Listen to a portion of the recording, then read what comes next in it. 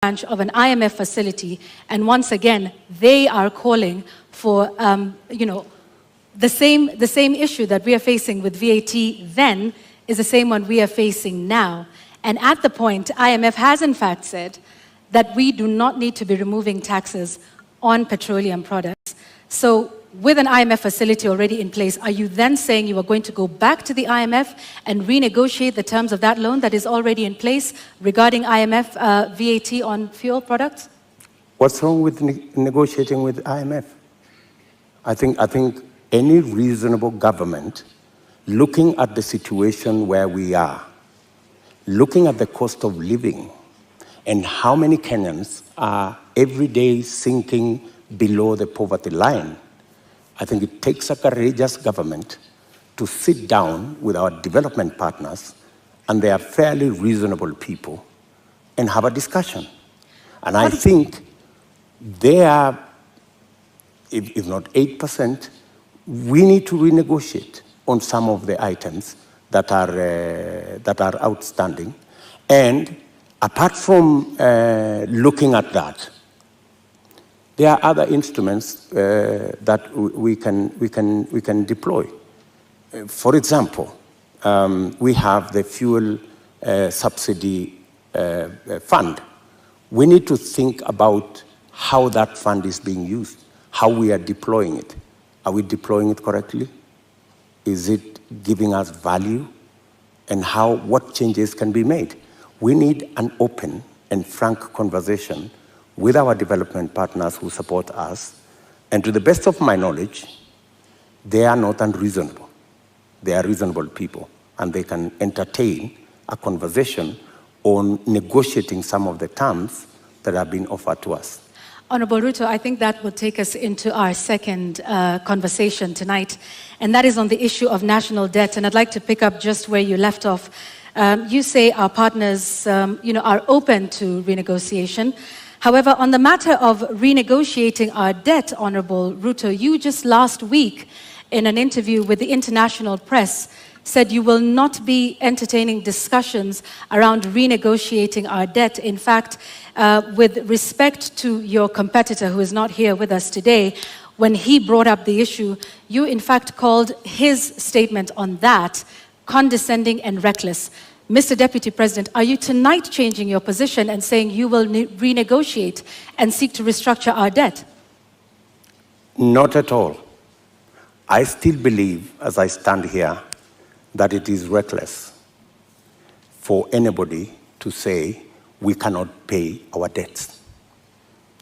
I believe that we have what it takes to pay our debts. And mark you, what we were discussing about VAT is very different from negotiating our debts. But it is tied to the IMF facility, which is a loan. It's completely different. How so? What we cannot entertain as a country is a position that we cannot pay. We are in a position that we can't service our debt. We cannot, we need to go out there and renegotiate our debt. I think that would send the wrong signal. What I would do on matters to do with the debt, we have a plan as Kenya Kwanza on how to manage debt. Number one, we have said we will first slow down, put the brakes on borrowing. Number two, we will put brakes on unbudgeted projects. In fact, that is the biggest source of our problem. Projects that are not within the budget, so that we cannot keep our fiscal deficit at what we have committed, 5% or 5.9%. Number three, we need to raise our revenues. And I have said openly that we have areas that we believe that we can raise our revenue. For example, we collect 52% of all collectible VAT. Just by automation and computerization, we can actually raise 95% of all collectible VAT. That would give us an extra 450 billion Kenya shillings. And added on to that, if you raise that kind of VAT, you can equally raise from corporate tax an additional 200, maybe 150 billion shillings. So there is room to raise additional funding, additional revenue for us to manage our debt without necessarily going to say we're going to negotiate our debt. So I hear you saying that our national debt as it stands today is manageable. Our debt today is a challenge. We need to deal with it. We are not sitting pretty. We are living, if I may say, we are living beyond our means. And that is why I am saying that we should stop this borrowing spree. Let me give you, in our first term, we borrowed 2.2 trillion. From 2017, our handshake brothers have borrowed 4.2 trillion. That's what's a source of concern. And it's not a source of concern to me. It's a source of concern to Kenyans as well. And it's even a source of concern to our development partners. They are beginning to raise issues about our debt. And more so, the trajectory of continued borrowing. So that's why I'm saying our administration will first slow down on borrowing, remove unbudgeted projects, because that's the biggest incentive, and then go back to raising our own revenue. Do you have figures that you are targeting? When you say remove unbudgeted projects, how much are we talking about? When you say slow down on borrowing, from what amount to what amount are you talking about? When you look at our fiscal deficit, all right, there are too many projects that are not that are not budgeted for. For example, the Uhuru Gardens Museum. You don't see it anywhere in government budgets, but it's been built. So these are the kind of projects. Do you know how much? That, for example, we've spent close to 15 billion in that project. In the last financial year, Honorable Deputy President, yes. Do you know how much of unbudgeted projects we spent? Actually, unbudgeted projects are in the region of 100 billion. Unbudgeted projects. And that is what is spiraling our borrowing. And I'm saying that our first, and that's why, if you go today to the website of the Ministry of Finance, you will hardly find any paperwork there. You will hardly find any, because there are too many projects that cannot be accounted for, that are being done without a budget line. If you look at the expenditure on contingency fund, which is supposed to spend only up to 5% of the budget, sometimes it goes to 50% of the budget. So that is where we need to apply the brakes. And we are saying clearly, we not only have a plan on slowing down on borrowing, we also have a plan on raising revenue in targeted areas. Areas that would give us much more resources to run our budget, number one, and two, to also manage our repayment. And in that particular instance, you may want to know that almost 80% of all our borrowing is actually domestic, which means we are also hurting our own enterprises locally. Access to credit becomes a big challenge. We must think of how we must slow down on borrowing locally and see how we can externalize government borrowing. And it doesn't have to be borrowing. Some of the programs, we must get the stock exchange to take up some of the areas of raising revenue. The stock exchange is a wonderful instrument. We saw it when we were selling the shares of Safaricom. Safaricom was looking for 50 billion. They got 250 billion. It tells you there is a lot of money out there. If we used different instruments, how do we use the different instruments of raising capital for long-term investment using the instruments we have, revenue, and using the stock exchange? So these are avenues that are available for us to be able to take our development forward and minimize on borrowing. Honorable Ruto, while we stay on the issue of national debt for a moment, for decades, the Treasury has refused to make public contracts that have been signed with some of our lenders like the Exim Bank of China or the China Development Bank. You've been part of a government that has refused to make this information public. Why?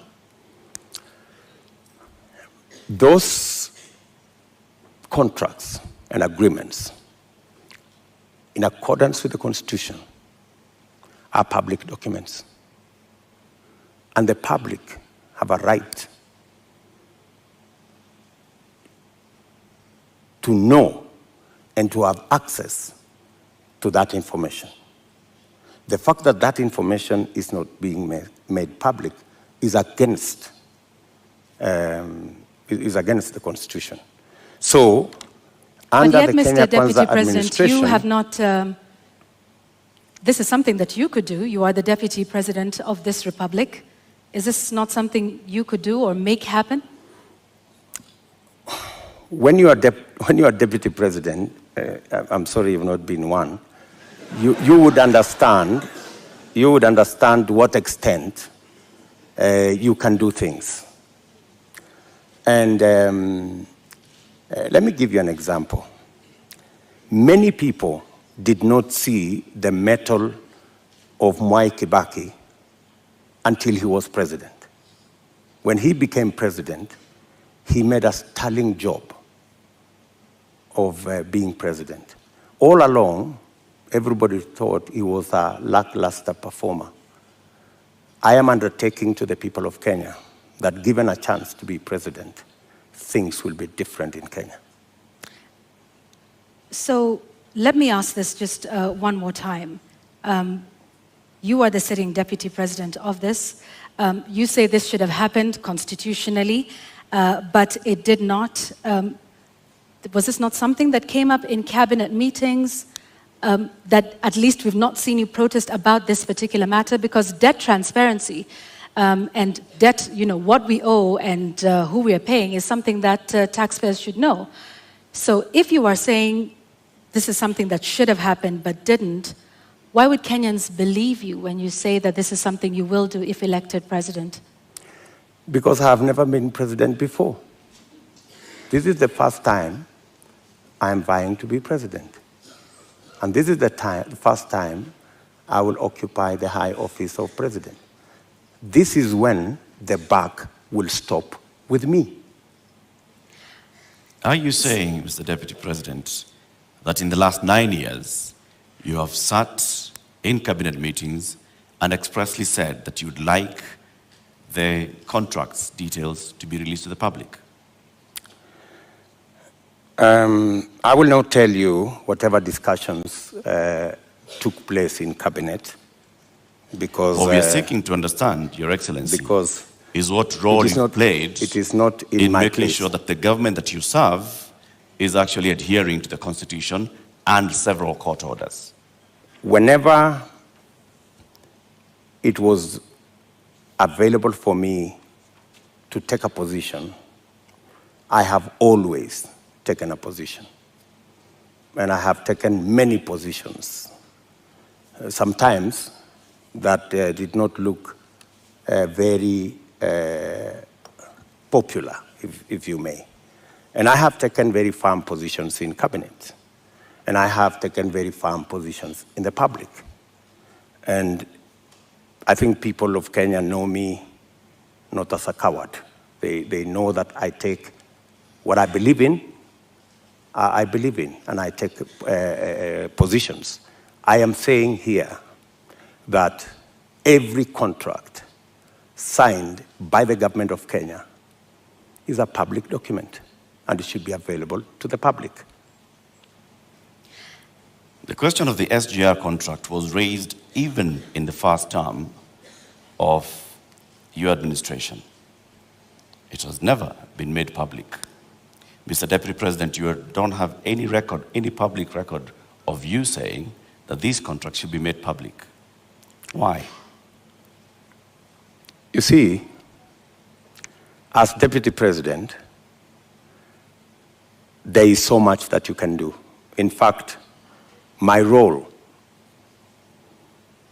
my oath of office has 4 functions. Number 1, I swear allegiance to the people of Kenya and to the Republic, to discharge every responsibility given to me by the Constitution and the law. And number 3, to advise whenever required. That's the language of the Constitution. Whenever required, the President on matters that he requires advice. And number 4 is to serve people equally and fairly. So I have discharged that responsibility to the best of my ability. And I have made my position in regard to the contracts very well known to the right officers. It is not a matter I would have wanted to take it in public for purposes of making sure that government is functional. All right, I have just one last question on this before we move to our next topic of discussion, because you've informed us about, from what I understand, and you can correct me, Honorable Ruto, about the limited sort of powers of the Deputy President. Is that what you're saying in respect to making these contracts public? You said, and I quote, "I can only do so much as a Deputy President." Absolutely. Okay. However, in previous television interviews, you have stated that you and the President remain accountable for everything that has been done for this. So which is it, Mr. Deputy President? Are you responsible for not making these contracts public? Because you in the past have said that you and the President remain accountable and should be asked about everything that happens in this country. Precisely, that's why you're asking me, and I have answered you.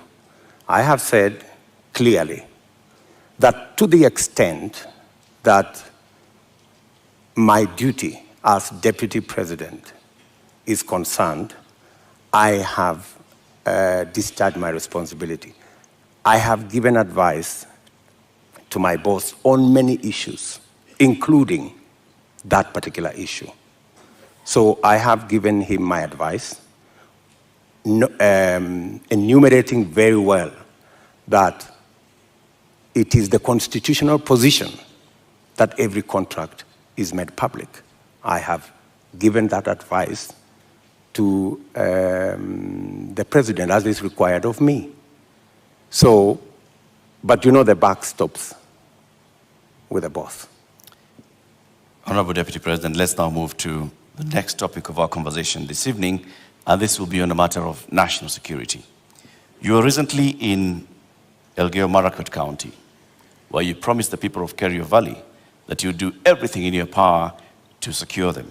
You've also been visiting other parts of this country, Marsabit, Baringo, Samburu, Laikipia, West Pokot.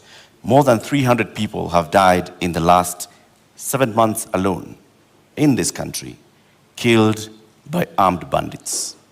Livelihoods are lost. Children have not gone to school. Children have been killed. Kerio Valley residents have even petitioned the UN Secretary General, saying that their government has failed to provide them with security. In your manifesto, you say that security is a cornerstone of protecting people's livelihoods. Why has the government of Kenya, in which you've served as an assistant minister as a minister, as a deputy president, been unable to secure the people of these counties? I quite agree with the feeling of many Kenyans. In fact, it's yesterday.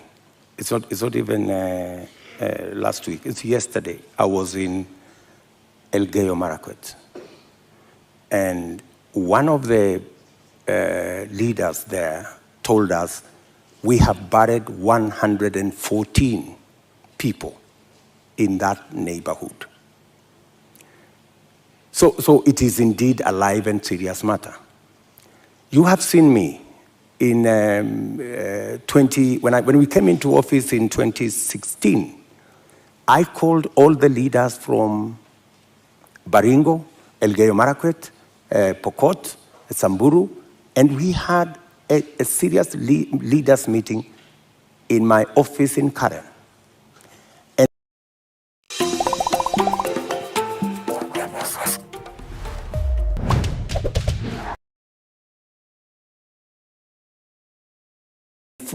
because of that meeting, for about 3 years, we went round, we mobilized all the governors, and we provided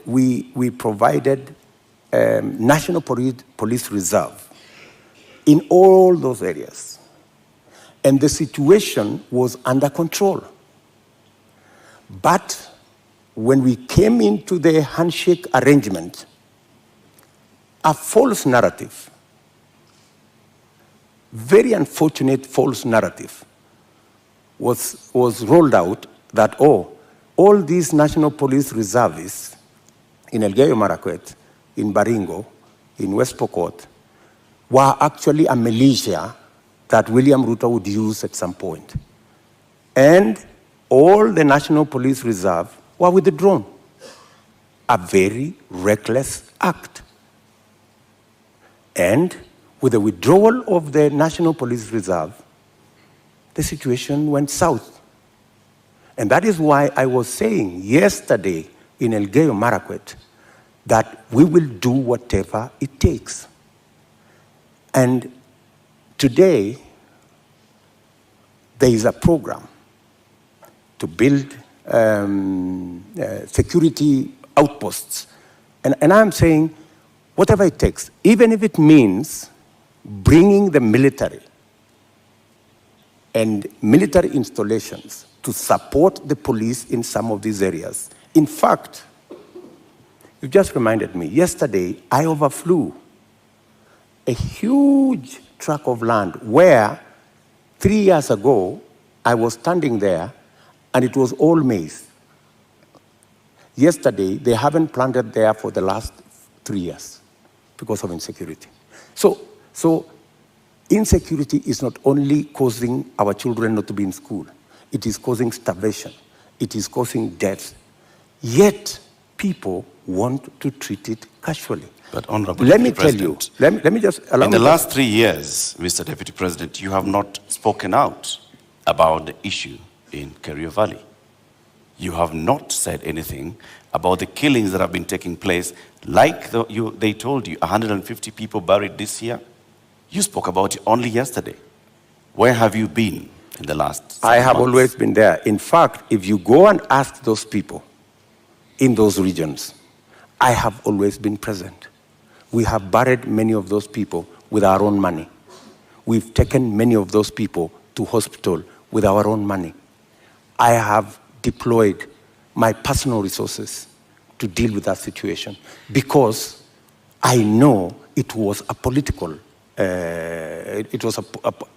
political agenda. You know, the withdrawal of the National Police Reserve was really an unfortunate act. But because it was intended to punish William Ruto, you know, never mind that many people lost their lives, is a real tragedy. But that is the nature of our politics in Kenya. Honorable Ruto, Unfortunately. Honorable Ruto, you're saying that was done to punish you? What other explanation would you have? You go withdraw security personnel in the whole of that whole region, You know, you subject people to... How would that punish you, Honorable Ruto? Because I am the one who had led the whole, in fact, I am the one who had taken charge. In fact, I was there every 2 weeks in that region. I was there every 2 weeks. I am the one who mobilized the resources. I am the one who mobilized the security men, the identification of the National Police Service. And so it looked like it was Honorable Ruto, it was about me. Understand. It was never about me. Did you mobilize those resources on a personal basis or as Deputy President? As Deputy President. So why would your government punish the Deputy President? You live in Kenya, my good friends. And I am failing to understand it, sir.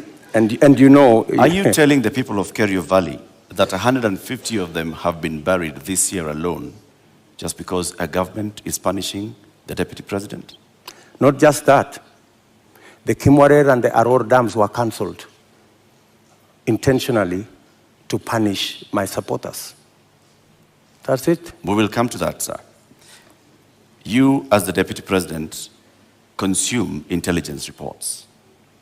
Tell us, over the last 30 years, what is it that has led to this continuous cycle of violence in Kerio Valley, in Baringo, in Samburu, in West Pokot, even going as far as Marsabit County? What causes this, and what will you do, knowing the intelligence that you have? The biggest contributor to the situation we have in those regions is competition for resources, competition for water, competition for pasture, general matters of education, and precisely the reason why we had a plan on Radat Dam to provide the water for the whole of that belt. Aror, Kimwarer, Lowat. These are dams that my thinking was, if we provide water in these areas, we can sufficiently roll out irrigation. For your information, that whole Kerio belt where people are fighting, it is a granary. We have the best mangoes from that region. We have very good soya that can be grown in that region. The only impediment is water, access to water. And there are enough rivers to be tapped. My solution to the whole of that region is twofold. Let us provide water for livestock. Let us provide water for irrigation. And let us get schools developed, as well as making sure that we provide road infrastructure. That's why we rolled out the road from Parbelo, cutting across that region, to come out on the other side in a place called Marich Pass, through Tot, through Chesongoch. And now there was also the road that was supposed to connect Kapedo from the other side of Turkana coming to Nakuru. Opening up that area is the solution. Opening up that area in terms of infrastructure and opening up that area in terms of water infrastructure will provide the solution. Unfortunately, there are people who don't see it that way. So you say that the Aror Kimorel Dam, you've recently said that you are going to complete it should you be elected president. Yes. Why did it fail? I will. Yes, I will. It didn't fail. It was meant to fail. I mean, let me tell you. As the Deputy President, sorry, sir, to just interject. As a Deputy President, and like I started by saying, you've been minister before, you've been an assistant minister, we are talking about violence that has been taking place for decades, not just in the term that you've been Deputy President. So this is not about you being punished now, unless you're telling us that for a long time, there are people that have been scheming to punish William Ruto by killing the people of Kerio Valley. That's not what I'm saying. I am saying we had a solution. We had close to 5,000 National Police Reserve. In fact, we have, we'd even moved a step forward to provide armored vehicles to make sure that we can follow whoever these criminals are, right? We had a plan. Unfortunately, that plan was frustrated. And the plan was, let's provide a National Police Reserve. Then, let us construct the roads. Then, let's provide water infrastructure. And then, let's provide school infrastructure. That way, you ease out people from that situation where they are today to a new environment where they appreciate education, they have food to eat, their animals have water and pasture, and then you can develop that region. In fact, in my mind, that's where the future of Kenya is, because we have huge tracts of land in that region. And the fact that people have been fighting in that region forever doesn't mean that they should continue fighting. We should find a solution. Honorable Ruto, let's go back to the issue of water, and you've mentioned the Kimwarer and Aurora dams. And you say that as well was cancelled to punish you? That was cancelled for political reasons. For political reasons. Well, some of the allegations that have been made by the DPP in court is that payments were made contrary to the law, they were not processed through the consolidated fund, that in fact, this was all done to ensure that there were kickbacks, that the government made advance payments, including 11 billion shillings in excess of unnecessary debt to, this is what they're saying, which prosecutors say were to go to, friends and co-conspirators of this scheme. If this is what you allege, are you alleging tonight, Honorable Ruto, that there is a big conspiracy between the DPP, between the courts, and also politically with respect to the Aurora and Kimwarer dams that are now in court? For your information, Aurora and Kimwarer was signed at the same time with other government projects, signed by the same companies, funded by the same financiers, and they were signed not with me, witnessed by the President of Kenya. So these are not projects that were cooked at night or in some dark corner, right? How come that the only projects that did not go through is Aurora and Kimwarer? All the others went through. That's number one. Number two, today, the government of Kenya is in court because the contractor, with all those allegations that have been made, the contractor has gone to court to demand payment of another 12 billion shillings. I mean, that should concern everybody. There are also suspects in court, Honorable Ruto. Pardon? There are also local suspects in court over the matter. Forget about the court matter here. The contractors are in court in London, and the government of Kenya is already replying to the case in court. And they cannot afford to make it public because it's embarrassing. Why did the contractor not continue with the project? Because he was denied the land where to set up the dam. And that was an undertaking by the government of Kenya, that we're giving you a contract, we're going to give you land, we're going to give you this infrastructure for you to carry out, for you to build the dam.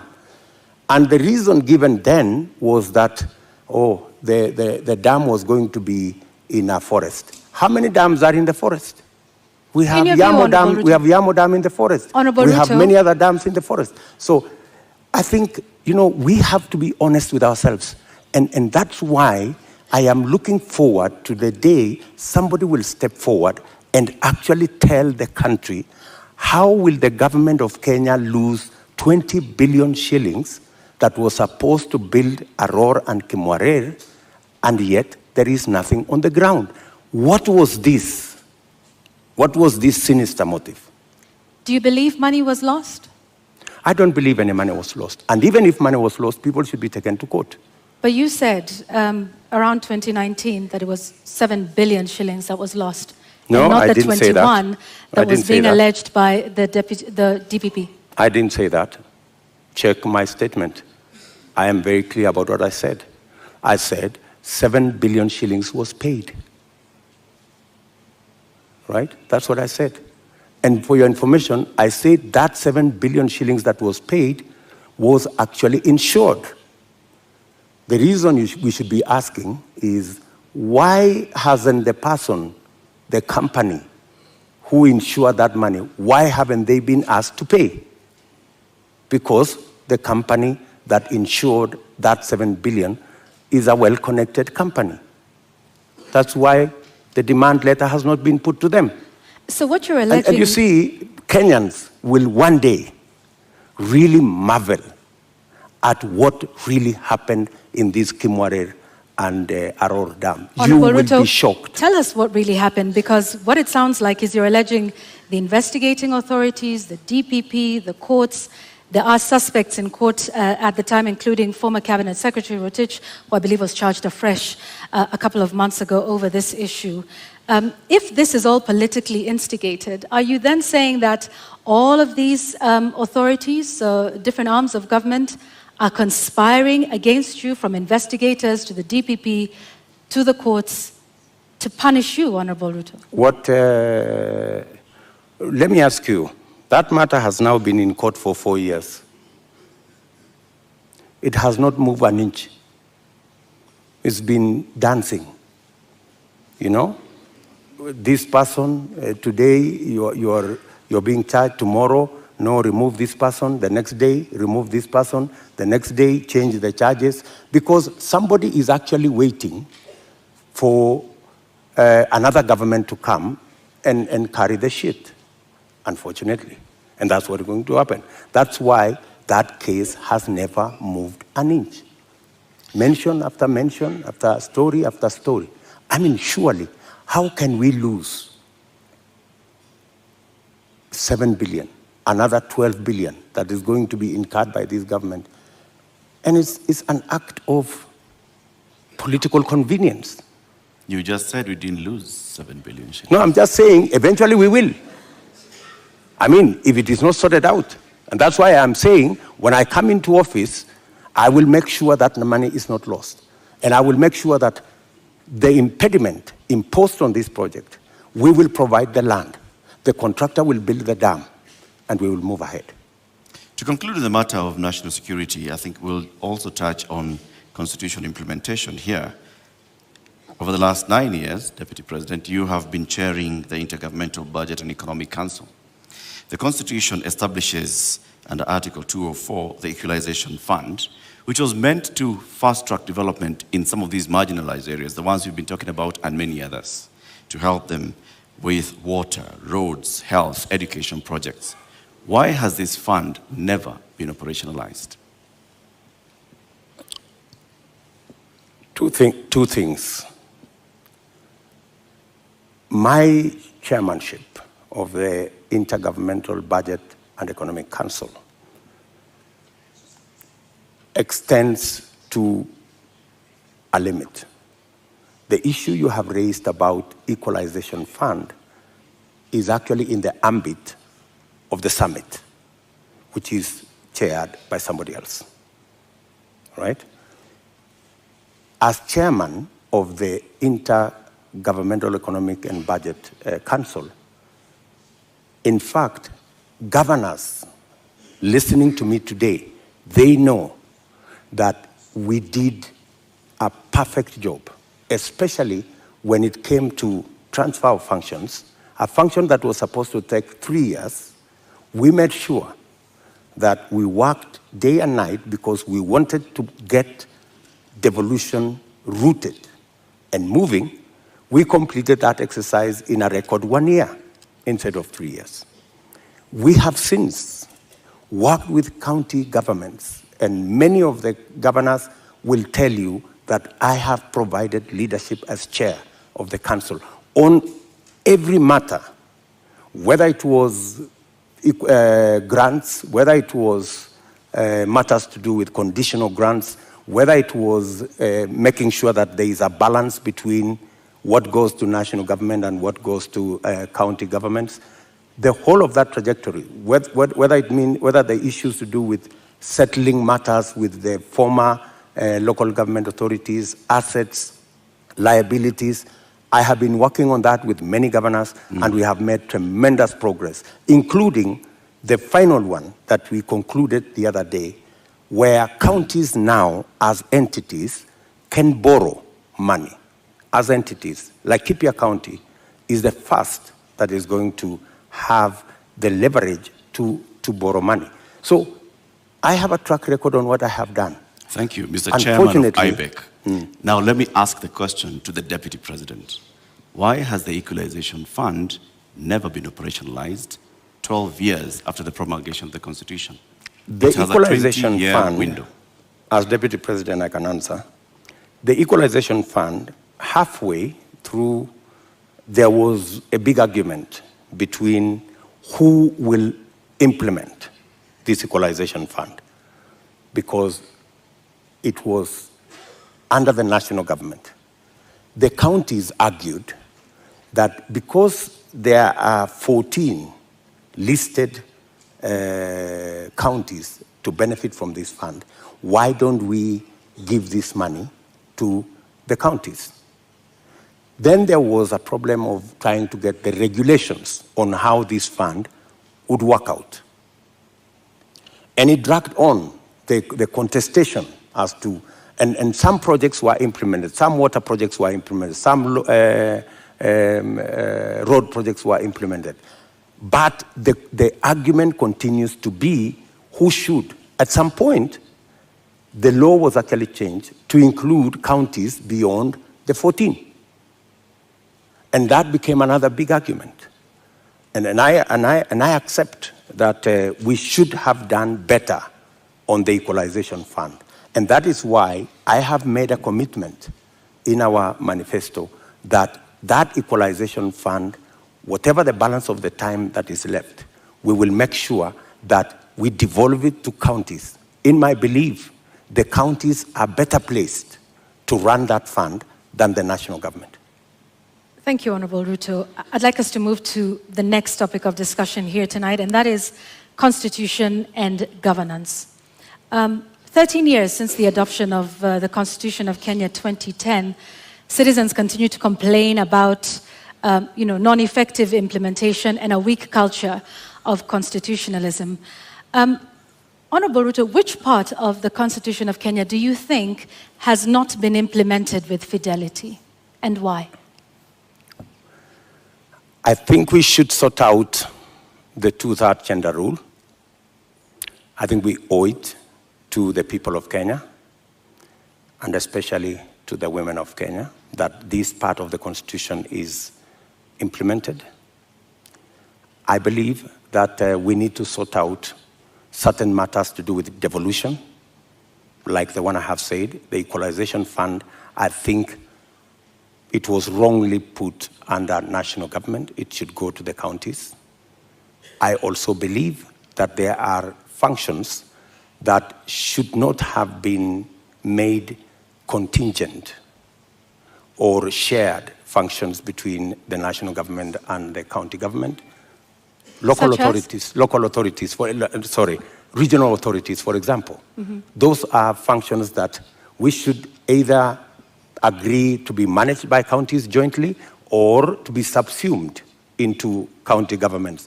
If it is Kerio Valley, how do we split it so that the counties in the Kerio Valley we have a Kerio Valley Development Authority. Should that be managed by the national government? I don't think so. I think it should be managed by the counties in the Kerio Valley. So these are some of the functions that I think we need to clarify. We need to complete the implementation of the Constitution. I have raised, for example, the matter of the Judiciary Fund. I think we have wasted too much time in implementing the Judiciary Fund. After I pushed so hard, this year, 1st of July, the Judiciary Fund was operationalized because I have been talking about it for the last year and a half. So these are some of the sections that I believe that we should be able to conclude the implementation of the Constitution. Let's go back to the two-thirds gender principle. In your view, why did we fail in terms of getting this since 2010? I think, speaking for myself, I have made a commitment, and I know it's doable, to make sure the two-thirds gender rule is realized. There are different proposals. There are proposals that require constitutional change. There are some that do not require constitutional change. And I have assembled a team of very competent constitutional lawyers to look at how we can have a framework in 90 days of our government, and within 1 year, make sure it is implemented. And it's not necessarily for purposes of the women of Kenya. It is for the benefit of everybody. The fact that we do not have as many women leaders is actually a negative for us. There is something we are losing. The women leadership component that is not in our arithmetic is actually taking away from us. I believe that having women leaders would actually enrich our governance and our leadership as a nation. And that's why, for example, when these matters came up in the BBI discussion, I vehemently opposed the fact that women were being removed from the National Assembly, where the substantive financial issues are being decided, and they were being relegated to the Senate. So I was wondering how a right that had been given to the women of Kenya in the National Assembly could be withdrawn, and they are hoarded into the Senate. So that is my commitment to the women of Kenya. Also, on the judiciary fund that you've mentioned, you said you will operationalize it. But the judiciary is, by dint of the Constitution of Kenya, independent. So what is this exactly that you will do that operationalizes this fund? You see, independence can be undermined by financial resources. The reason why the judiciary has been raising this issue over and over is because, much as they have their independence, their financial requirements are still subject to other pieces of legislation, which is against the Constitution. The judiciary fund is supposed to draw resources directly from the consolidated fund. Once approved by Parliament, that should be it. And in fact, because of the push that I have had on the judiciary fund for the last 1.5 years, it was actually operationalized in June. So you do have some influence, Honorable Ruto, within this government. If you look at, I have been pushing in the public, because that's what I said. When I said I'm going to set up the judiciary fund, I think somebody decided to say, this fellow is pushing too hard. Let us implement this judiciary fund so that he loses this card. He cannot take it to the people of Kenya. So you do have some influence. We have achieved it anyway. So you have some influence, Honorable Ruto? Because previously, in this conversation... Of course I have influence. But in this conversation previously, you have said there's limits to what the Deputy President can do. I have influence nationally on pushing agendas. I may not have... Such as disclosure of SGR as Deputy President. I didn't push the Judiciary Fund as Deputy President. I pushed it as a leader. Why couldn't you do that then for a number of the other issues that we have discussed here tonight that you have said you did not have influence over? I have pushed back, for example, on the issue of the BBI. I pushed back heavily. And I deployed a lot of influence. And actually, by God's grace, we managed to stall it. Our competitors are saying they are going to go back to it immediately after the election. But I think it was a complete waste of resources, and it was actually not made in good faith, because a constitutional change that seeks to undermine the independence of the judiciary is a dangerous constitutional change. A constitutional change that seeks to subsume the executive and the legislature and take us back to where we were in the Nyayo days is actually taking us back, not taking us forward. And that is why I made my position very clear in the public domain. Honorable Ruto, do you believe in the independence of the judiciary? Pardon? Do you believe in the independence of the judiciary? I don't know how to answer you. In fact, if there is one person who has fought for the independence of the judiciary, it is William Ruto.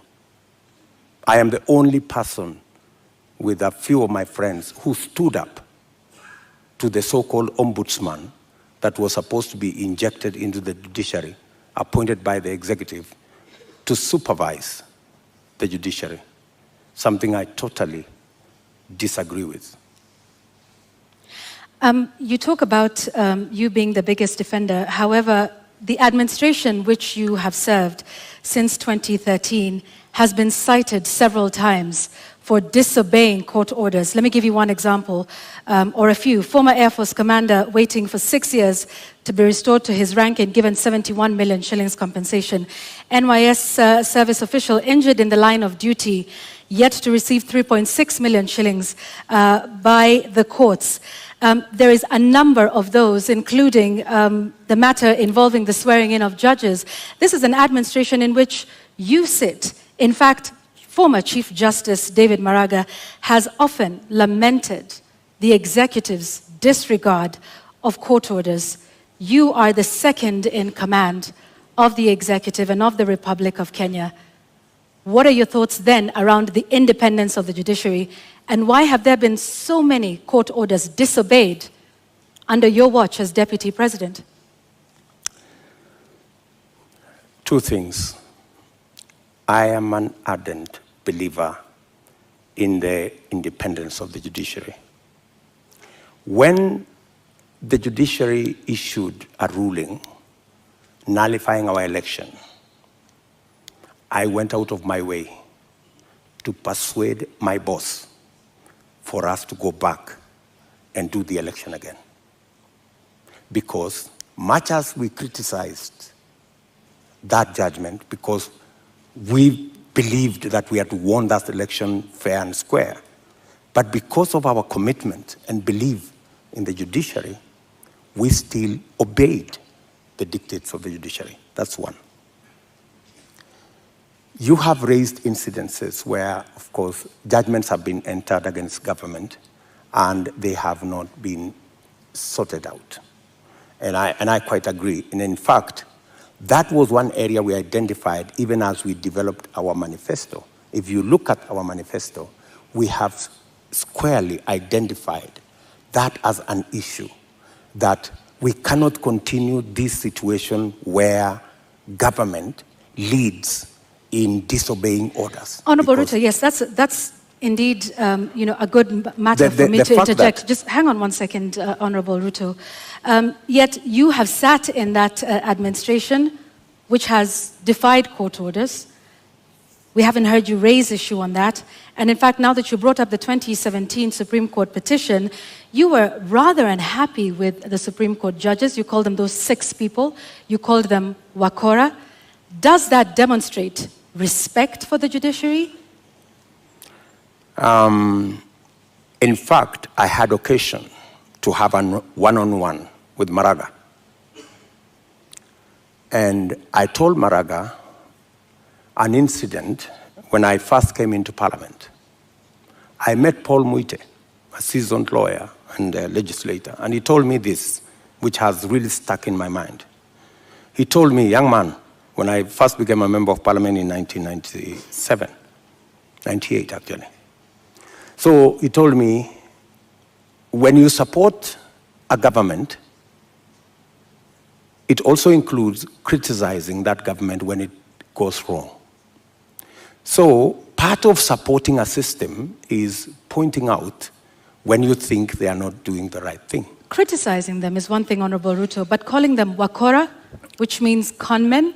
Do you believe that the Supreme Court judges of 2017 were conmen and women? I would want to understand in what context that wakora thing you have mentioned, because if there is any respect for the judiciary, is to comply with the decision of the court. Did we comply with the decision of the court? Yes. We went back to the election.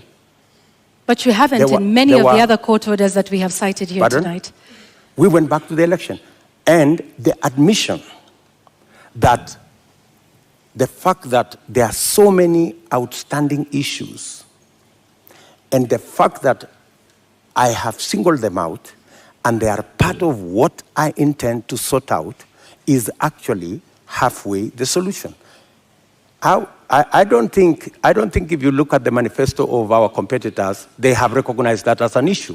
I have recognized that as an issue because I believe in the independence of the judiciary. I believe government should lead from the front in obeying court orders. And in fact, we have said in our manifesto, if you read it clearly, it says, we will look at all judgments that have been entered against government.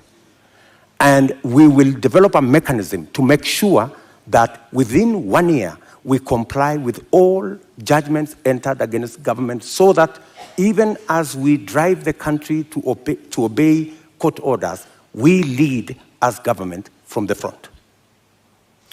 Let's talk about something else, Mr. Deputy President, and this is with regards to leadership and integrity.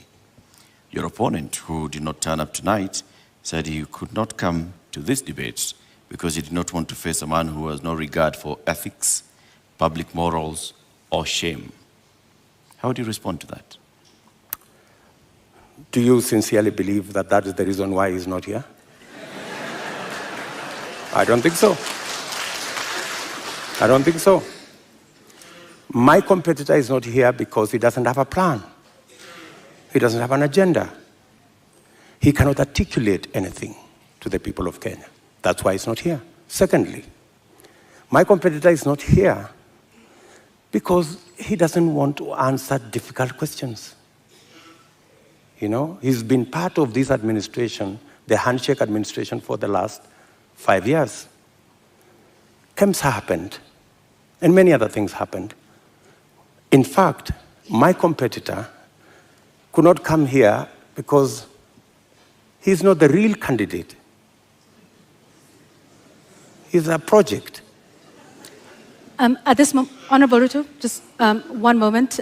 Just to remind our members of the audience that they agreed to abide by the rules of the debate, and that involves no cheers, no jeers, no noise. Honorable Ruto, I'm sorry I interrupted you. Please carry on. Sorry. So, I mean, that's the reason. So these are just scapegoats.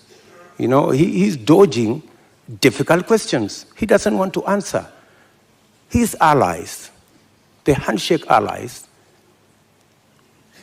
Mr. Deputy President, there are expectations that are laid out in the Constitution and in law with regards to the character and the values that a leader should have. Do you think when you go out in public campaigns and you use terms to describe your fellow leaders, that demonstrates you as somebody with great values, fit for leadership? I have tremendous respect for all Kenyans and all Kenyan leaders. I have not in any way undermined the public standing of any leader or any person or any Kenyan for that matter. I have not called anybody washenzi. I have not called anybody takataka.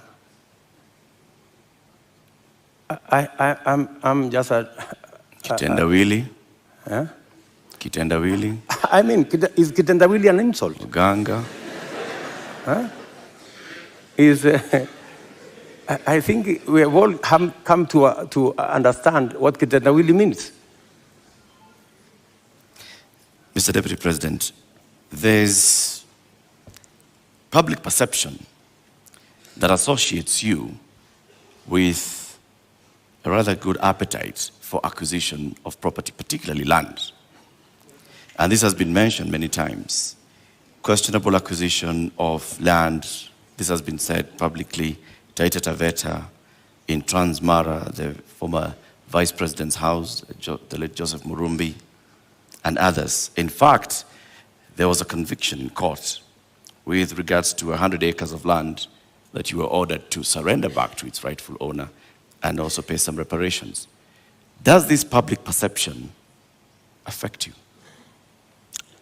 For your information, that's why I am proposing in our manifesto to deal firmly and squarely, institutionally, with a fight against corruption. Because allegations are made, left, right, and center. Any piece of land that I have is legally acquired. In fact, I think we need to discuss the Muteshi land. You've talked about the 100 acres. I was a victim of fraudulent sellers of that land. What the court ordered me to do was to pay for the 3 years I had occupied the land. And they calculated and said the income from this land would be approximately 5 million shillings for 3 years. And that's what I paid. The people who sold the land to me were taken to court for fraudulently selling the piece of land to me. Those people are in court. The Mr. Deputy President, Taveta, my question was, all these allegations. Taveta land issue. There was that, there's a Taveta, there's Taveta Western land Hotel, issue there's Transmara. As a person, Yes. as a person, what does this make you feel when you hear that there's all this public perception about you and irregular acquisition of land? You see, acquisition of property is a legitimate endeavor. How you acquire it, if it is legitimate, you've paid value for it, and I want to tell you, I have paid value for any property that I have. Maybe the whole story has, like everything else that has been said, and all manner of allegations have been raised about many people, you know. My competitor, Dominion land has been mentioned about him, Molasses land, so many other pieces of land. Does that make you guilty? Not at all. I think the presumption of innocence and the fact that I can stand up to scrutiny. And for your information, I am probably the politician in Kenya that has been audited, left, right, upside down, inside out, on any matter, you know? And maybe because I have raised my head beyond what many people think I should. If I was a quiet business person, I am sure I wouldn't attract the same kind of labeling that I've been subjected to. How much is enough? Enough is enough.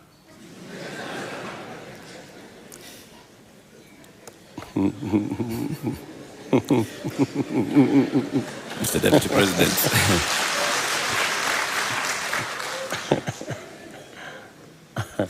Mr. Deputy President, we'd like to conclude this conversation with the election preparation.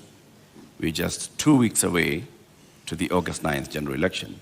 You've previously said that, yes, you are willing and ready to accept the outcome of the election. Are there any circumstances under which you will not accept the outcome of the election? For a minute. Accepting the outcome of the election includes going to court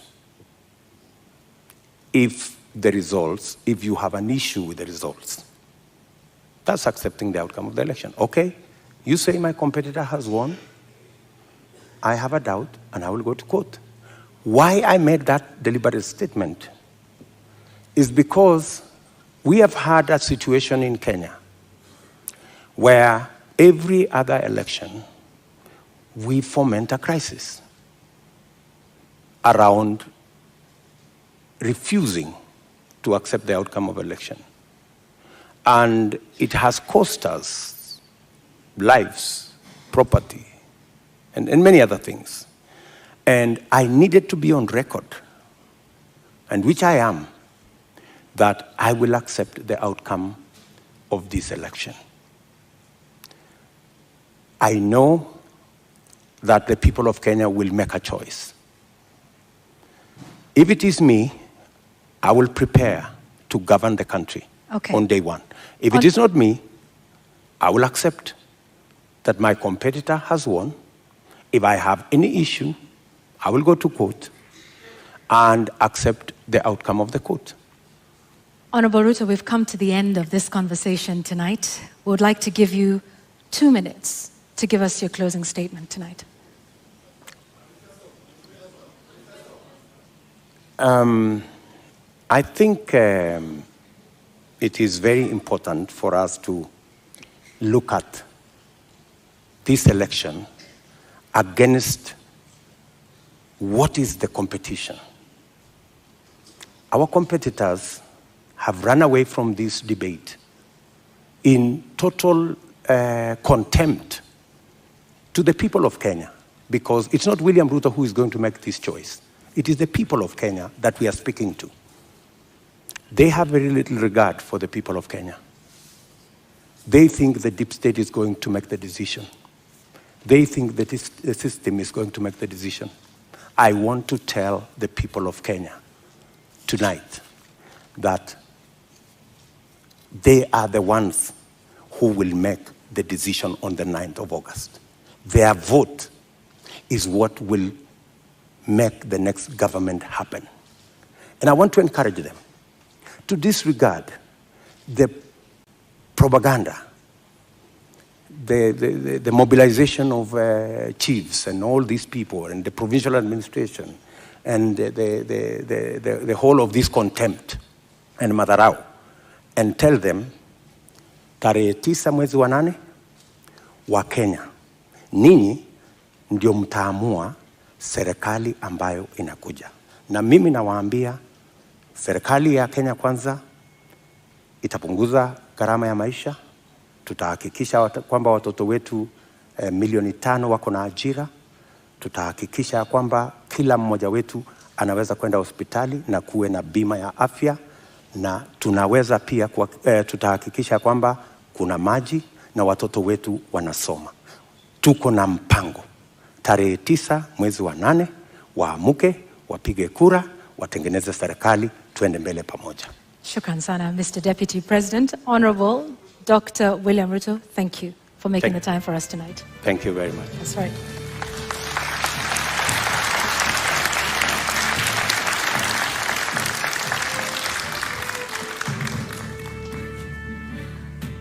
Well, ladies and gentlemen, and the viewers here in the audience, following this at home, and of course those here as well, we have to end it here for now.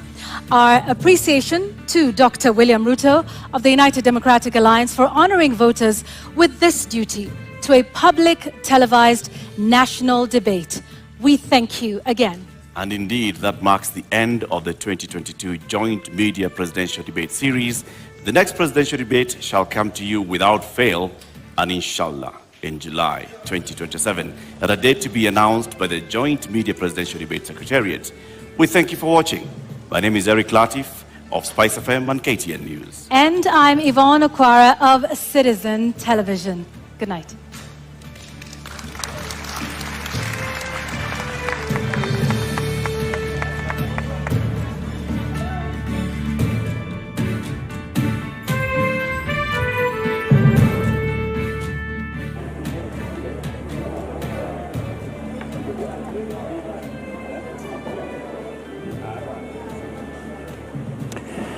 All right.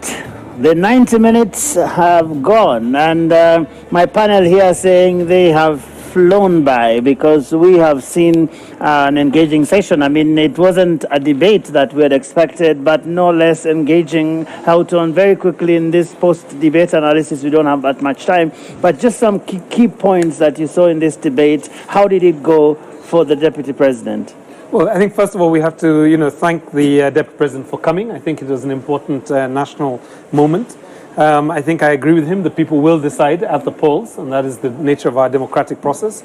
I think again we are trapped in a debate that tries to distance everybody from the Jubilee administration. When, to be honest, I don't think there were fundamental differences between the Deputy President and the President on many issues. If I had the time, I would go through this.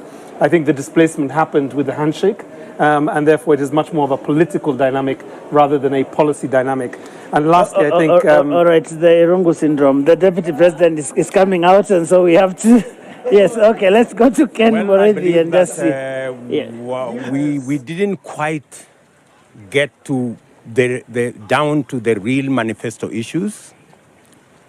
I would have hoped that my competitor would have been here, so that Kenyans can have the benefit of looking at both sides. Unfortunately, and it is understandable, that there is only one plan in this election, the Kenya Kwanza plan. The other side have sketches, and that's why they are not here. We are the only side that has a plan on fighting corruption, conflict of interest, state capture. The other side are actually hostages. And in fact, they are sponsored by the people who are actually culprits of conflict of interest. And that's why they're not here, because they do not want to offend their benefactors. Unfortunately for all of us, we didn't have the benefit of the other side, but I think the people of Kenya have information. They know why they will go to vote on the 9th of August. Now, how would you describe this decision by your competitor not to be at this particular debate? Now that you're saying that you've gotten the opportunity to articulate your issues, but yet you believe that he should have been here, how would you describe his not being here? As I have said, he is not here because he doesn't have a coherent plan. He cannot support a coherent discussion. He cannot sustain a debate on issues because even in the public space, the only conversation is about the Kenya Kwanza manifesto. There is no conversation on the other side because there is none. They don't have a plan. The other issue is my competitor is running away, literally, from any discussion on matters corruption, matters conflict of interest, matters state capture, because they sponsor him. And everybody knows that he's a project. In fact, nobody knows who the real candidate is. Maybe when you people send the invitation, you didn't specify. I think there must have been a problem as to who you had invited to come to this debate, whether it was the real candidate or the project. Well, also there was the appearance that was made by Mr. Waihiga Mwaure, and he actually debated and took issue with a number of the number of issues that have been there, and also presented his manifesto. What would you say about the other candidates that you're running with now that you've enumerated more about Raila Odinga? Well, I did not listen to the discussion with Mwaure, so I don't want to really get into that. But I think the people of Kenya have a choice. I mean, I'm sure they've listened to him, they've listened to all the other candidates, and the people of Kenya will make an informed choice on the 9th of August. Thank you very much, sir. That is UDA presidential candidate Dr. William Ruto saying that this time round he believes that he has articulated his issues, but he believes he would have been given more time to articulate now that he says that there are some issues that they believed that have not been asked. But he has described Raila Odinga, and he is not showing up for this debate, as running away from the real issues, running away from the debate, actually going as far as insisting that we we as media might have sent the wrong invite, insisting that he is someone's project. But right now, I'll take it back to you, Joe, for the panel discussion and probably to get deeper into what Dr. William Ruto has said at this particular exit press conference. Very well. Kennedy Moredi, thank you very much. And very quickly, Houghton, I promise you there'll be no interruption this time. There's no one coming, there's no one leaving. Please finish your thoughts. So my thought was essentially that there's been this attempt to try and route everything back to Jubilee. And I think that's not helpful. I think we need to look at the policy platforms of each of the parties on the strength of the parties and the past performance of the candidates who are coming before us to rule. The last point is this, that I did like the point that he mentioned about accepting electoral defeat. I think it is so important in an election where we have over 14,000 candidates running for 1,500 positions, that people start thinking psychologically, preparing themselves for the off-ramp and to do something differently. That you can win or lose. Now, Dr. Emmanuel Manyasi, Executive Director of USAWA, you came at the tail end of this, but we are glad to have you nonetheless. Not so much about education, which is your pet subject, but a lot of things about equality, which I am sure you're also very keen about. What stood out for you in this conversation that has just ended? Thank you. I listened to this conversation. I listened to the earlier one. I get an impression our leaders don't appreciate the magnitude of the problems we have. Yes. And if they do, they haven't thought through the solutions that they're offering. Because I think so far what we've had is the normal things we've had many times over the years. We will do this, we will do that. But I feel strongly that it was unfortunate to miss education. Unfortunately, because that is the first crisis the next president will face. We have 2.5 million children who must go to our secondary schools that are already congested. That must happen in January.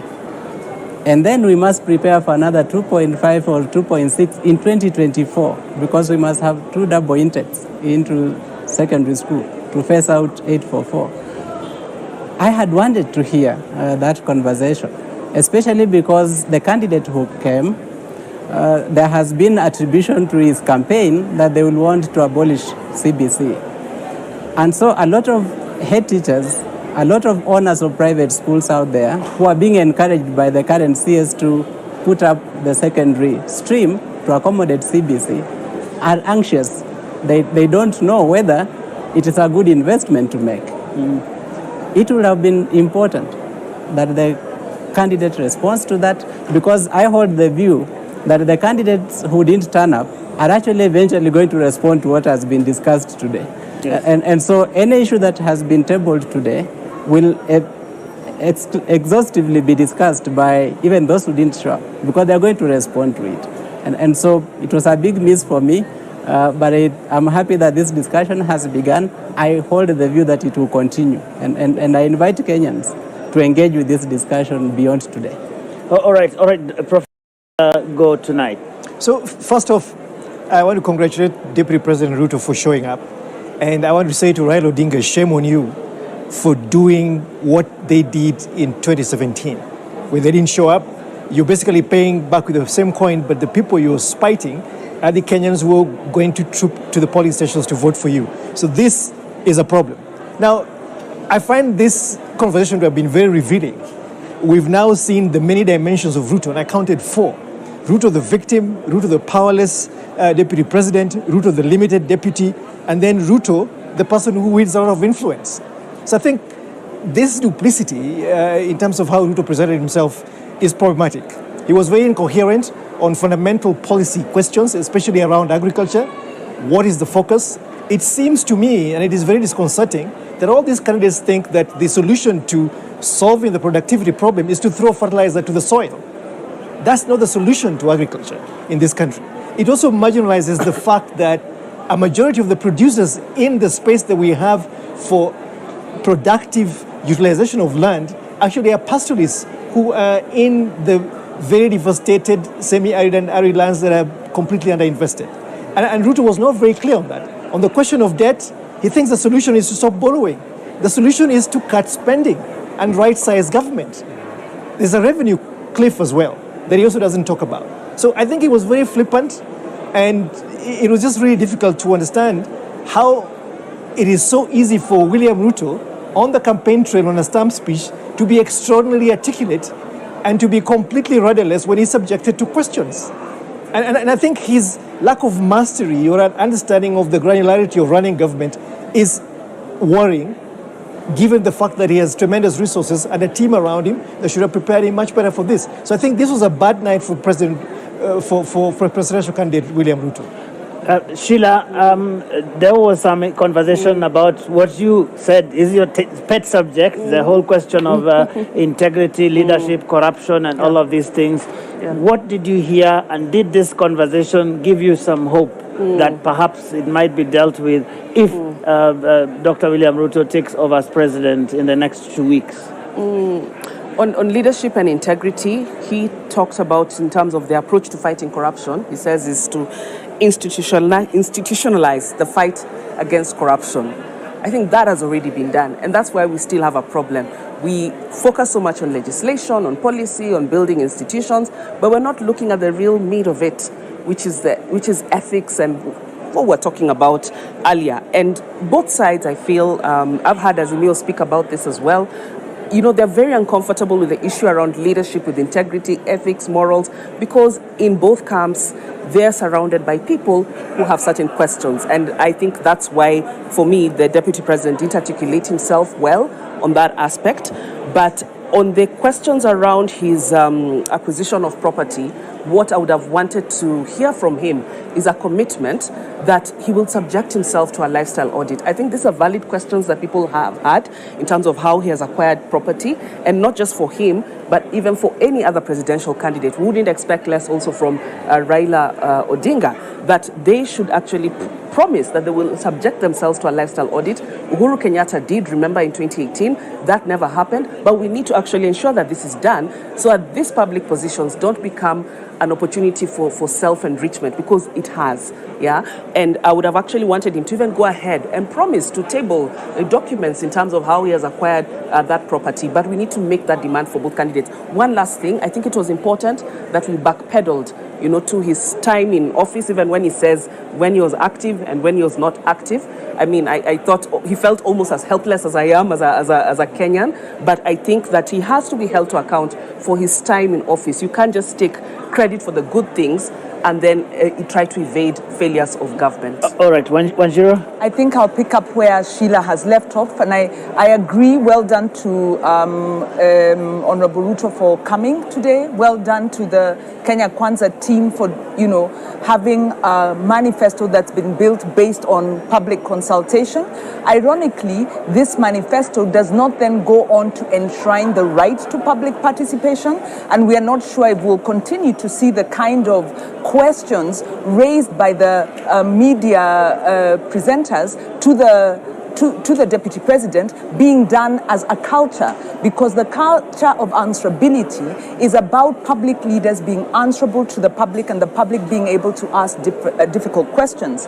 And I think the one issue that comes out here is of trust. We are seeing the Kenya Kwanza campaign trying to rewrite the 5 years of the bromance, and the deputy president really at pains to paint himself as helpless when we know they were smiling at each other, making decisions together, and fist thumping and all of that, and a lot of abuse of office. We counted 19 corruption scandals in the past 3 years and we have run out of time. Right, would you believe it? Yes. All right. So, ladies and gentlemen, it has been a great night here. Lots of conversations, not just here, but those that will continue for the next few days before the election, and perhaps even after the election. And we are beginning to wrap things up here. And so we are going to make one final location call to our men and women on the ground all around this campus. And I'll take you right now to Kennedy Mureithi and Rita Tinina. Well, the purpose of this debate is for you who has registered as a voter to get any extra information that you have not gotten this far from the political rallies that have been held by the different politicians who are yearning to rule this country after the August elections. And what we do know is that 4 invitations were sent to the presidential candidates. 2 of them turned up and they have sold their manifesto. Have they been able to convince you? Well, that is only a question you can answer on the 9th of August 2022. But here at the Catholic University, we have followed it through from the first debate that involved the the governor candidates of Nairobi. Then we went to the deputy presidential nominees until today, when it culminated into the presidential candidates, and they have said what they needed to say. Indeed, here at the Catholic University of Eastern Africa this evening, the 2 candidates, Agano Party presidential candidate Mwaure Waihiga, as well as the Kenya Kwanza presidential candidate, Deputy President Dr. William Ruto, have had the chance to articulate their policies. And this is away from the jeers, the cheers, and what you call theatrics of the political campaign rallies. And here with the thorough interrogation of the moderators, of course, without their well-scripted speeches, they have had that chance to reach out to you as a voter at home. Whether or not the absence of the other candidates worked for them or against, or how they performed this evening, will no doubt be a matter of debate, especially on social media. From this end, at the Catholic University of Eastern Africa, thank you for being with us. I hand it over to Lulu and Rashid. We haven't said our names. My name is Kennedy Mureithi of NTV. And I am Rita Tinina of KTN News.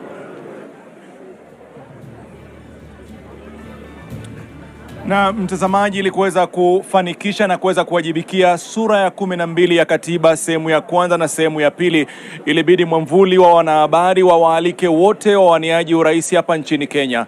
Wakaalikwa, wakaalikika, wawili wakaghairi, wawili wakafika, wakapokelewa. Wameingia moja kwa moja katika chumba cha mjadala. Maswali wakauliza, wakajibu, wakajaribu kuchachawizwa, wakasimama imara, wakajieleza. Kwa kweli itakuwa sisi ni watovu wa nidhamu na shukrani tusiposema asante kwa waliofika, manake wametendea haki mamilioni ya Wakenya walikuwa wamekaa kusikiliza kwa redio na kutizama kwa runinga. Na mama, kwa hakika Rashid, wengi wanajiuliza siku hii ya leo, nani amefanya vyema, nani ameuza sera zake vyema, nani amebana kidogo. Lakini la hasha mtazamaji, hilo halikuwa kusudio letu. Kusudio letu ilikuwa ni kukunyoshea wewe mtazamaji barabara iliyo safi, barabara iliyonyoka, barabara ya tarehe 9 mwezi wa 8 mwaka 2022, ya wewe mtazamaji kuweza kufanya maamuzi yaliyo bora, maamuzi sahihi. Kwa hivyo mtazamaji, tumekupeleka saluni kunyoa au kusonga, hiyo ni hiari yako. Naam kabisa, hiyo ni uamuzi wako. Ikumbuka kwamba hili alikuweza kufanikishwa bila ushirikiano wa kudumu kutoka na watu tofauti kutoka vyombo vya habari tofauti. Kuwataja mmoja baada ya mwingine nikimkosea itakuwa dhambi, lakini nasema asante kwa wote waliohakikisha kwamba unapata mjadala kwa mpigo, kuanzia mjadala wa waniaji ugavana kaunti ya Nairobi, mjadala ule wa waniaji wenza wa urais, na siku hii ya leo ukapata fursa ya kujua mengi kuhusiana na sera na agenda za waniaji urais. Sisi hapa, mimi Rashid Abdalla na mwenzangu Lulu Hassan, tuko tunapeperusha bendera ya Citizen TV. Hivi sasa kuna bendera moja pale ya NTV ambayo inapepea ikizungumza na wachanganuzi. Turudi kwake Joageo, alikunje busati hili kwa heshima, hadhi na taadhima. All right, thank you very much, Rashid Abdalla and Lulu Hassan, wrapping things up there out there, and we are just about to do that here, so I'll get some quick thoughts around this table before we finish. And I'll start with you, Dr. Manyasa. What are your final thoughts? 13 days to the election, 1 minute each. I was frustrated that people are saying after that this debate will mean nothing, meaning that the illiterate Kenyans and the literate make their political decisions the same way. I am hoping that this conversation has made an impact on the voter, and that the discussion that ensues from here to August 9th makes an impact on how people vote. Thank you very much, Sheila. We have various challenges as a country, and so obviously the next government is going to inherit a lot of problems.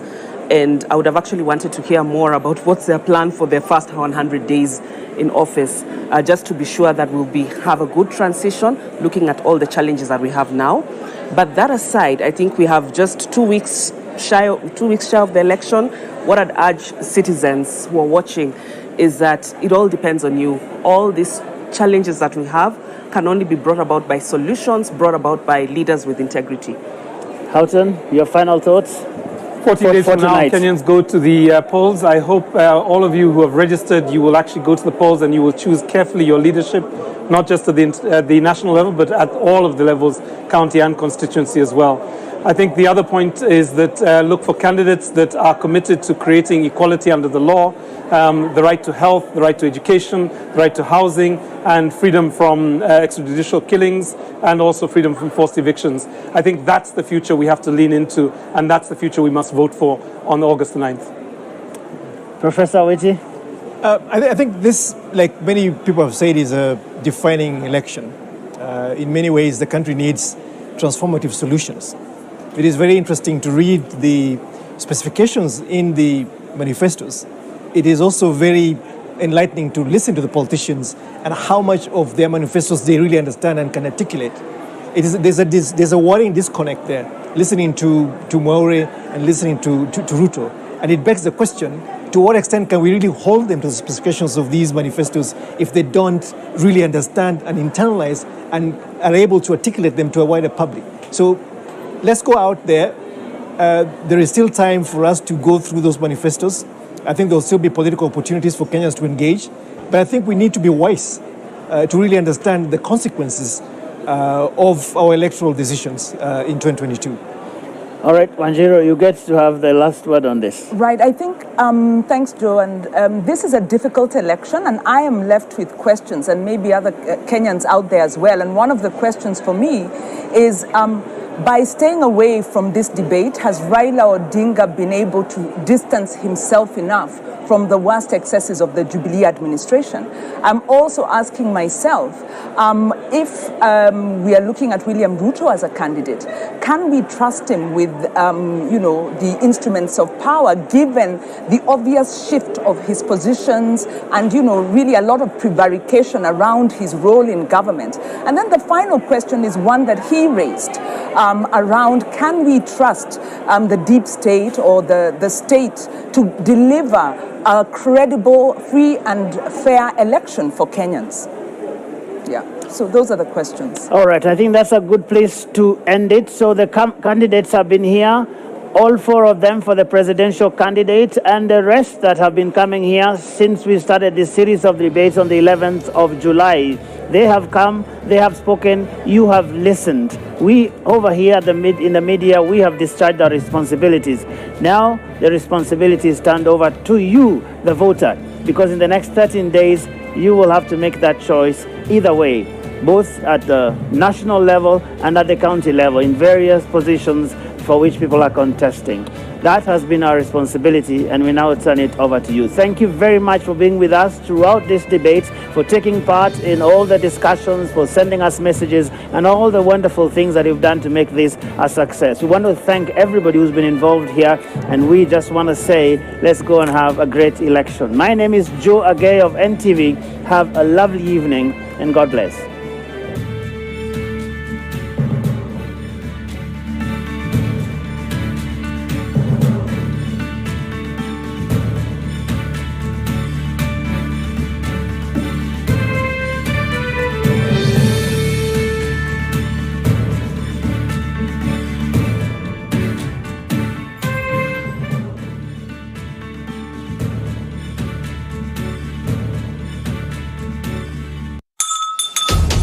What is a secondary school in Kenya? It ranges from 106 high-cost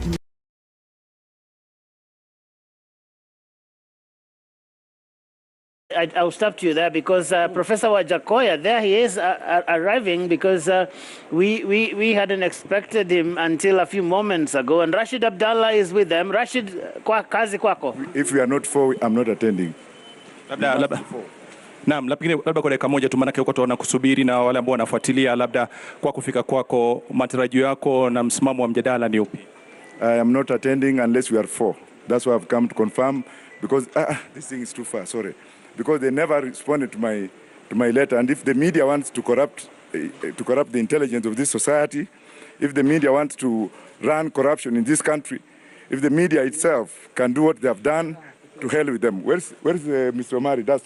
Na kwa ufupi ni kwamba utafanya mjadala. I am not going to unless we are 4. Na bila shaka nafikiri umeweza kusikia mtazamaji, kwa hivi sasa ameweza sema ameshafika Profesa George Wajackoya, yuko tayari kwa mjadala, lakini labda pendekezo lake ni moja tu, kama watakuwa 4 katika kikao hicho ndio wataweza kufanya mjadala. Kwa nafikiri kwamba hivi sasa ana fursa ya kuzungumza na wamiliki wa vyombo vya habari kama alivyosema, awasikize, watoe mwelekeo kuhusiana na maombi aliyoyatoa, alafu baadaye atatupa mwelekeo kama atashiriki kama hatoshiriki. Kwako Joageo. All right, shukran, Rashid Abdalla.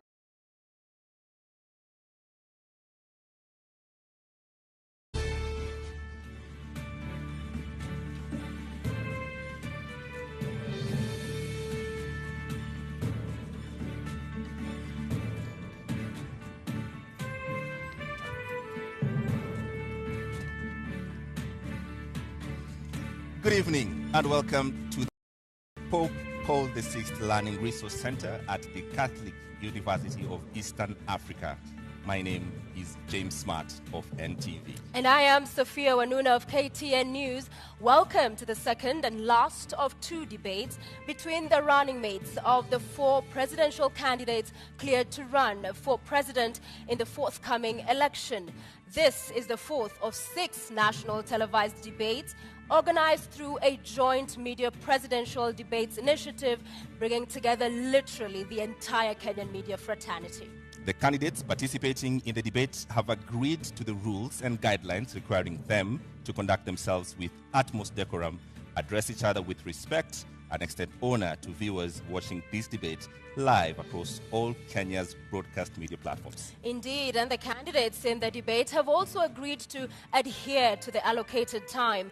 Each candidate has 2 minutes to make an opening statement, 2 minutes to answer a question, and 60 seconds for a rebuttal. The topics have carefully been selected after a thorough assessment of the state of our nation and the sentiments of the regular Kenyan voters in various parts of this country. In line with the debate rules and the best practices, the questions we shall ask have not been shared with any of the campaign teams. Neither were they discussed or formulated in conjunction with anyone. The questions are entirely our own.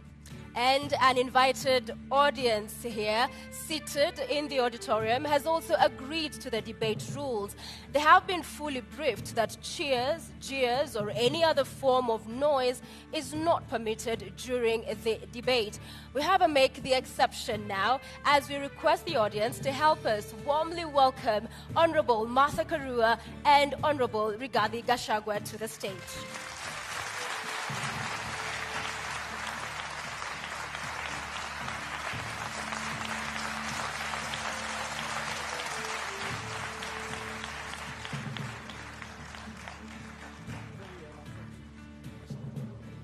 Karibuni sana. Honorable Rigathi Gachagua occupying podium 1 in order of that balloting exercise we just witnessed a few moments ago. You have heard the rules of the debate, and we look forward to a fruitful engagement this evening. We'll begin with your opening statement, Mr. Gachagua, in 2 minutes. Thank you.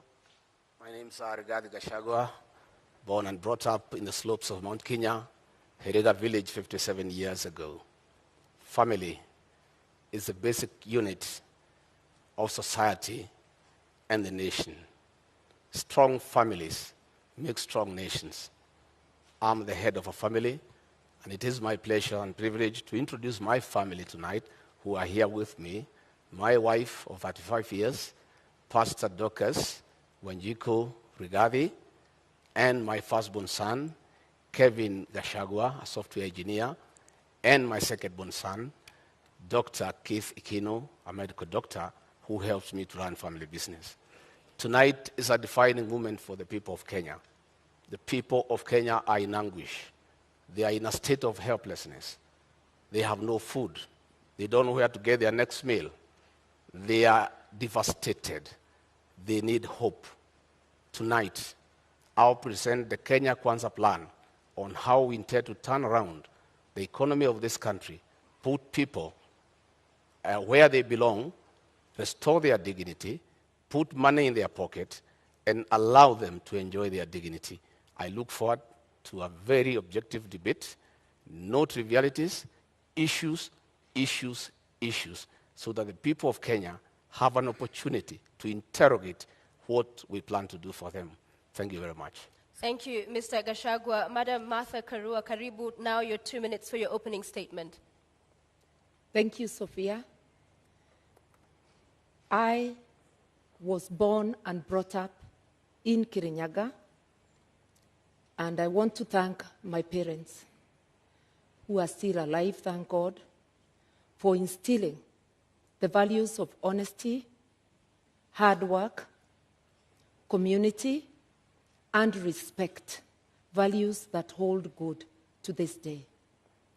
In this debate and in the audience, I have my family, my 2 children, Wawira and Edward, my grandchildren, 4 of them, my brothers and sisters, some of them, others are online. I represent the Azimio hope for this country. Azimio, together with Kenyans of goodwill, is out to rescue this country from the stranglehold of corruption cartels. This country can't breathe. We cannot get the services that people do require because monies intended for public service are going into the pockets of corruption cartels, who then become instant millionaires with huge bank balances. We intend to help this country, to help citizens get their country back, and all the resources of this country will be utilized for the best interests of the entire nation, not a select few. I am here to discuss those issues, and I am glad that my opponent is also talking of issues, which is what we have been calling for in our campaign. I'm able, ready, and willing. Thank you very much, candidates, for your opening statements. Let's introduce the elephant in the room and start this debate. The question of the deputy president. It has dominated public consciousness in the last 5 years. I'll start with you, Honorable Rigathi Gachagua. What kind of a deputy president will you be? You have 2 minutes. I come from a background of management. I have been in public service for 15 years. I've been in private sector for 15 years. I've been in legislation for 5 years. That gives a 35-year experience of public service and engaging with the people. I am a hard-working man. I'm very passionate. I have zeal to serve. I'm an active man. I wake up early. I don't take alcohol. I have all the time and the commitment to put my all to serve the people of Kenya. I have a very good idea of what I need to do to assist my candidate, Dr. William Ruto, in the management of the affairs of this country, give him backup, be available, move around the country to implement development programs, listen to the people, be available to the people, because we have the bottom-up economic model. It's about the people. If you have noted, we have gone around the country in all the 47 counties and held economic forums, listened to the people, had very extensive consultative process of what the people of Kenya want from us. And that informed our manifesto. And we were not surprised that critics were saying our manifesto is too detailed and meticulous. It had to be, because it had to capture the issues, the aspirations of the Kenyan people, what they want us to do for them. And our manifesto is a clear plan that is informed by what the people of Kenya want us to do for them, to dignify them, to improve their quality of life, and to give them a chance to prevail and be men and women of substance. Thank you. Honorable Karua, the same question. What kind of a deputy president will you be? I'll be a deputy president who who is respectful of the Constitution, of the people of Kenya, of my principle, and a person who will obey the rule of law and do the best to support my captain to deliver for this country. The oath of office dictates that the interests of the public are paramount in everything a government does. I will help my captain to stick to the rule of law, to ensure that what is in the Constitution is fulfilled. Our Constitution dictates that we adopt a social market economy where social justice is in the forefront. That is why Article 46, not 47, talks of socio-economic rights. You will notice that in our manifesto, we are talking about giving social support to those who cannot have any income, who do not at the moment have any income. And that's one way of fulfilling the promise of the Constitution and ensuring that Kenyans live in dignity, especially those who cannot afford the basics of life. I will therefore serve with honesty, and my track record speaks of that I have been a consistent public servant who does her work in the manner prescribed by the law, with honesty, with dedication. I will devote 100% to the people of Kenya. All right. The question on the deputy president, it's public domain, that the current president and his deputy are reading from two different scripts. In the last 5 years, we've seen that effect in public domain. If that happens, what is your view? How should that be solved? How should that be sorted? In my case and Dr. William Ruto, that will not happen. Both of us are strong-willed leaders who respect each other. None of us suffers from inferiority complex. At no time will William Ruto ever punish me or mistreat me because he has no reason to. I'll support him to be president, and he'll reciprocate that support. Between me and him, we are in agreement that we have no time to quarrel or disagree. We are inheriting a dilapidated country, a country that is on knees economically, a country that is facing an economic shutdown. We have no time for sideshows. We have no time for personal differences. We have no time for inferiority complex and competition that is unnecessary. We have a job to do. We are inheriting a 9 trillion debt. We are inheriting 6 million young people who have no jobs. 14 million Kenyans are in CRB. We have such a huge task ahead of us that it is unimaginable that Dr. William Ruto or Rigathi Gachagua would digress on personal issues and petty matters to disagree at all. Each of us has a job well cut out. I have already been assigned to work on the economy. I have gone around the country listening to the people of Kenya. I have been to each and every county, and I brought those views that informed our manifesto. Going forward on election, our job is well cut out from day one. We have to implement our plan that is ready, and we have no time to disagree, to quarrel, to have different opinions. We are too busy to even imagine that we can disagree on any issue. We are brought together by a convergence that we need to serve the people of Kenya. And both of us love the people of Kenya and the ordinary people. And Honorable Karua, as I come to you, I mean, at the beginning of the presidency now, as we have it in 2013, it would have been unimaginable that would be today witnessing the kind of fallout we are between the president and his deputy. So for you, how do you execute differently and ensure we do not see this kind of bad blood drawn out? I think even when people have differences, because it is not possible for human beings to always think alike. That's why even our Constitution acknowledges diversity of opinion. It is imperative that all debates or disagreements or arguments on issues happen in-house, and what is brought to the public must be the result, the agreement on the positions. And I think I'm very well prepared, and I'll continue to pray and address my mind that, one, the overall leader is the president. I am the principal assistant. With that in mind, that I'm a delegate of the president and can be required to do any work to support the presidency and the administration, I'll be ready, and I am ready.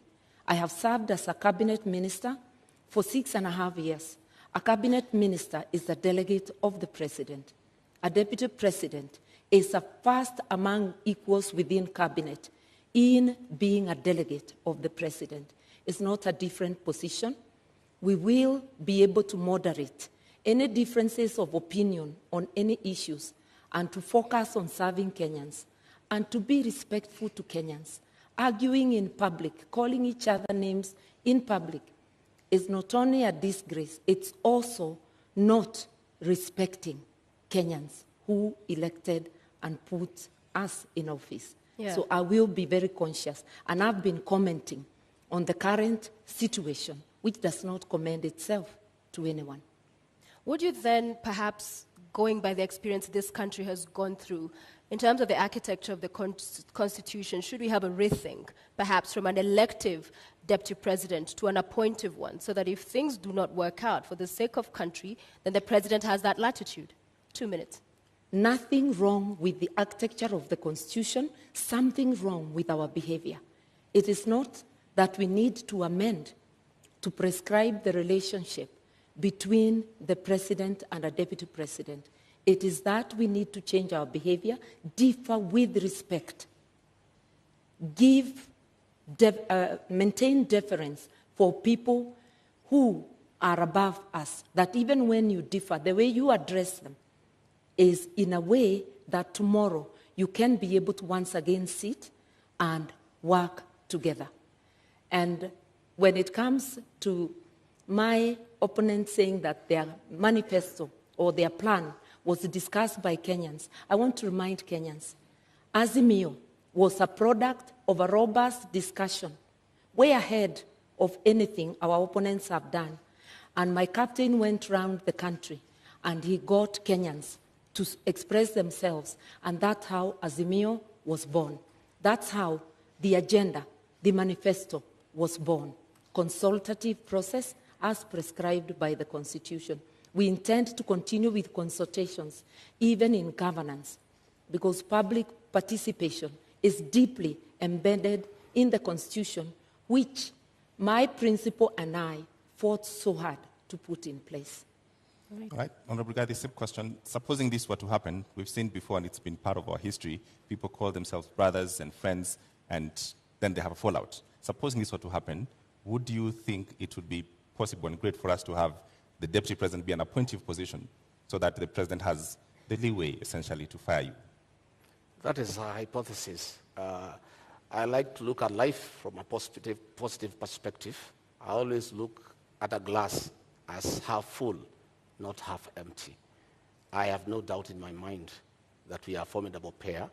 We are a pair that has been brought together by a common convergence to serve the people of Kenya, to spearhead, chaperone, and implement the third liberation, that is the economic liberation for the people of Kenya. And what has brought us together is so important that no sideshows can come in between. The focus that is before us, the need to restore the dignity of the Kenyan people, is such an important aspect of our lives, of our leadership, that it is incomprehensible that we could think of having sideshows and things that are necessary. And by the way, the situation between President Uhuru Kenyatta and William Ruto has not been brought because of ideological differences. It has been brought because of an inferiority complex. Right. People must allow strong leaders to prevail. And you shouldn't have a problem when your deputy is strong and sharp and focused. You should just be able to accommodate him and use that as a strength to serve the people of Kenya. Had President Uhuru Kenyatta, in a second term, allowed William Ruto to help him manage the affairs of this country, we will not be where we are today, where Kenyans have no food, where unga is at 250 shillings. that they have to run around to look for a package to try to deal with it to save this election on their part. If he had allowed Dr. William Ruto to help him like in the first term, all the stored projects would be going on. He should have used the strength of William Ruto and harness it and use it to augment his leadership and to strengthen it for the benefit of the people of Kenya. However, Honorable Rigathi, just quickly to follow up on that, we have seen Martha Karua in 2009, it was, resign after they disagreed with the president as a minister.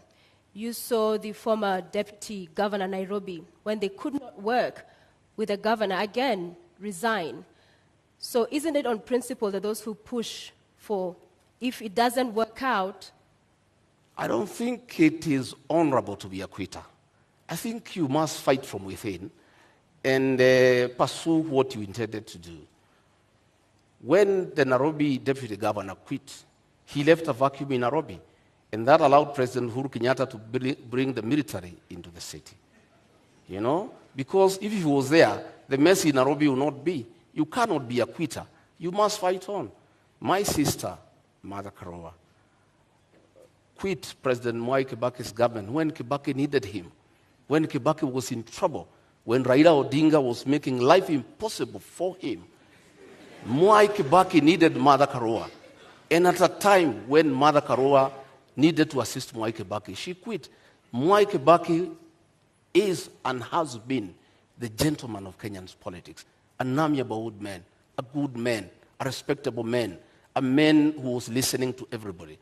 Any leader who could not work with Mwai Kibaki, I have serious doubt that leader can work with anybody else. Just a quick reminder to the audience. In the auditorium, we did agree to a set of rules. Silence, please. No laughing, cheering, jeering. Let's just follow the conversation to allow us to have civil engagement and for understanding and hearing every of the candidates as they articulate their thoughts. Thank you very much, Martha Karua. Response? For those who do not understand principle, they can never envisage resigning. But I do think it is dishonest to continue to take public salary, to take the privilege and all that goes with office when you know you can no longer deliver, either because of differences or because of other things. I respectively withdrew myself by resignation from Mwai Kibaki's government in a respectful manner, no name calling, such that we were able to continue when we meet to sit down and talk. I don't think the same can be said of Mr. Gashagua's principle. Entertaining disagreement outside government and publicly is disruptive. No wonder the government in which Mr. Gashagua's principle serves is unable to fight corruption because it's pulling in two different directions. That is why we have a paralysis today.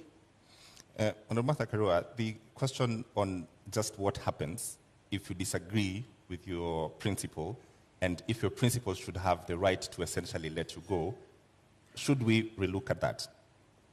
I think the way the Constitution is, you disagree in-house, you resolve it. I do not think there's anything that cannot be resolved unless if it's something that is unconstitutional, that is being demanded of me.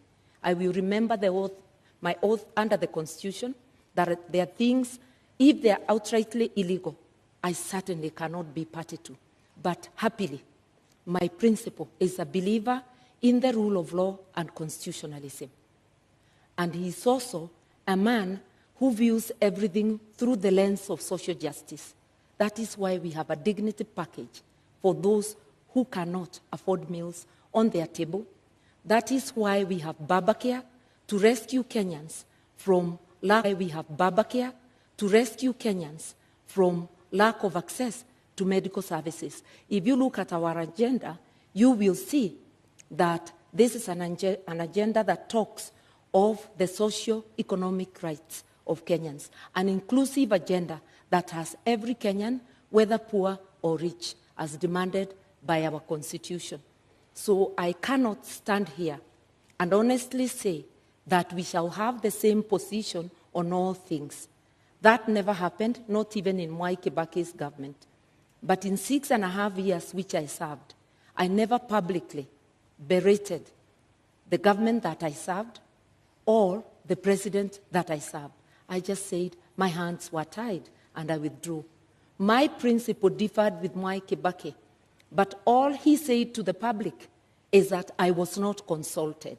How they went back room and resolved, we never know. We only know they came out with a unanimous decision.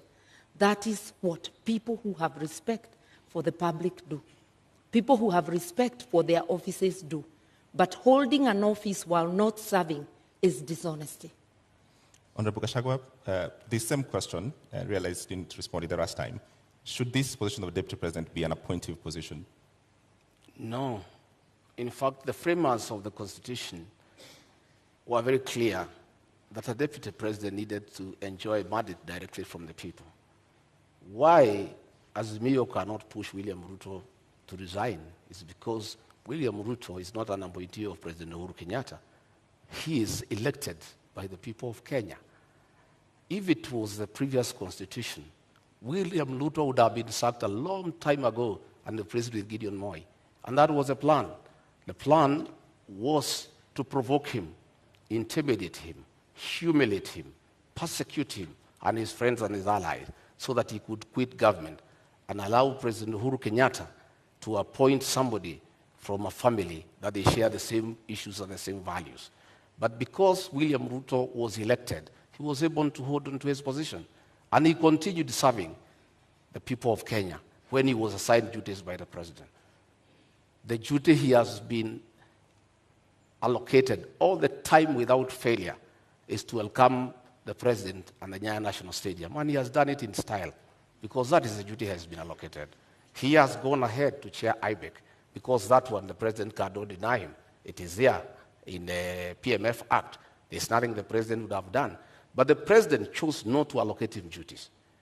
And the president has been crying that since he did not allocate him duties, his government has come to a halt. And nothing is going on. But he made a bed, he must lie on it. If you decide to chase your deputy away, a man who works hard, a man who knows what he's doing, and replace him with your friends, and then the country comes to a halt, you cannot go ahead crying that you have nobody to help you. He made that decision for his own reason. He wanted to push Ruto out, but Dr. Ruto stayed on because he enjoys a mandate from the people of Kenya. All right, Honorable Gachagua, Honorable Karua, I want us to move to the next topic this evening, leadership and integrity, fitness to hold office. I will begin with you, Honorable Karua. And in 2013, when you vied for presidency, you said, I do not share any values with the Prime Minister, then Raila Odinga, nor do I share his politics. Both he and the late Kibaki have been unable to root out corruption within their ranks. What has changed now that you're deputizing him? Indeed, the coalition government was unable to root out corruption in the second half. And I said so publicly many times. Raila Odinga was a presidential candidate in 2013. I too was a presidential candidate. My statement that they were unable to fight corruption did not indicate they are the ones individually perpetuating corruption. It meant there was corruption in government which they failed to act on. I believe that a combined ticket of Raila Odinga, Martha Karua will do the best to fight corruption. I resigned on principle because one of the things I felt let down on is the failure to tackle issues of graft.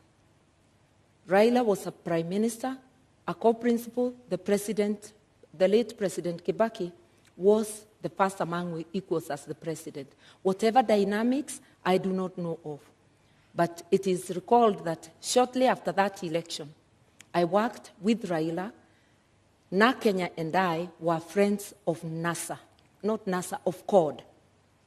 And we worked together until 2017 when I decided to run for governor and supported Jubilee. We have been able to work together, have a history of working together in our 30 years of being in active politics, and I know that his policies align with mine. I did mention that we both view our actions through the lens of social justice. And Yeah. that is what has drawn me to work with him. Just a quick 1 minute, I will add you on your time that when you said I do not share any values, you've addressed the issue of corruption and graft, but you do not share any values and even agree on his brand of politics. What do you say to that? Because values, this is... As of that time, I felt I did not share anything with him. And remember, we were candidates. There is no way you will praise the other candidate. But I can assure you that it is not because I thought he personally was responsible of any wrongdoing, nor did I feel that President Kibaki was personally responsible. But there were rogues within government they failed to act on. And I felt my hands were tied in the performance of my duties. And therefore, as I campaigned for myself, I actually was saying, look, you've been unable to fight corruption, just like the Jubilee administration under President Uhuru Kenyatta and Dr. William Ruto. And they are still in government together up to now. And we saw Dr. Ruto attending cabinet a week ago. They've been unable to fight corruption. You can't hold one side of government and say the good one is mine and the bad one belongs to the other person. That's doublespeak. Honorable Gachagua, just Sophia, moments. I think Honorable Mother needs to come through to the people of Kenya on being consistent. Honorable Mother is on record saying that Raila Odinga and President Uhuru Kenyatta should retire together. Not a long time ago. She seems to have changed her mind that they shouldn't retire together. In fact, that President Uhuru Kenyatta should continue governing through proxy, and Raila Odinga should purport to govern as a proxy of Uhuru Kenyatta. At what time did she change her mind? Because it's on record, she went public to say that the two of them should retire together. Now, she is the running mate of Raila Odinga. She's a project of Uhuru Kenyatta. The two people she said they should retire together, she seems to have changed her mind. And it is my considered opinion, and I believe for many Kenyans, that being consistent is very important in leadership, especially the position she aspires. You need to be consistent. When you say this today, you must be able to live to it tomorrow. All right, I want to allow Martha to respond to that, but first I want to come back to you to give you another minute. A moment ago, you said that Gideon Moyo was supposed to be appointed. I want you to clear that up because, with all fairness, Gideon Moyo is not on this debate. Well, President Uhuru Kenyatta, the chairman of Azimio, in a meeting in State House a week ago, said that he nominated Martha Karua as his running mate to take care of his interests and that of his family. The president was on record, which means that Martha Karua is a project of the chairman of Azimio, President Uhuru Kenyatta, and they are both proxies with Raila Odinga. It is not me who said, it's President Uhuru Kenyatta who said. And previously, I thought that Honorable Mother had been nominated as running mate by Raila Odinga. But here comes President Uhuru Kenyatta, outgoing president, chairman of Azimio, a man who has said he's going nowhere, he's going to be around. He'll be ruling from home. He'll be consorting his project from home. He'll be continuing to govern the people of Kenya. I simply do not understand. Is Martha Karua, the honorable member, is she the deputy? Is she the running mate of Raila Odinga, the project, or is she the running mate of Uhuru Kenyatta, the project master? Okay. She's who's running mate? Okay, Martha Karua is in the building. It is true that both I and my captains are projects, but projects of the people of Kenya, whom my captain consulted, and by public demand, he was called upon to take leadership. At a time our country desperately needs leadership. He has offered leadership, and I was competitively selected. And like my friend who was handpicked, I faced an interviewing panel, and also through demands of Kenyans and many endorsements, I was selected. Kenyans know I'm competent, and I believe I'm competent for this job. I'm ready, able, and willing. I have consistently shown independence of mind, irrespective of whom I'm dealing with. I will handle this job independently and with commitment to Kenyans. And I know my principal also, who has been a teacher of politics to Mr. Gashagua's principal. All right, Martha Karua, just a direct question to respond to Honorable Gachagua. What is the role of President Uhuru Kenyatta in Azimio?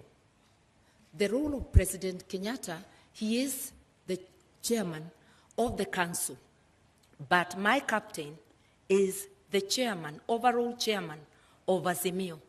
Jubilee is just one out of the 26 political parties. I sit in the council as well, and President Kenyatta does not make decisions alone. Will he have a role? Will he have a role after he finishes his term?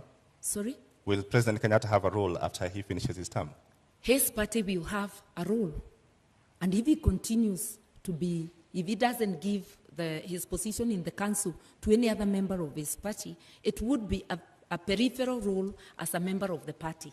The incoming administration will be a Raila Odinga Azimio presidency. Just like the current Jubilee government, although Uhuru was a deputy president in the government of Mwai Kibaki, it was not a continuation of the Mwai Kibaki administration. It was an Uhuru Jubilee administration. Anybody who understands government would know that.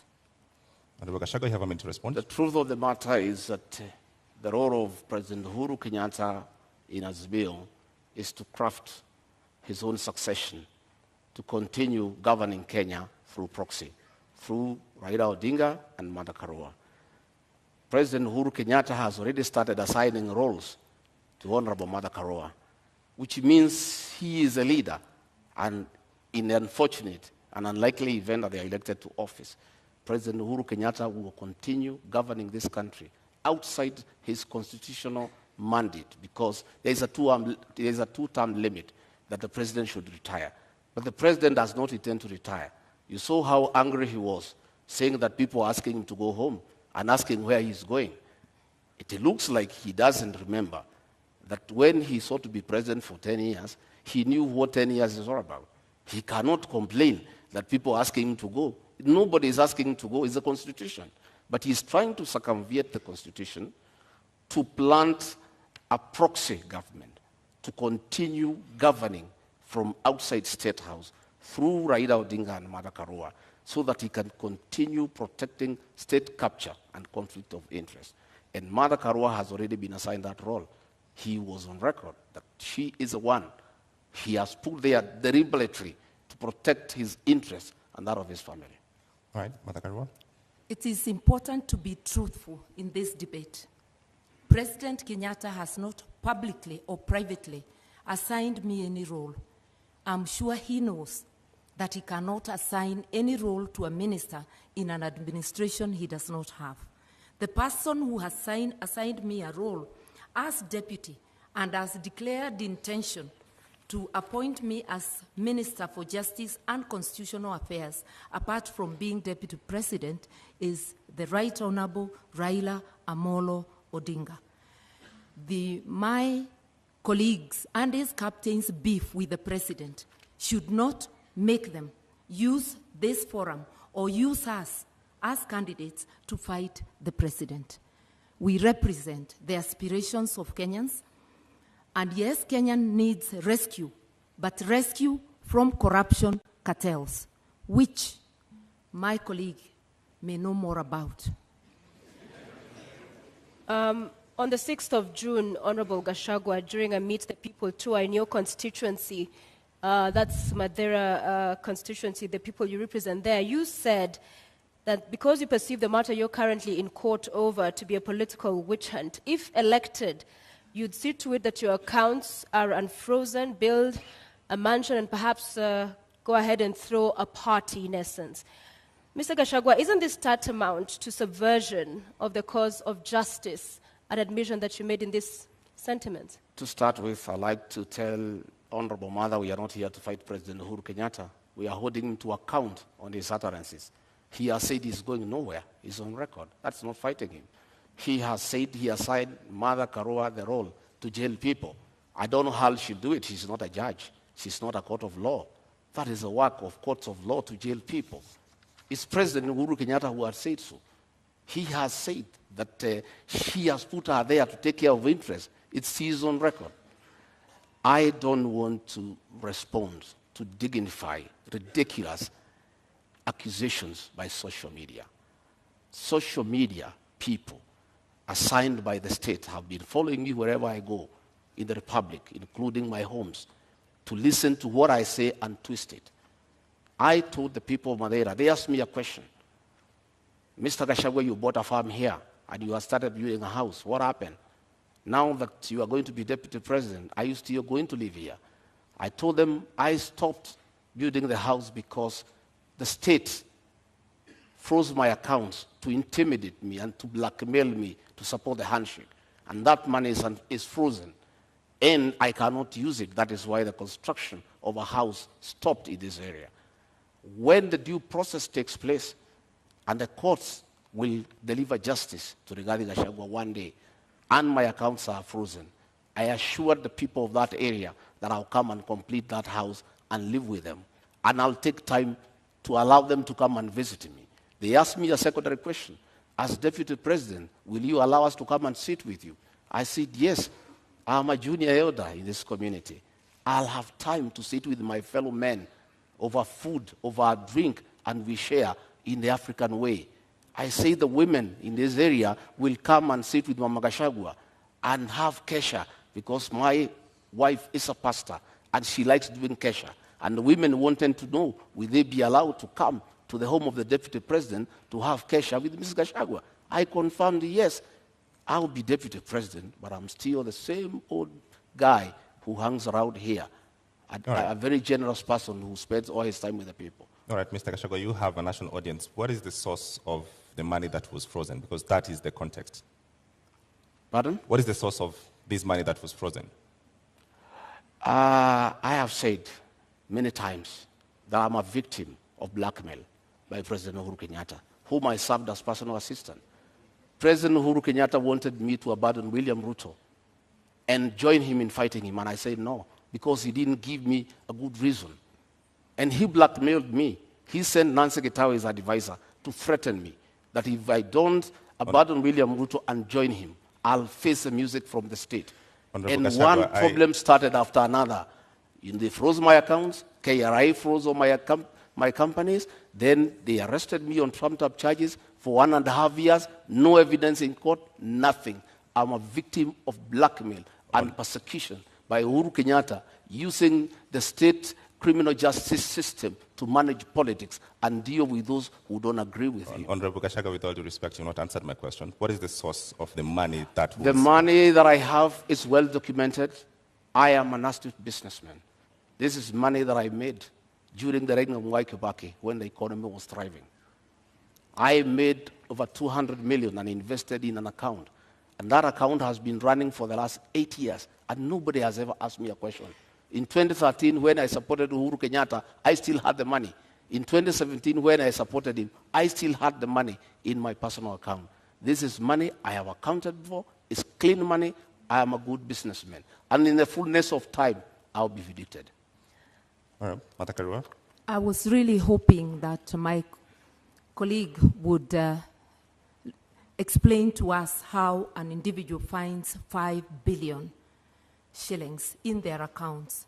But I hope one day Kenyans will be able to know money that was transferred to his accounts in the last 10 years of the Jubilee administration. But that's for him to account. I believe as leaders, we have to be accountable. That is why there's declaration of wealth, so that as you enter office, people can know how much you are worth, and as you exit, or in the middle, they can monitor and see how you are progressing, whether it is from your salary, and if it's from business, it has to be a business that can be ascertained. I think we really need to come clean, because if you cannot account for your wealth, you cannot be a good steward of the money of the people of Kenya. So this is a question to both of you. You've brought up the subject of wealth declaration. Yeah. What are you worth, Honorable Karua? I think about just about 150 million, and that is because The 56 million I had declared in 2013 has appreciated because of the inflation.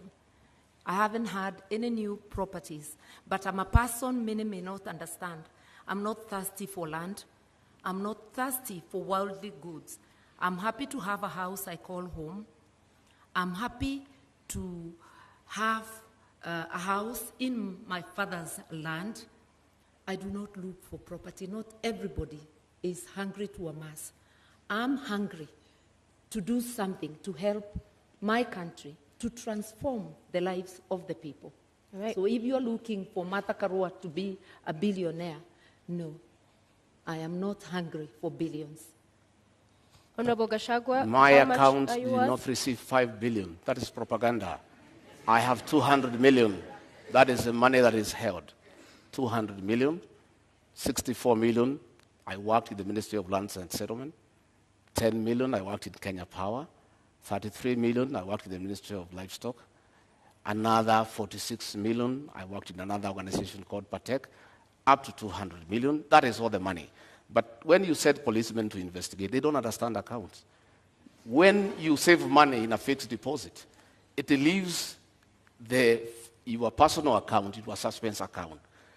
A normal policeman looking at it, movement in and out 4 times a year of 200 million, he thinks you have 800 million within that year.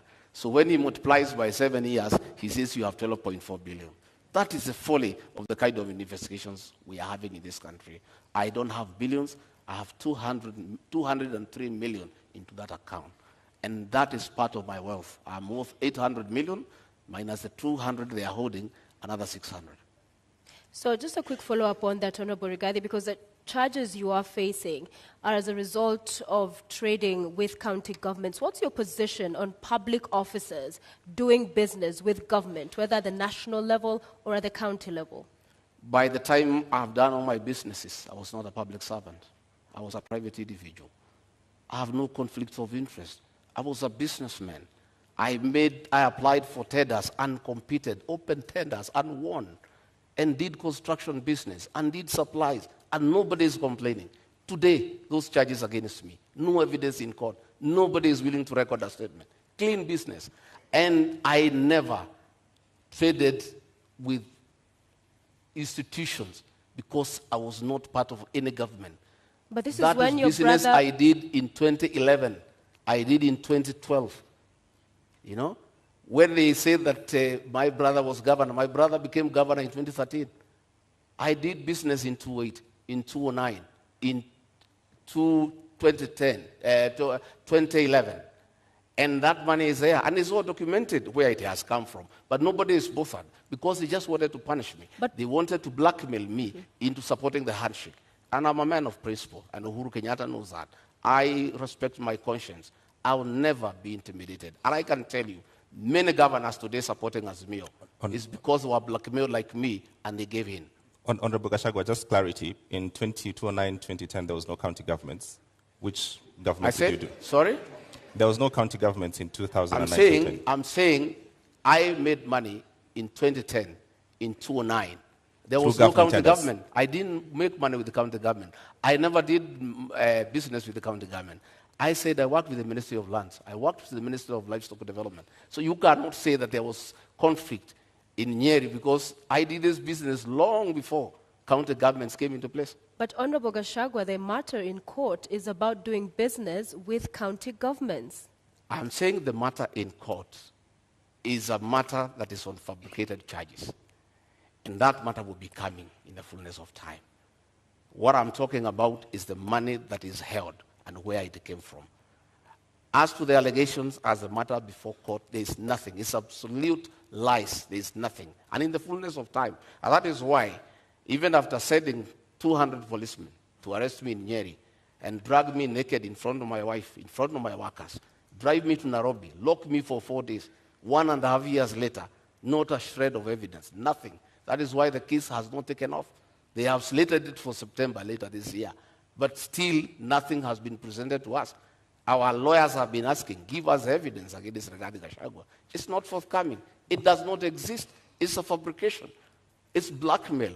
It was a way of trying to force me to abandon William Ruto. Okay. But I was not intimidated. I remain on board. Okay, Honorable Karua, you have 2 minutes. An Azimio government will have a policy position that graft cases and all serious crime should be investigated and prosecuted within a given time, within 6 months to be specific, so that people like my colleague here, Mr. Gachagua, anybody charged with crime against the people, within 6 months, we ought to know whether they are guilty or not, so that people don't seek public office when having baggage of cases. And if I may remind Mr. Gachagua, the cases, because I've been following the newspaper reports, relate to Kwale County, Bungoma County, and Nyeri County. And the period when the offenses are said to have been committed is between 2013 and 2020. So it is important, even from a personal position, that a person gets cleared and that you do not instruct advocates to delay the cases, because what we are having in our courts is really a circus, where one is charged, you are holding public office, you continue holding public office, elections come, and now we have seen new language in the courts that to allow them to campaign, the case is further delayed. Kenyans need to know, and even the person accused needs to know, so that they do not give excuses. We have repeatedly said with my captain that whether it's my daughter, my blood relative, or a member of the opposing camp, the law must apply equally to all. And everybody must have a swift chance to clear their name in court or for the court to declare them guilty. It remain just allegations. Honorable Mother knows, and I'll never take her on allegations. A British newspaper accused her of receiving a bribe from BAT, but I cannot come here and accuse her that she's corrupt because of that allegation. Because an allegation is an allegation. The people of Kirinyaga have been complaining that she used her office as justice minister to take land in South Gariama and give it to her relatives. But that is just an allegation. The issue here, Sophia, we would like the issue here, Sophia, is that we need to allow. We'd like to remind the members of our audience to please do not cheer or jeer and allow our candidates to present their issues. Please go ahead. The issue here is that we need to allow independent institutions to fight corruption. President Uhuru Kenyatta has cried inability to fight corruption because he was lenient. He was lenient because the people involved in mega corruption are close to him, both in family and friends. That is why he was lenient. But had he allowed independent institutions to fight corruption, the issue of leniency would not arise. Had he allowed independent institutions to fight corruption without getting involved, Rigathi Gachagua would not be in court, because independent institutions will never take people to court without evidence. What the Honorable Karua is saying, that we need a law to hasten cases, is not the solution. The solution is to take cases to court when you have evidence. Mr. Karua, you have a minute to rebut. I just want to let Mr. Gachagua know that I do not have an iota of public land anywhere, in Kirinyaga or anywhere. I do not own land in South Gariama. I am glad he knows they are just allegations. And I challenged the current administration that is there, and I'm not in power in Kirinyaga, that if there is truth to that allegation, then they must swiftly take me to court and recover. So once you challenge those making the allegation and they don't do anything about it, then the matter is closed. The only land I own in Kenya is the house I live in Nairobi, and the house up country, which is on my father's land, and he has included my name in the title. I said I'm not land hungry, and I'm not hungry for material wealth. Those who are hungry may never understand that. Relating to BAT, it was money paid to my campaign secretariat by a donor, not paid to my personal account. Later, it transpired that it was money from a company. The matter has been investigated in UK, and the file has been closed. I also challenged the DPP of the government Gachagua's principal served in 2016 to investigate and prosecute me All right. So those matters your time is are up. allegations. Thank you very much. Time is up. But now that we're talking about funds, you all are traversing the country with choppers and legions of teams. How do you finance your campaign, Honorable Gachagua? How much does it cost? Pardon? How much does it cost to finance your campaign? Pardon? How much does it cost to finance your campaign? Oh, the sound is not working here. Sorry. I can't hear you properly. Apologies for that. Yeah. How much does it cost to finance your campaign? Well, it's difficult because we don't have a centralized command. Our campaign, we are raising funds from people, and mostly is in materials, is in donations in terms of choppers, in terms of vehicles, in terms of fuel, in terms of personnel. And really, what you need in terms of cash is not much. This campaign of Kenya Kwanza is bottom-up driven. A lot of hustlers have taken time to give their all in terms of time, in terms of materials, in terms of support in kind. There isn't much about cash. So it's very difficult at this stage to quantify and say, this is the amount that we are going to use for this campaign. What I know is that in the next 1 week or so, we'll now be talking about real figures because we have to mobilize agents, we have to mobilize vehicles, we have to get people to protect the vote. Those people need to be given allowances. That is when now we will come to the cost of the real campaign. All right, Martha Karua, the same question. How do you finance your campaign? Through public donations in cash and kind. We had a fundraiser just the other Friday, but the donations are a continuous process. The Azimio campaign secretariat is keeping tab. My personal campaign organization, the New Dawn Trust, is also keeping tab of all donations coming to me. And it is the organization that had received the money you asked earlier for BAT. I do not mix campaign money with my own funds because you have to maintain integrity even with donations. We have choppers donated. There is a chopper I personally use, which is a donation from a kind corporate friend. And we have many such donations. And I want to remind Kenyans, my captain, the Honorable Raila Amolo Odinga, has had choppers in his campaign even when he was out of government. Like the 2007, I think they flashed more choppers than the PNU side I was in that could have. He is a man known for his capability to mobilize resources, both human and financial, for campaign. And I'm very lucky to be his running mate. Talk to us, Honorable Gachagua, about corruption and election campaigns financing. A lot of opaqueness there, clearly, even from this engagement, and laws around politicians being accountable and there being an eye inside what's going on have not seen day of light. So what are your thoughts? Is there any nexus there? Well, you know, campaigns, and you really cannot control the nations because people support a certain candidate for a certain reason. And it behoves upon the candidate to receive donations that are well-meaning and donations that are not tied to your win and what you need to do for people after. And that is the basis of our campaign. I personally have many friends who are supporting me. They have not demanded anything for me in return when we form government. They think we have got a good plan. They think that we need to be given an opportunity to run this country and turn it around. They think that the real thing is the economy. They think that they need to help us to move around the country. And they are well-meaning. I wouldn't say the same of my colleague here because their campaign is being run with the public resources. You are aware that the PS Interior has been meeting chiefs and assistant chiefs who are public servants and give them instructions to work for Azimio. You have seen their meetings being attended by chiefs in uniform. That is the misuse of public resources. We have seen funds from Harambee House, from the confidential expenditure, being put into this campaign. Many of the town hall meetings they are holding in the Mount Kenya region, all the delegates are given 1,000 shillings to go home.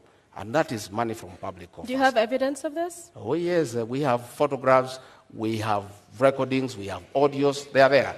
We are always well appraised because many of those people who go to receive that money are actually our supporters. And they say they don't want to allow the elephant to die with the tusks. They need to remove the tusks before it is dead.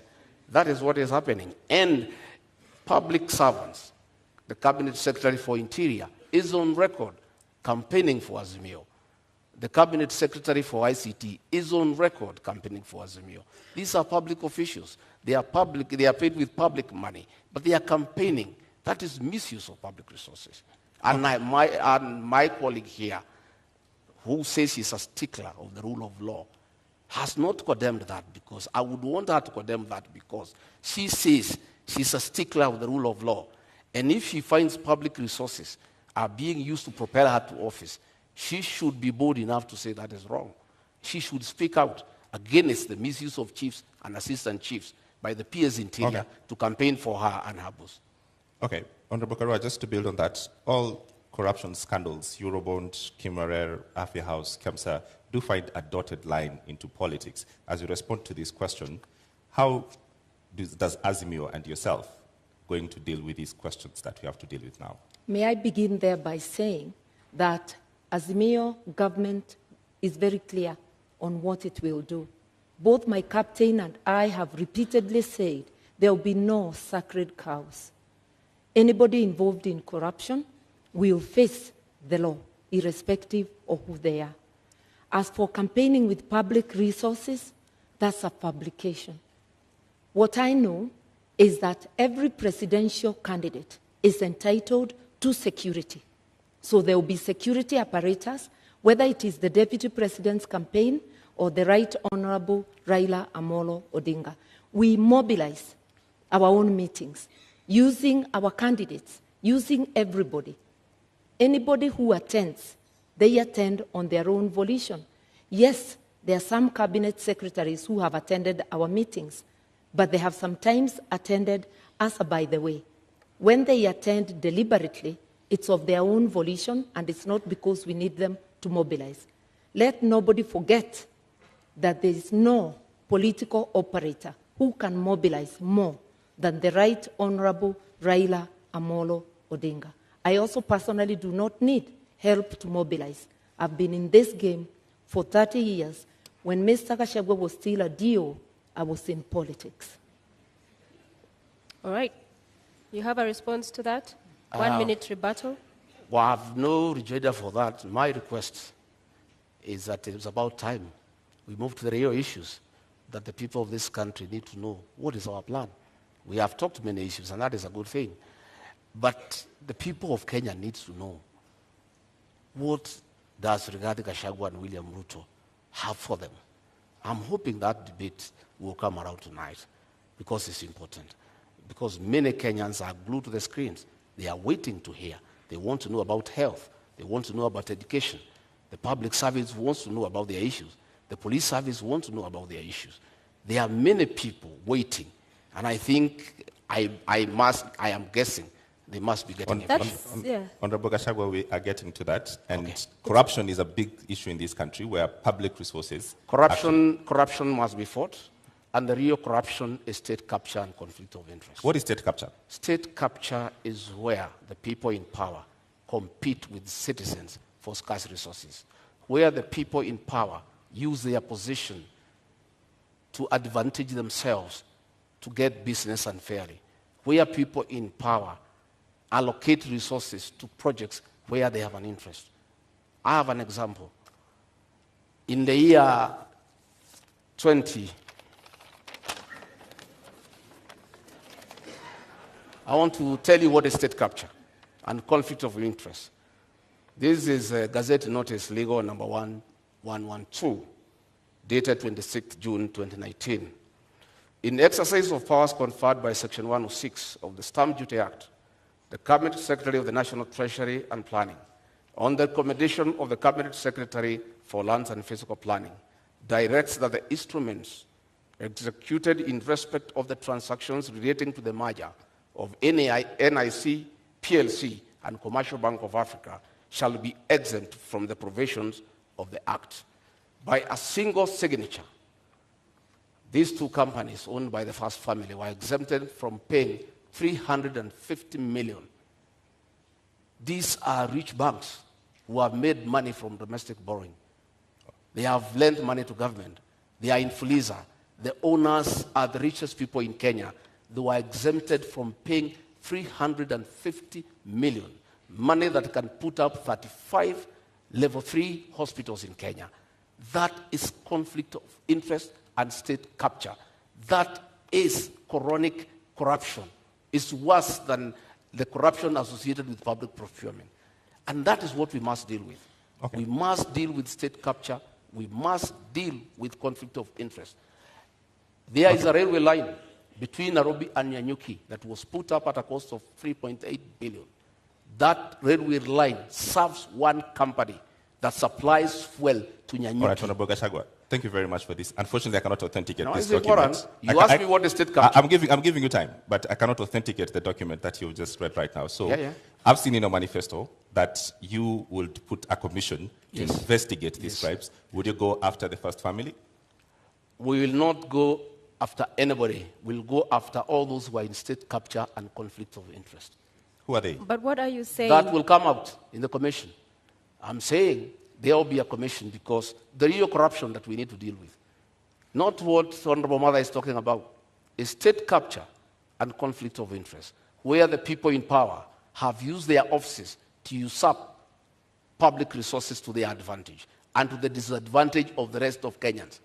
You are aware that the milk industry has been monopolized by state capture and conflict of interest, where the owners of that monopoly decide how much to buy from the farmers and how much to sell to the consumers. So, Honorable, and extort the people of Kenya. Clarity for the Kenyans who are watching. At the center of government is President Uhuru Kenyatta. Are you going to go after President Uhuru Kenyatta finishes his term? I have said we are not talking about individuals. We'll deal with state capture and conflict of interest. Anybody who is involved in state capture and conflict of interest will be held to account. The first family, sir. So grab the bull by its horns. Don't perhaps cut around the issue. You are talking about the first family. So in essence, you are saying you will go after them. Isn't that? I am saying this is state capture. I've given you an example. You will feel for yourself what needs to happen. All right. And I am saying that is what we need to deal with. You know, state capture. And that is why the president will say he is lenient. He cannot deal with state capture. He cannot deal with conflict of interest. Okay. He can't. Thank you very much. Ramataka, we have 2 minutes. I want to help Mr. Gachagua. State capture is the repurposing of the state to serve individuals rather than public good. And corruption cartels in this country, whoever they are, have strangled the country. I opened by saying Kenya can't breathe. Our health services, their money is taken. The money for agriculture, for fertilizer subsidies, money for building dams such as Kimwerel, Arol, Galana Kularu, which was supposed to help Kenya feed itself. That is what state capture is about, that every penny intended for the public, a majority of it is ending up in people's pockets. This is not about families or individuals. It's cartels, and cartels are organized people, gangs of criminals, because what they are doing is committing crime. And you don't need a commission to punish crime. You just need serious law enforcement. And if you find roadblocks, that cases are taking too long, then Parliament can be used to do its work, to consider proposals from the government, to pass laws that fast-track such cases. We all know that election petition cases take 6 months. Why can't corruption cases similarly take such a period? That is the debate that must go to the National Assembly. Mr. Gachagua serves in the National Assembly. I have not heard him talk about corruption except when defending his own position in the case he's involved in. In contrast, I'm out of Parliament. I've been vocal, whether it's KEMSA, whether it's any other corruption. And I've also been vocal in upholding the rule of law and reminded my brother, President Kenyatta, that he cannot serve beyond his term, a position he holds at this moment, that he is going home. So, Honorable Karua, do you agree then that there's state capture in Kenya? And secondly, what do you make of their proposal to form a commission of inquiry into the same in Kenya if elected? That just expresses their reluctance to fight corruption. In fact, Mr. Gashagua's principle is captured on tape in an interview in this country, saying that corruption, he doesn't think corruption can stop a nation from developing. With what money will a nation develop, invest, or even provide services if the corruption cartels are taking 2 billion shillings a day, which translates to stealing 40 shillings from every person? In an average household of 6 people, that's 240 shillings, 2 packets of unga at the discounted price of 100. Kenyans need to understand. They're hungry, they're without medical service, without fees for their children, and without free education, because corruption cartels are strangling the nation. That's why we can't breathe. Once we understand that, then we will vote for people with a track record, like Azimio, people with the will to fight corruption, people who are prepared to confront the monster and to apply the law evenly, irrespective of who is mentioned. So do you believe we have state capture in Kenya? There is state capture, yes, by corruption cartels, organized criminal gangs who plunder our resources daily. 2 billion shillings a day, which is authenticated by the Auditor General, translates to 765 billion shillings. The amount of money we need for the social support is just 144 billion. The rest can be used to pay debt, to do other things. We intend to seal all those loopholes so that Kenyans can have advantage of their resources. Honorable Karua, the names of every corruption scandal, Kimwera, Kamsa, Eurobond, they're all government officials. Yes. How do you deal with that? That is where the state capture is coming. If you look at them, it's not about families, it's about individuals who choose. Because I keep saying, no mother has baptized their children the name corruption. It's a behavior an individual deliberately chooses. And state capture can even become a tool during elections, where empty promises are given to entice Kenyans to further surrender their sovereignty to corruption cartels. I'm urging Kenyans to look at the track record of each of the formations that are seeking the presidency of this country. I am confident that a reasonable look at the candidates present, as Kenyans will commend themselves to vote for Azimio. And Azimio will do the jobs, not because we are perfect, but because we have the best track record, and we do try and have tried before and done good work for Kenyans. All right, Honorable Kashagaba, you have 2 minutes. I don't know. I don't know whether the Honorable Mother has taken time in their meetings with the chairman of Azimio to ask him. He said he is in charge of this country. He knows everything that goes on. Then he went ahead to say that 2 billion shillings is stolen daily. I don't know whether in her meetings with the chairman of Azimio, she has tried to find out from him who steals this 2 billion and why he has done nothing about it. In terms of fighting corruption, our manifesto is very clear. Our plan is sound and is in accordance with the Constitution. Our plan is to allow independent institutions that fight corruption to be really and truly independent by giving them that freedom and giving them resources and financial autonomy so that they receive instructions from nobody. On assuming government, we shall appoint the Inspector General of Police as the accounting officer of the National Police Service so that himself and the DCI have independence to do what they need to do on fighting crime and corruption without having to take instructions from anybody. Because you know, it is said, he who pays a piper calls the tune. Why the Inspector General of Police and the DCI cannot fight corruption and crime, why they cannot operate the way the Constitution spells out, is because they are controlled from Harambee House, because that is where their money is. We shall give them financial autonomy. We shall operationalize the judiciary fund to allow our judges and magistrates to operate with financial autonomy so that they are free to do what they want to do, so that they can fast-track cases without having to look back. And of course, you know, President William Ruto, the new president of Kenya, God willing, we appoint the judges that were nominated by the Judicial Service Commission so that they can serve the people of Kenya.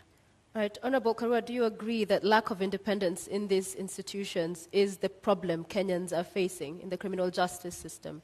The Constitution gives all these institutions independence. And independence and autonomy should not be confused with accountability. Parliament, which is independent, has to be accountable to the people of Kenya. The executive has to be accountable to the people of Kenya. The judiciary has to be accountable to the people of Kenya. Institutions have decisional independence, that a judge will be independent in making that decision of guilty or not guilty, that the Director of Public Prosecutions will be independent in deciding to charge, to prosecute or not to prosecute. It doesn't mean that they fail to account to the people of Kenya. And that is most of our leaders are failing to do, be accountable to the people of Kenya. You go to office to do your own business, where you will find that quite a number of people who are parliamentarians are trading with the counties, are trading with the government. So who is the watchdog of the people? The law forbids it. Conflict of interest. Going to get county work from a county government when you are a member of parliament. Who is going to be the watchdog? A quick follow-up on that. Yeah. Because the proposal on the table in Azimio is that if you are elected into office, then you'd also double up as Minister for Justice. Yeah. Wouldn't that go then to entrench that kind of feeling of interference from the executive? Because these are independent institutions, yes, but even if it's facilitating and good workflow, there's the NCAJ that handles all of the issues around that chain of criminal justice. So wouldn't that role, in essence, be seen as interference as well? Not at all. The Minister of Justice doesn't prosecute. This is a coordinating ministry, coordinating the entire justice sector. And we had such a program even during the Kibaki time known as Justice Law and Order Sector, to give policy direction. Then each institution goes and works on its own. It's not about how that institution will do its work. It's to understand together the difficulties, the roadblocks along the justice sector, so as to make proposals for legislation and for policy to Parliament. Remember that policy and legislation are passed by Parliament. Government institutions are independent, but they cannot act alone. There must be some synergy, and that synergy is in policy. Then they can have decisional independence. I've been a Minister of Justice before. I didn't investigate or prosecute. All right, I want to move to the next topic, and let's go to the cost of living. One of the charges against politicians in this country is that they're simply out of touch, and you're unable to solve the problems that we face. I'll give you an opportunity tonight, Honorable Gachagua, to start to make your presentation on cost of living by first telling us, what is the cost of milk today? The cost of milk, retail, the farmer sells at 42. At the supermarket, some places 120 per liter, others is 130, depending on where the supermarket is. Kerosene? I don't go to the supermarkets. Okay. What is your presentation tonight on dealing with the cost of living, knowing very well that... I want to say, I'm happy now we are where we need to be. Audience, please maintain silence. And for the record, issues with what we've been talking about throughout, these issues impact on how we fund the projects and all of these other subsidies we'll be talking about. So there's no non-issue tonight. What I'm saying is that I'm happy that we are discussing the high cost of living, the inability of Kenyans to buy food, because a mistake was made maliciously to deny farmers fertilizer subsidy, and as a result, there was low production, and because of the law of demand and supply, you cannot afford a packet of unga. A packet of unga is 250 shillings. Government is running around because of this election now, trying to subsidize for 4 weeks just after the elections. But they are not telling the people of Kenya how they'll buy food after the elections. This is being done to entice them to vote for Azimio. If government had done the right thing and supplemented farmers with inputs and fertilizer, they would have increased their production. You know, we consume 46 million bags of maize, and we produce about 40 million every year. We normally have a deficit of about 6, which we import. But because of this decision, we are short of almost 15 million bags, and that is what has caused the current crisis. And we have a plan. On our first month in office, we intend to bring down the cost of fertilizer from 6,700 to 2,500. That is DAP. That is the main fertilizer for planting. Okay. And that will enhance our farmers to produce more so that we have food security, and probably we even have some surplus for export. Thank you. Honorable Martha, same question. What is the price of bread today, and what is Azimio plan to reduce the cost of living? The price of bread, the bread I buy, is 80 shillings. But there are various types of loaves, so I will not pretend to know what each loaf is costing. But I know that the price of foodstuffs, of essential commodities, has gone up, and the fuel prices are generally the trigger that gets them high, coupled with corruption. My friend, Mr. Gachagua, is talking of their government giving fertilizer subsidies. He is in Jubilee, and therefore part of Jubilee government. He is in parliament courtesy of Jubilee, but he doesn't know that currently the Jubilee government has a fertilizer subsidy, and a bag is retailing at 2,900. The only problem is with the distribution, because the cartels are making sure that they buy most of it. Only a paltry gets to the farmers. It's again sold at the higher price. For us, the first, second, and third agenda is to fight corruption. Governments have subsidies to cushion farmers and to cushion the people because of a series of things. We have war in Ukraine, which has seen foodstuffs rise for countries that are not self-sufficient and buy outside, Kenya being one of them, fertilizer and other things. But the money for subsidy, for helping our people with the cost of living, majority of it is going to the cartels. That is where the problem is. The money meant for Galana Kulalu irrigation scheme, which could have helped with our food reserves, was stolen. Kenyans know, even the fertilizer, there was a scandal. Maize, there was a scandal. Kenyans know who are responsible for those scandals. And Mr. Gachagua is also aware. And together with his captain, they may know more. All right, since my mother, who is actually my mother, my late mother is Mother Kerigo. Since she joined government, she has been consumed by the lies of the same government. If the Honorable Mother moved around the country, the lie she's giving here, that fertilizer is 2,500, she will feel very sorry. If she went round to Kemunye, her hometown in Gishogo, the cost of DAP is 6,700. The cost of CAN is 5,900. The cost of 17 is 5,800. The cost of 20 is 5,900. And the cost of urea is 7,200. That was just a lie by the Minister for Agriculture. There is no fertilizer that is available for 2,500. You can walk around to any shopping center, including our hometown. These are the costs of fertilizer. And I want to say, let us stop deceit and lying to the people of Kenya on national television. When my sister here, Mother, tells the people, farmers, that fertilizer is 2,500, they start having very serious doubts about her credibility as a future deputy president. Because if she can come here on national television and give prices that are not true, when people are suffering, when people cannot buy fertilizer, her credibility is put into question. I've indicated that the subsidized fertilizer, he's correct, is not available at every retail shop, but it's available at the stores of the national, at the depots of National Cereals and Produce Board.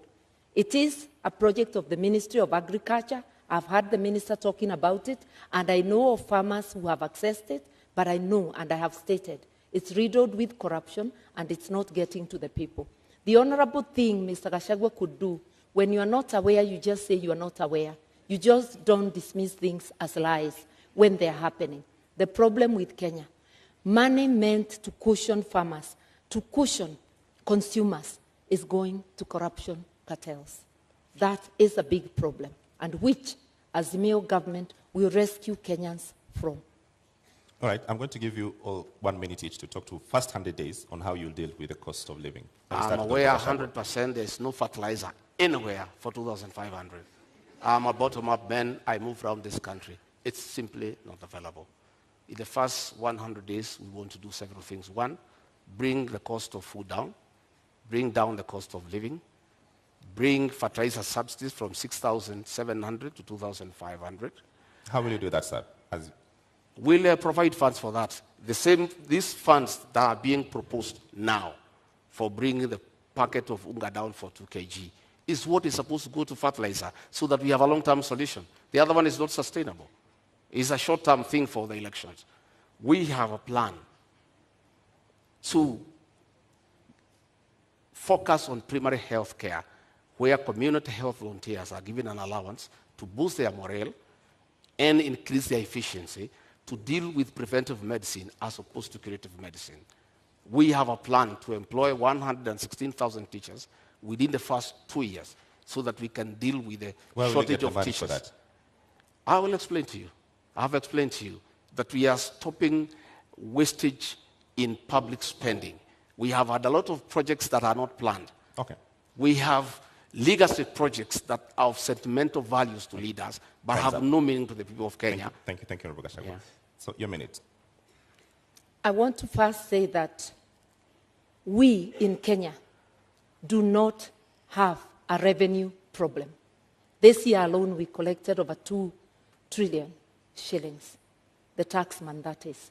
We have a problem of expenditure, non-priority expenditure. That is what we are going to curb. In relation to fertilizer, the subsidies are already in place. It's a question of ensuring they work for the people. It's ensuring that the subsidy for unga continues to the time there will be harvest. The expenditure for operation and maintenance, O&M, is over 600 billion, while salaries are at about 550. You can see operation and maintenance overshooting salaries. We will prioritize what needs to be prioritized to help Kenyans move forward. And for all the things we have said we'll do in 100 days, I have acquainted myself with the budget.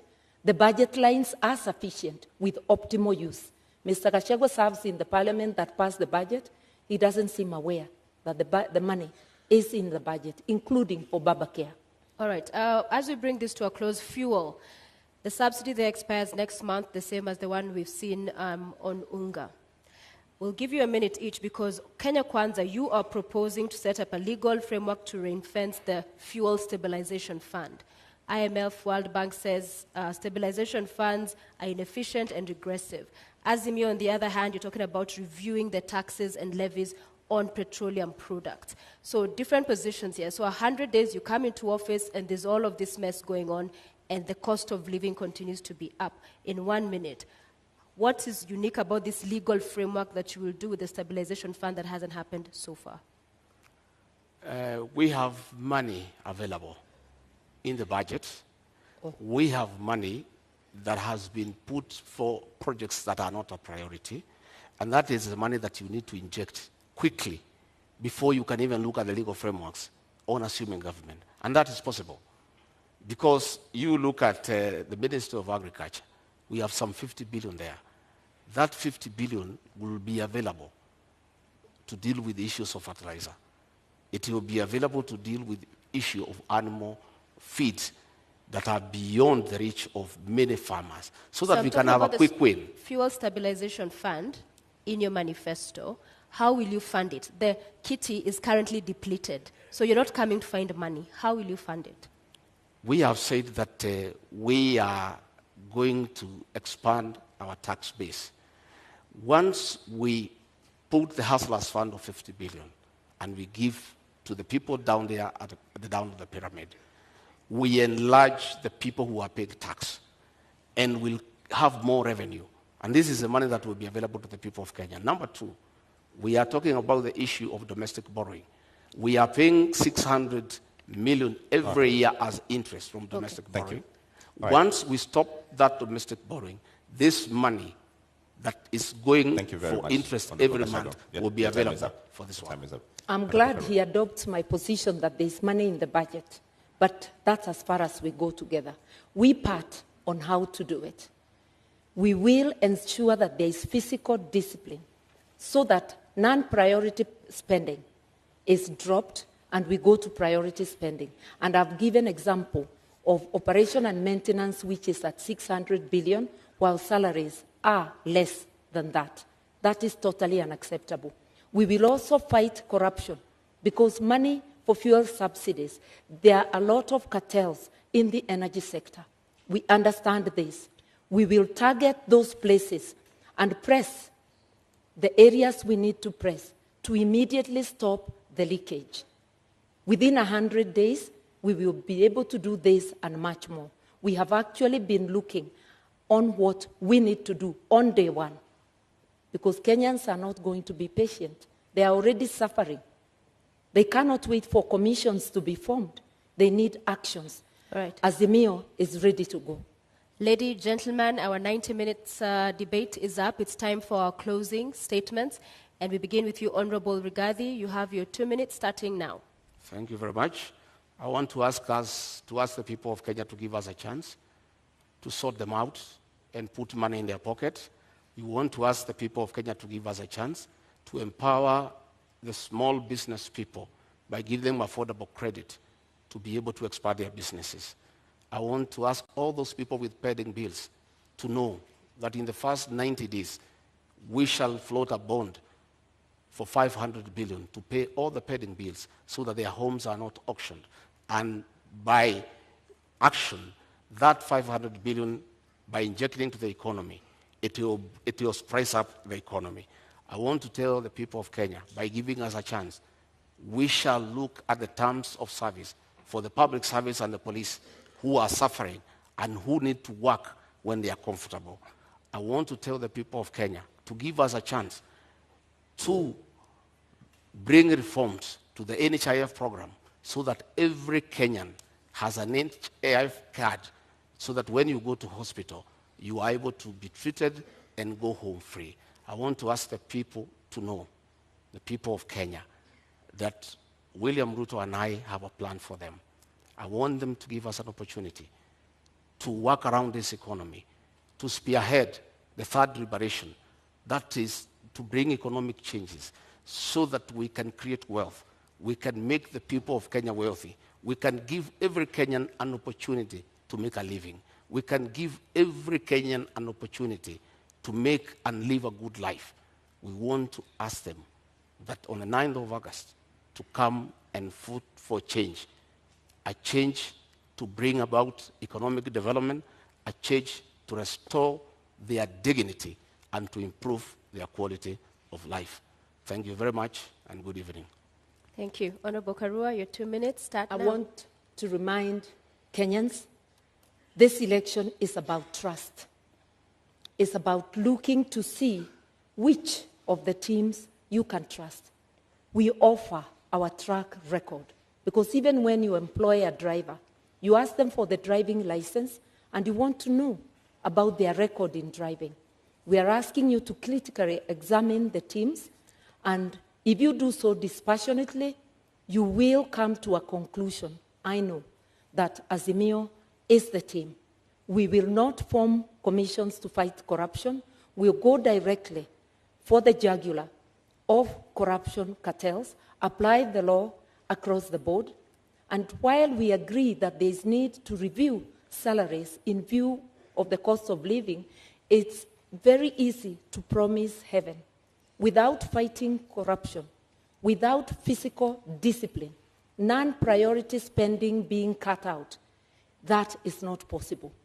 But inawezekana. With an Azimio government, we are going to do this, and together with Kenyans participating and helping us to fight corruption, we will be able to deliver our agenda to you, the 100 days agenda, and each item to reboot the economy so that Kenyans can have a decent life. While we wait to reboot the economy, for you who is unable to put food on the table, rescue is on the way. Within 3 weeks, you put an Azimio government in place, we are going to be able to send to the 2 million families that do not have any means of survival a 6,000 shilling package, which also will act as a stimulus to the economy because it gives purchasing power to 2 million families, which is like 8 million people within the country.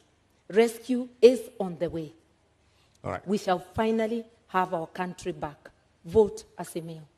All right, thank you very much, Honorable Martha Karua, Honorable Rigathi Gachagua. We've come to the end of our Deputy Presidential Debate 2022. I invite you to shake hands. Thank you very much. You've all done very well. Thank you very much.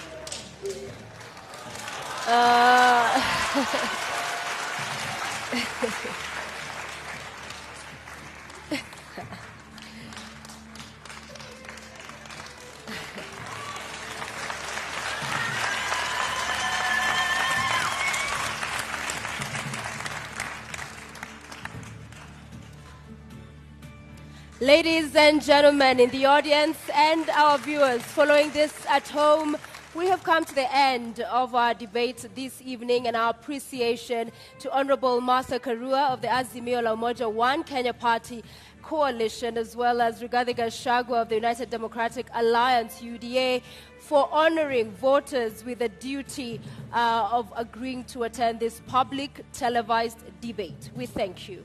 And we thank you for watching. The final of our joint national debates will come to you on Tuesday next week, when Wahiga Mwaure, Raila Odinga, William Ruto, and George Wajackoyah take this very stage in the presidential candidates debate. My name is James Maro of NTV.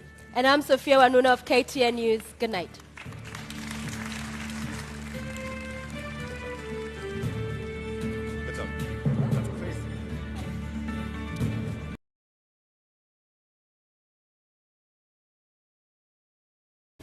Popularly known as JIR, which is now part of my official names. I am an accountant by profession, having worked in public accounting and management consultancy for a long time.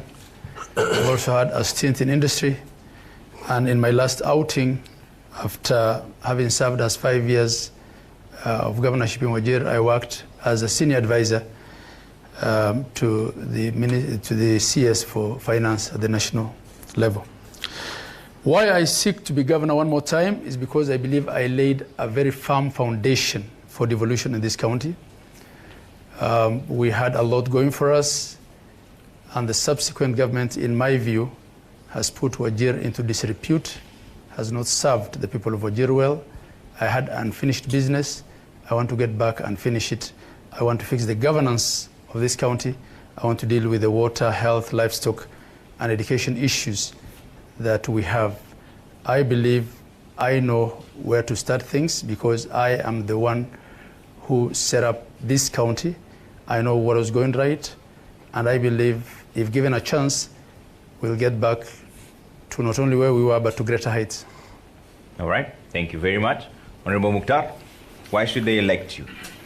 Thank you very much. First of all, I'm Ahmed Ali Mukhtar, the current Deputy Governor of Wajir, who served as the Governor of Wajir for 9 months.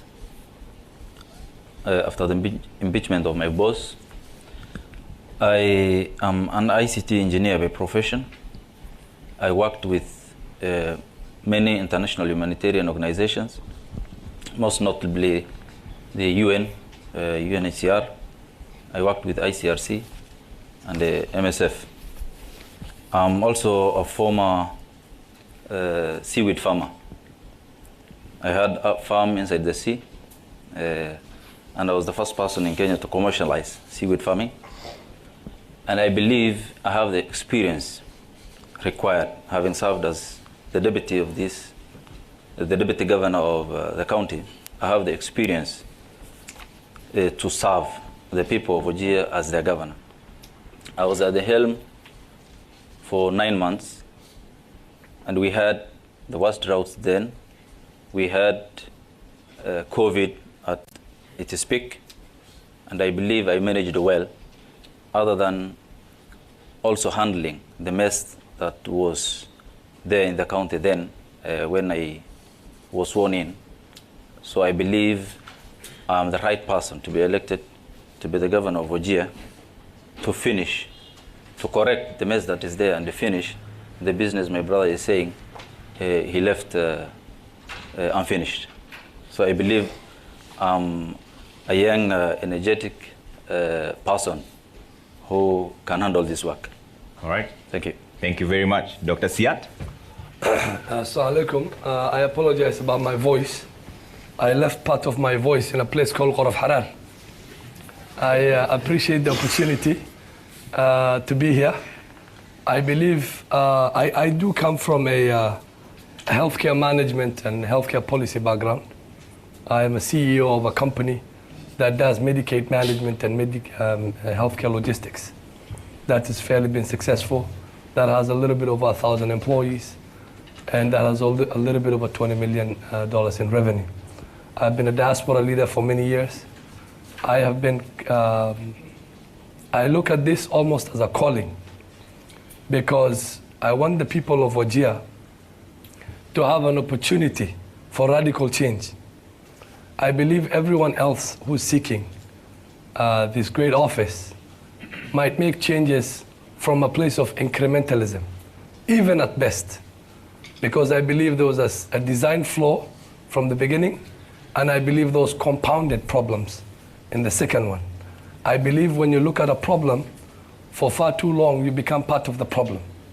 I believe Wajir needs an outsider, someone who's a true change agent, someone who can bring radical change, and someone who has not been part of the shackles of the day-to-day minutiae of a very bloated government, which Wajir is right now.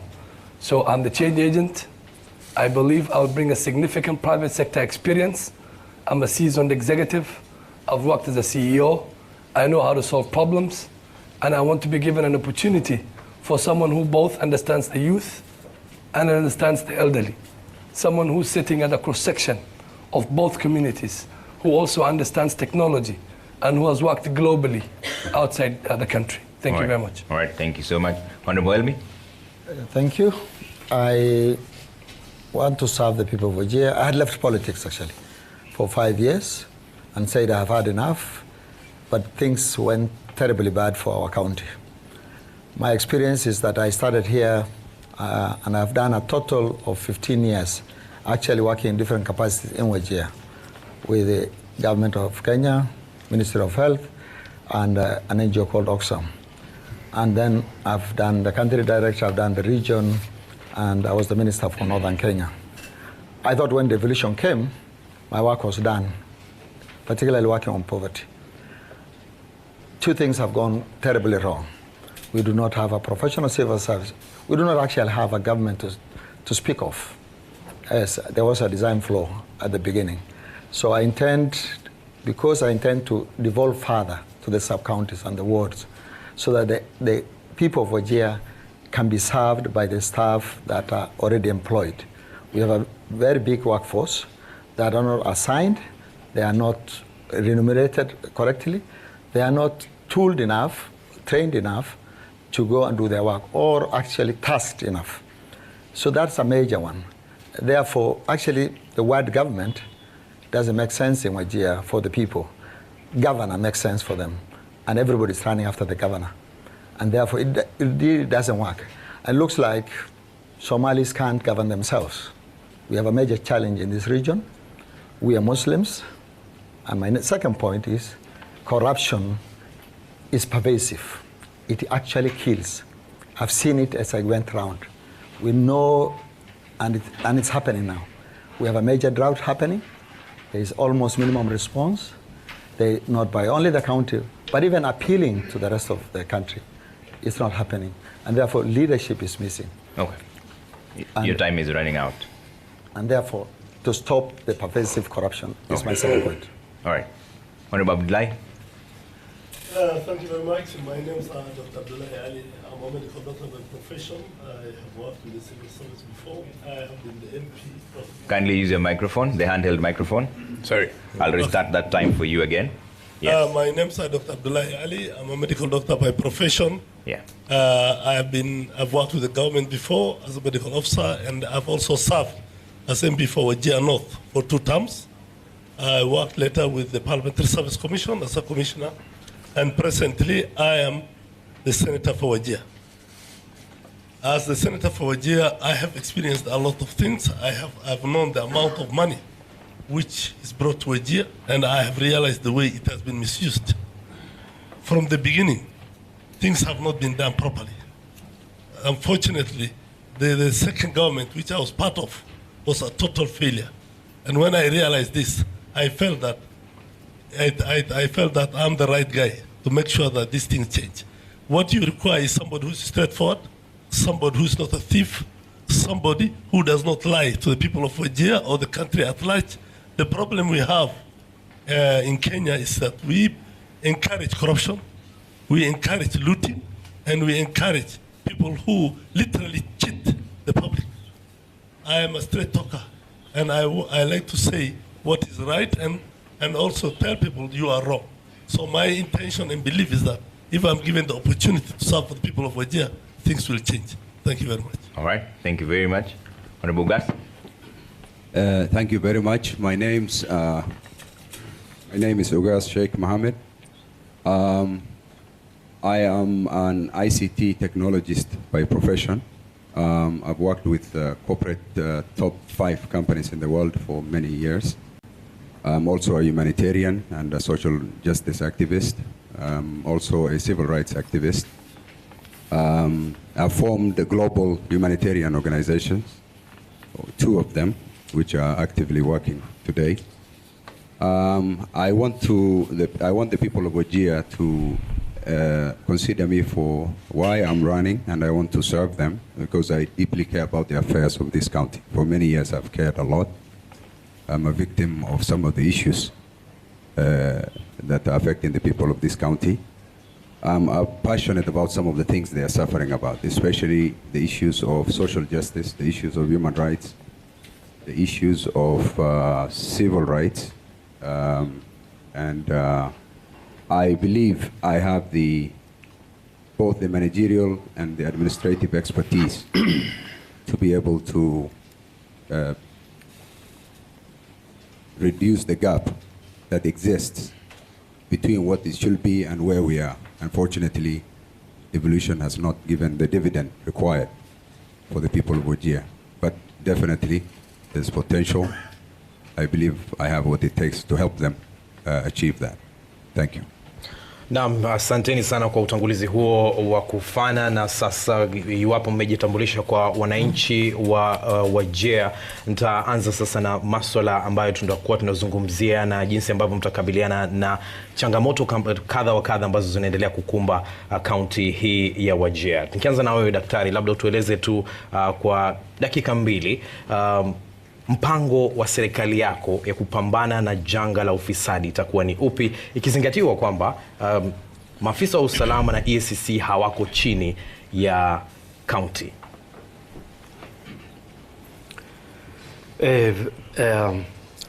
Corruption is institutionalized in Wajir. We get about 10 billion shillings a year, approximately. And there's no value for money in Wajir. The problem seems to be increasing rather than decreasing. The health sector is moribund.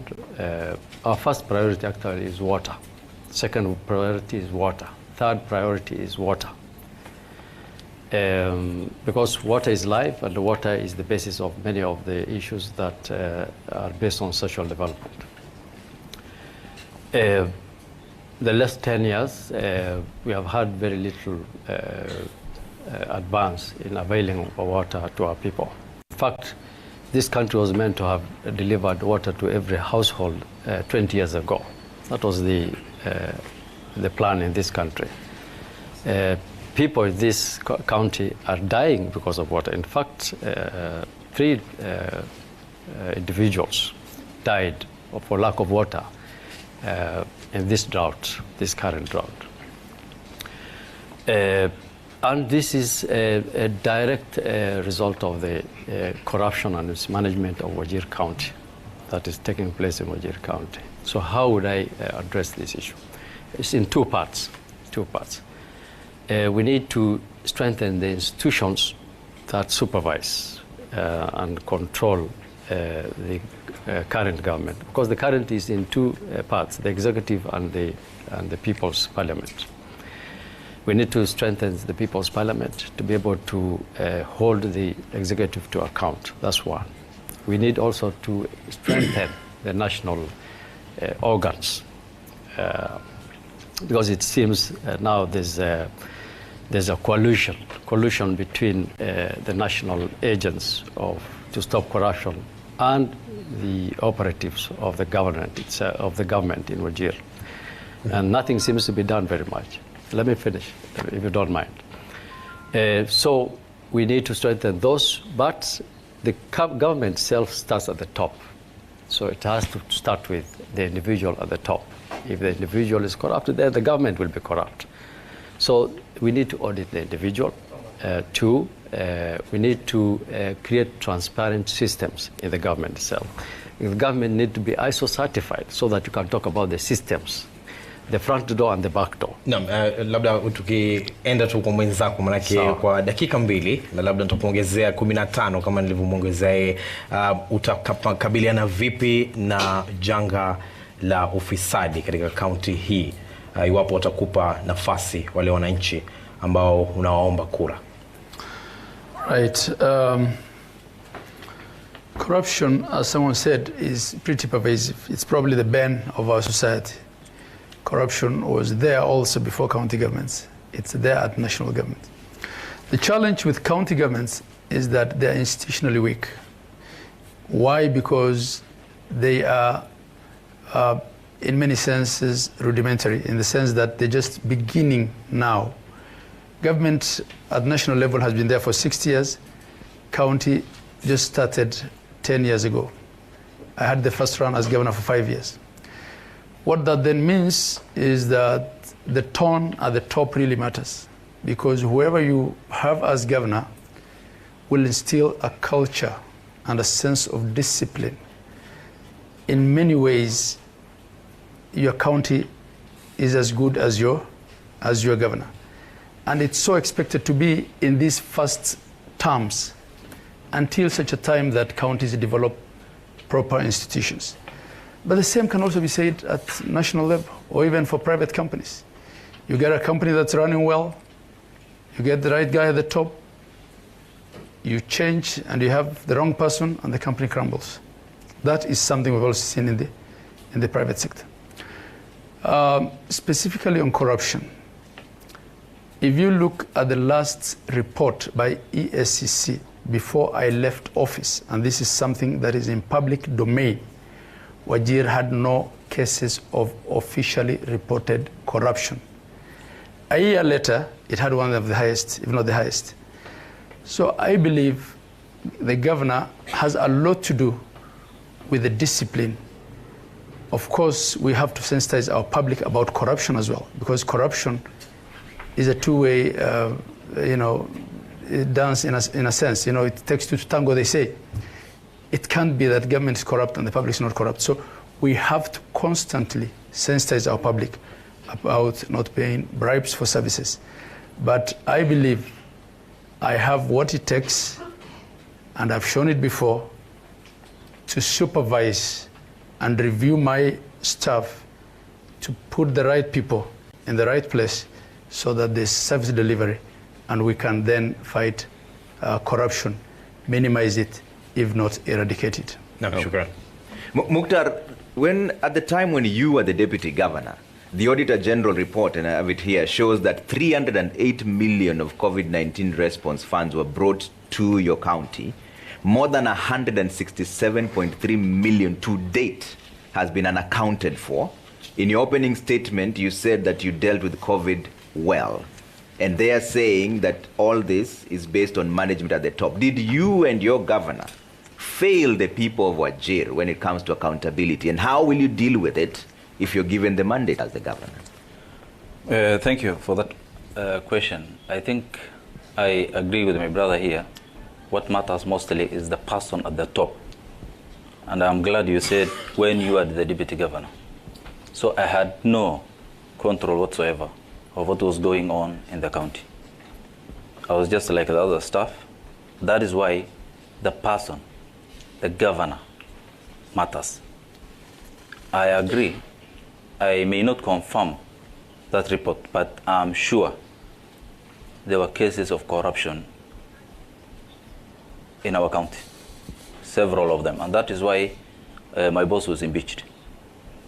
When I came in, I said I handled the issue of COVID very well.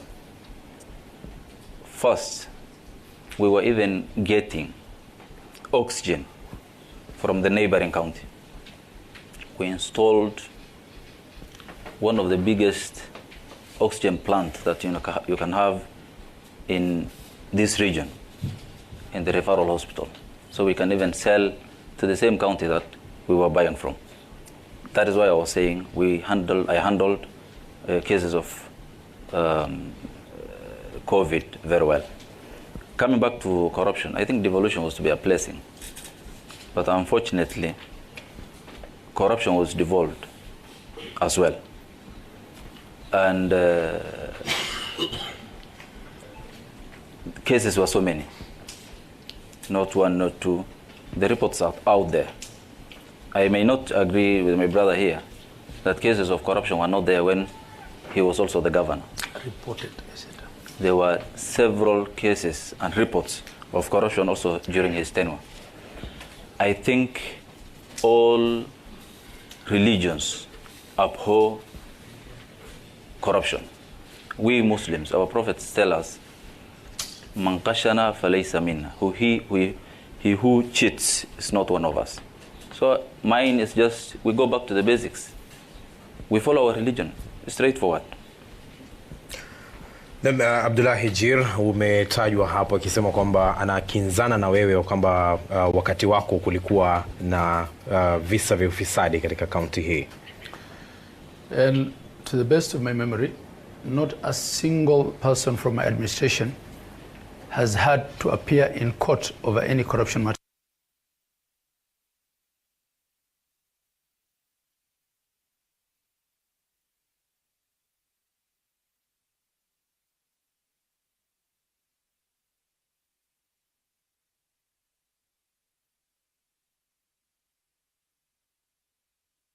To say that I can't sit from where I am and say there was absolutely no corruption.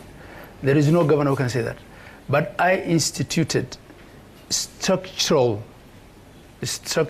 discipline and ensured that corruption is contained. I'll give you an example. One of the things that drives corruption is inability by the county government to pay pending bills. Everyone in Wajir knows that my government used to pay pending bills. Money is released, we ensure work is done, and we pay for it. Tutarejea kwa hizo za pending bills, manake ni nyingi sana ambazo ziko kwa sasa, lakini tuelekee kwake Siad Abdille ambaye labda kwa wewe utakabiliana vipi na swala la ufisadi katika kaunti hii? You know, there's a Somali saying that says if two people are not telling each other the truth, they are accompanied by dishonesty or lies. There's a lot of truths we're not telling each other. Corruption is not just endemic. It has become part of the culture. We come from a clan and a sub-clan system. There is an embedded, almost subliminal, subconscious level of an expectation of eating, especially if the governor or the senator or the MP is from your sub-clan. So we have a cultural crisis. Anybody who tells you that they would eliminate corruption in a year, anywhere in Kenya, by the way, anywhere in Kenya, is not telling the truth. But there's one thing we can do, which I plan to do. We can really minimize it. What has happened, and I agree with Governor Mukhtar, there was this corruption in both administrations. What has happened is that in the first one, there was no public records of charges. There were no charges filed. The fact that there were no charges filed doesn't mean there was no corruption. It means watu hawakushikwa, lakini kulikuwa kunaiba across the board. What we need is to really work on a cultural change. There has to be transparency. If bids are posted publicly, so that every Wajirian knows who applied for these jobs, who applied for these bids, and then you create a matrix of how the contracts were awarded. Then people can see how many relatives of the governor got the contracts. So we're having a systemic crisis. My goal is to have a 5-year plan of at least 2 things we need to do. The governor must have credibility. What do I mean by that? If you're not walking the walk, people will not trust you. If I go to Barazas and start saying, let's not be corrupt, and then my sister has 300 million contract or a billion contract, I will be doing what people say as drinking, drinking wine and preaching water. What we need here is someone who has credibility to show that. They will show accountability. We post all our bids publicly. We have transparency, which I agree the first government did better than the second one. But I will give you something else that's going on right now. In our campaigns, you can predict which government will have problems with corruption. Why? Because some of our colleagues here are in bed with contractors. They are already taking millions from individuals who are expecting to be in the next government. So 3 things we need to do. Accountability through a public process. 2, putting the money into infrastructure projects that make sense. Not just dams so you can have 10% of 500 million. Things that actually make sense. 3, hire professionally and reduce nepotism, because it's not only corruption. We have corruption, nepotism and elitism. These are the 3 things bothering this country. So I'm going to have transparency, accountability. Umekuisha kidogo, lakini Elmi, utapambana vipi na swala hili la ufisadi? Vile kila mtu amesema, or as everybody else has said, corruption is not only there, but it is pervasive. People have started believing that we can't survive without it. And it's really causing death, as I started with. Really, how to do it? As everybody else has said, credible leadership that actually will stay on the case. So that if corruption is happening, it's not happening with your knowledge, it's not happening, and everybody knows you're against it. And that there will be consequences when it appears, whether it's administrative, whether it is through the judiciary, because people are saying through the judiciary. There are administrative ways of dealing with it. If somebody is corrupt, you have enough proof. There is, in the civil service, there's a mechanism to get rid of such individuals. And therefore, then the next thing is systems. And systems, they're all in the books, whether in private sector, in government, the laws, everything is there, is to ensure that those are put in place and do not necessarily rely on the national one, and therefore devolve further. For you to do what Dr. Siad said, that put the contracts on the walls and all that, you need to devolve further so that there is public participation, so that communities can decide their priority projects, so they don't see a contractor just coming to build things. And they know that contract there, they know who is building it, and people would know. And the governor should not be part of issuing contracts, because then who do you complain to? In fact, even the CECs, which is the cabinet, should not be the ones issuing. It should be the lower cadres, and they should be somewhere to report and therefore do something about it. Then the other thing, which is really critical, is social reform. On a very serious note, I do not believe arrest and jailing people is the only way to stop corruption. We must get attitude shift. We must show it is possible to live a good life without ever being corrupt. We have good example. I talked about him, an elderly person. Everybody in Wajir knows him. It's called Haji Hassan Bulle. The year I was born, he had a letter from his boss saying, I was a major in the army, the British Army, saying that his integrity is beyond reproach. All his years he worked in Wajir, everybody knows. He's worked as head of department and he's done it. So we're saying we must have social reform. Our youth must know it is possible to not be corrupt and begin to celebrate the people who are not corrupt. There are a lot of people in the county who are not corrupt. Honorable Ibrahim Ali. Asante. Mimi nataka kujaribu kuongea Kiswahili. Shukran sana. Ufisadi vile tunaelezwa iko kwa kila mahali, iko kwa kila nyumba. Na watu wameamini ya kuwa ukuwe mwizi. Chukua mic tafadhali naomba. Wengine naona we are mic. Kila mtu watu wengi wanaamini ya kuwa ufisadi, ukifanya ufisadi na ukiiba ndio utaendelea. Na hiyo ndio ile mkosa iko kwa Kenya yote. Mimi naamini ya kuwa vile nilieleza mbeleni ya kuwa ukweli ndio muhimu. Na kama wewe ni gavana wa Wajir na hutaki kupeleka devolution mpaka mwisho, mimi nikiingia kwa hii serikali naamini ya kuwa mambo ya contract ya kutolewa kwa hii ofisi kuu itakwisha. Pesa itapelekwa mpaka mashinane, tutapatia kila ward pesa, watu waamue ile vile wanataka kutumia hiyo pesa yao. Matenda zitatolewa at the level ya wards, ndio baadaye kutoa pesa ikuja hapa peke yake. Kwa sababu sasa unaona mtu anatoa mamilioni ya pesa kwa kitu haifai. Unajenga vitu na haiwezi kutumika, faida gani? Hiyo yenyewe ndio ufisadi ile mkubwa sana. So mimi naamini tuko na pesa ya kutosha, na tukipeana vile inatakiwa, ukipatia maji kwa kila ward milioni 20, 30, 50, ukipatia upande wa health services 30, 40, 50, ikiendelea namna hiyo, na upatie sub county administrators na ward administrators wafanye kazi yao. Mtu anakaa mahali ako kwa ofisi na hakuna kazi anafanya. So kila mtu anajaribu kukimbilia hapo Wajir kutafuta contract, hata kama ni milioni 4, kama milioni 5, na unaona kila ofisi unaambiwa lipa 10%, lipa 20%.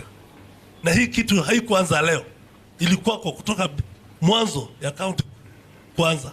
So mimi naamini ya kuwa watu wakijua yule mtu yuko huko juu, mimi naamini siku moja nilisema kwa bunge ya kuwa Uhuru awache maneno kusema corruption. Mtu akipatikana ameiba apeleke Uhuru Gardens ama Uhuru Park na apigwe risasi kama China. I know watu watasema hiyo ni extrajudicial, hiyo ni nini, lakini wa Afrika wanaogopa nguvu. So ile kitu tunataka ni kitu inaitwa benevolent dictator. Okay. Unafanya kazi na unasaidia watu. Asante. But you're, nitakuongeza dakika nyingine moja, but you're the current senator of Wajir. Your work is to oversight the county government. So did you fail in that? Which I did very well, to the extent that we impeached the governor, my brother, and he went home and the court brought him back. So the senator of Wajir has performed exemplarily. That's why he's going for the governorship. All right. Thank you very much. Let's bring in Ugas on this. What would you do to fight corruption? Thank you very much. I think the issue of corruption is, as was said, is a pandemic. It is really, and it's not exclusive to the county of Wajir. It is a problem. In fact, devolution is suffering because of corruption. I think, in my view, actually, we are suffering all the droughts and the problems because of corruption. And corruption is not only at the county, it is at the home state levels also. I think we're having issues where even the way you deal with issues within the community is essentially corrupt, the way we do things. So, as was said, I think I agree with the issue of social reform. As much as, you know, I'm going to talk about the county issues, but the issue of community requires social reform. Actually, it requires education, a lot of education, and it also requires leading by example. I think with the county, having the right person at the top, or the tone at the top, as was said, I think that is very significant because it shows that you can get things without having to bribe anybody, okay? And I think that's what we need to lead. As somebody who believes in social justice and somebody who really cares about the people, I believe at the end of the day, if you do right by the people, if you do not because you want, you know, and I'm going to talk about lifestyle audits and those things, so that we essentially ensure, you know, leadership who are actually gaining resources at the expense of the people.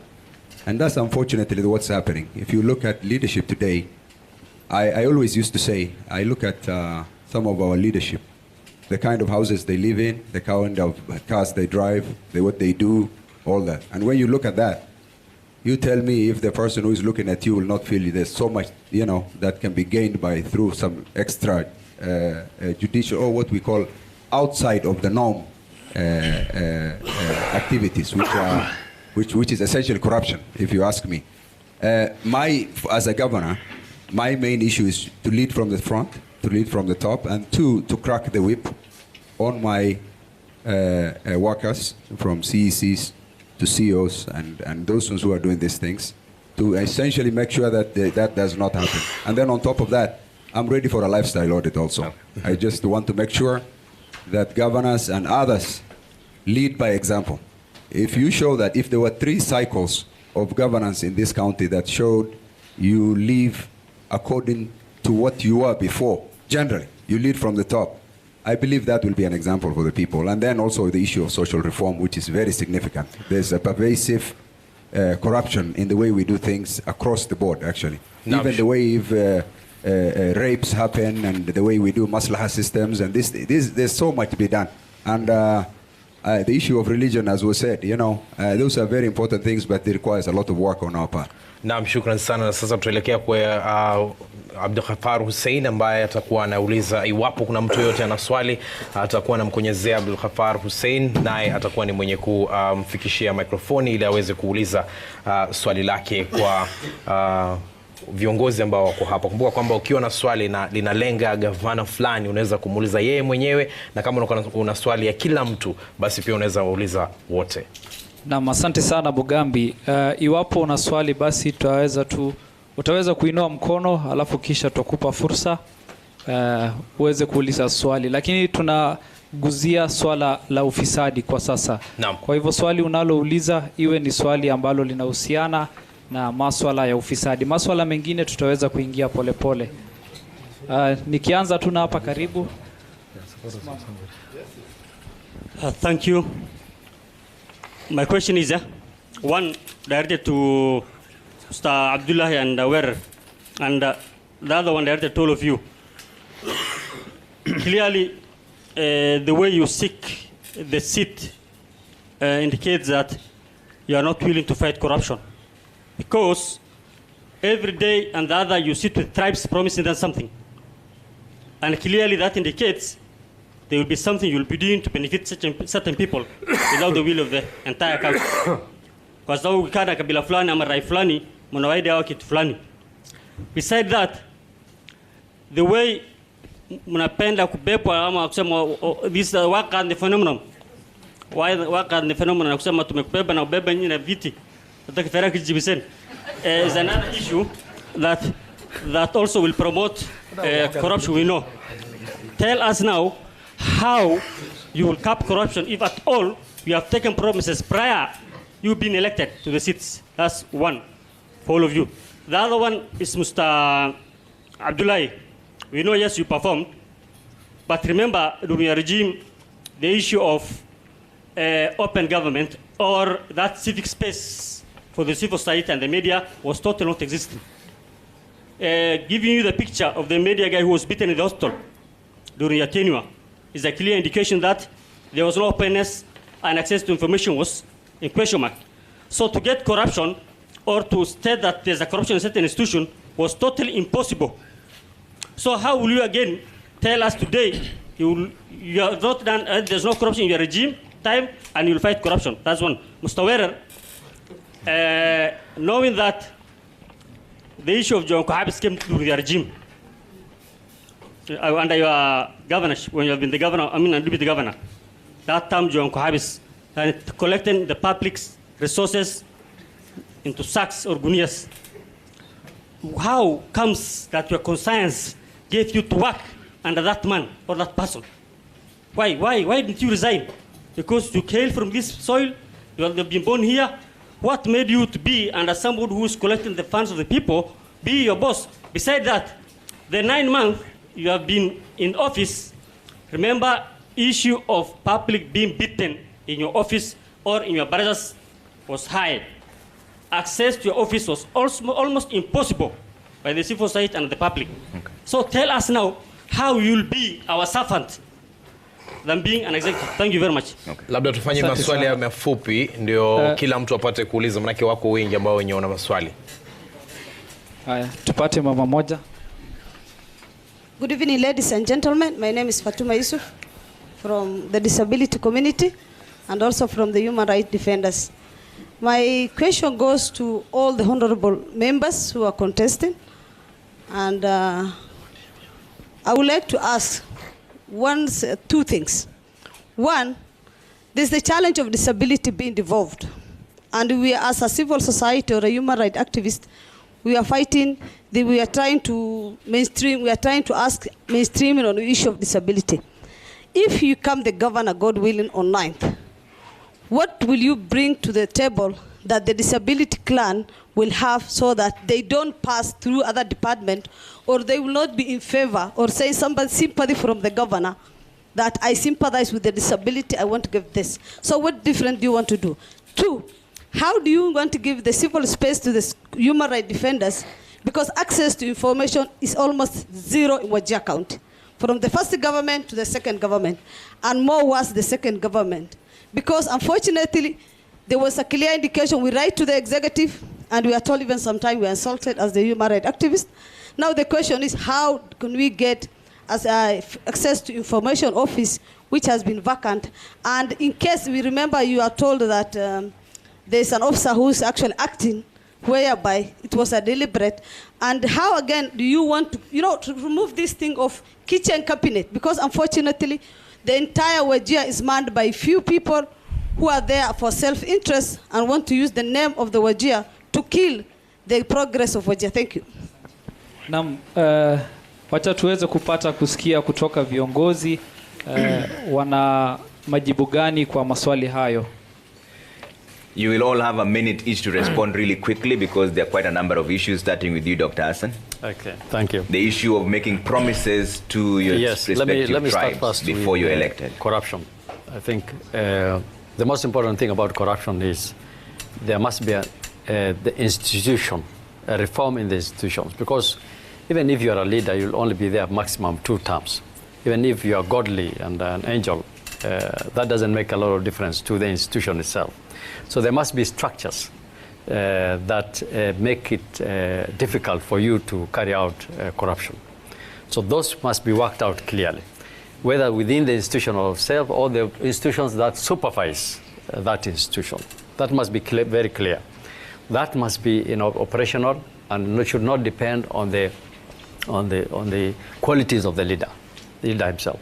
Of course, it's important that the leader is not corrupt, but the institutions live long after that leader, and there must be a system for that. So that is one.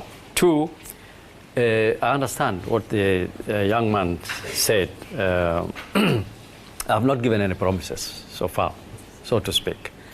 I want to make it clear that mine will be an efficient, small, people-responsive government. Okay.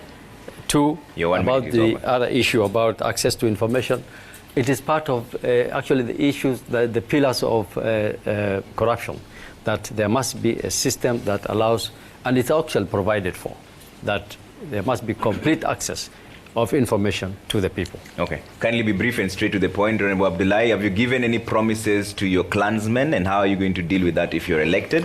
There was also a concern in terms of press freedom.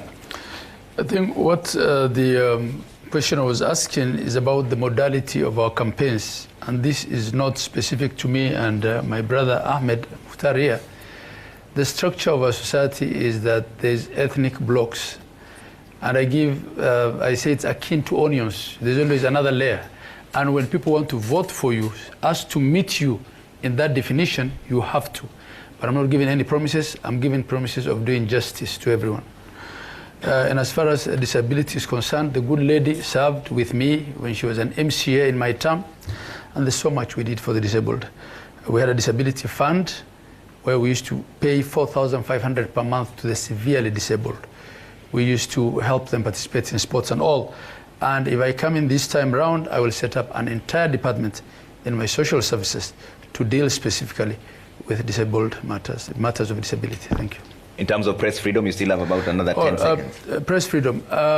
I used to give access myself as governor, my ministers, we will be asked, and there's so much allegations that were made about us in the media. We responded to them, we'll do the same.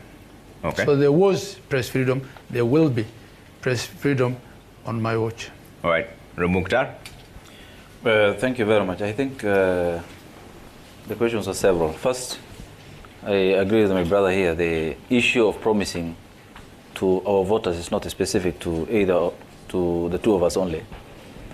And that which he raised is just an allegation. He can't tell us who we promised what. But definitely, what we are promising to the people of Wajir is service delivery and fairness to all. If there was any promise personally I made, and I will not shy away from telling the people of Wajir and the Kenya is the promise I made this morning to the minorities within us. These are people who are part of us and have been neglected for the last 9 years in the county. I promised I will work with them and they will get their fair share when it comes to the government I will be forming. We'll add Other you one more promises I minute. personally don't know. We'll add you 1 more minute because there's a direct question. Why didn't you resign? Sure. I'm also coming to that. I think I was elected together with the ambassador. I had the mandate of the people, and I'm not a quitter. I never wanted just to resign to make life difficult for the people of Wajir when the governor was impeached. I know you know what is happening in Nairobi. The whole county was taken over by Uhuru and some military guys. I don't know where he brought them from. So that is not what I wanted to happen also in Wajir. So I never quit. And he will agree with me. If I quitted when the governor was impeached, you will have gone to an early campaign and elections that will have caused much, disarray and problems to the people of Wajir. When it comes to the issue of the PWD, in the 9 months I was there, I'm glad my brother set up a foundation, a good foundation when it comes to the issues of disability. I reactivated that and made sure during that 9 months, I came at the end of a financial year. I made sure I paid the money they were paid for that year. And the new financial year that I was there for like 6 months, I also made sure it was in their bank accounts. No. So, asante sana. Labda ukitueleza siat nawe kwako uta. I want to move quickly to the physically challenged individuals question. But before let me just say quickly something about corruption. Look, there are promises that have been made. I haven't made any direct promise to an individual or even a clan. My promise has been radical change. However, every governor, irrespective of who wins on this table, is going to have to deal with the fact that you have to at least have your government be inclusive. Because subconsciously, as I said, we are a cluster of clans or sub-clans. If I purely give jobs on merit-based assignments, if we just practice meritocracy, people will not see us to be fair. Even if the government worked, people will say Clan X has been left out, Clan Y has been left out. So what I am looking to do is a blended government. Take the best of the people I can get, but still be inclusive of all the clans. Because the problem has been, even in the endemic corruption, some have been left out, right? So we need to be inclusive. Part of the problem in Wajir, especially of minority communities, they've been left out of government. There are some clans that don't even have a janitor, even a cleaner, even a sweeper at the county. So we have to think about including everyone. Now, some of the corruption that had happened in the past, these are huge sums of monies. We're talking about 10 billion, maybe even 3 to 4 billion a year that have been unaccounted for. The difference between decent counties and counties like Wajir that are in shambles is the level of corruption. It's not an absence or a present issue. It's an issue of what percentage of your county is corrupt. So we need to start working on reducing corruption before we can think about eliminating it. We have to reduce it, and that comes from accountability. Quickly, I want to talk to my sister. First, I would love to work on, one of the divisions of my company is the home healthcare division that deals with individuals who are physically and mentally challenged. I discourage the word disability. Nobody is disabled, right? So we have a stigma problem. We're in a society that stigmatizes people. I want to start working on a public awareness campaign, not to see individuals who are either physically challenged or mentally challenged as disabled, because they can be productive persons of society. So I want to work on apprenticeship programs to make them useful. Because when you have a gainful employment, you have self-esteem. You feel good about yourselves. Right now, Somalis, we have this culture of giving people nicknames because of a physical disability or a mental disability. So I'm going to have any buildings that are built by my county will have physical access of wheelchairs so that the person can use the bathroom or the washing rooms with bathrooms. I'm going to make... But this is, I just want to say one more minute. Apprenticeships, jobs for individuals, and making sure there's healthcare service for individuals who are challenged. Daktari Elmi, swala la ahadi za kikabila na wale ambao wanaishi na ulemavu. Maswali ambayo yamekuwa... Yes, we make promises. I've been making very generic promises that this is what you'll expect from my government. That it will be a devolved government, and every department you will have an expectation of their functions, it will be known. And that also is to kill the corruption. Disability, I think the best standards are known in our law. Even the percent of jobs they should get is there. Our building, now it's in the law, how public places should have disability access. So all those things, that will provide. But in addition to that, I do believe the service, there is no private sector service for disability, just for crutches, for wheelchairs and that. And therefore I intend to establish minimum at every sub-county workshops just to support. Because with one break of a caliper, somebody is completely put at home. And I agree with Dr. Siad. Disability is not inability. We do have deaf school here in Wajir, secondary school. And you cannot believe the talent that is there. And finally, I think the access to information, it should be part of fighting corruption. It should be part of making the government efficient, because people should know what they expect. And if they don't, there must be a mechanism in which they can raise it with somebody in authority that can sort it out. And lastly, the person who said a few people run the government who are actually outside the government.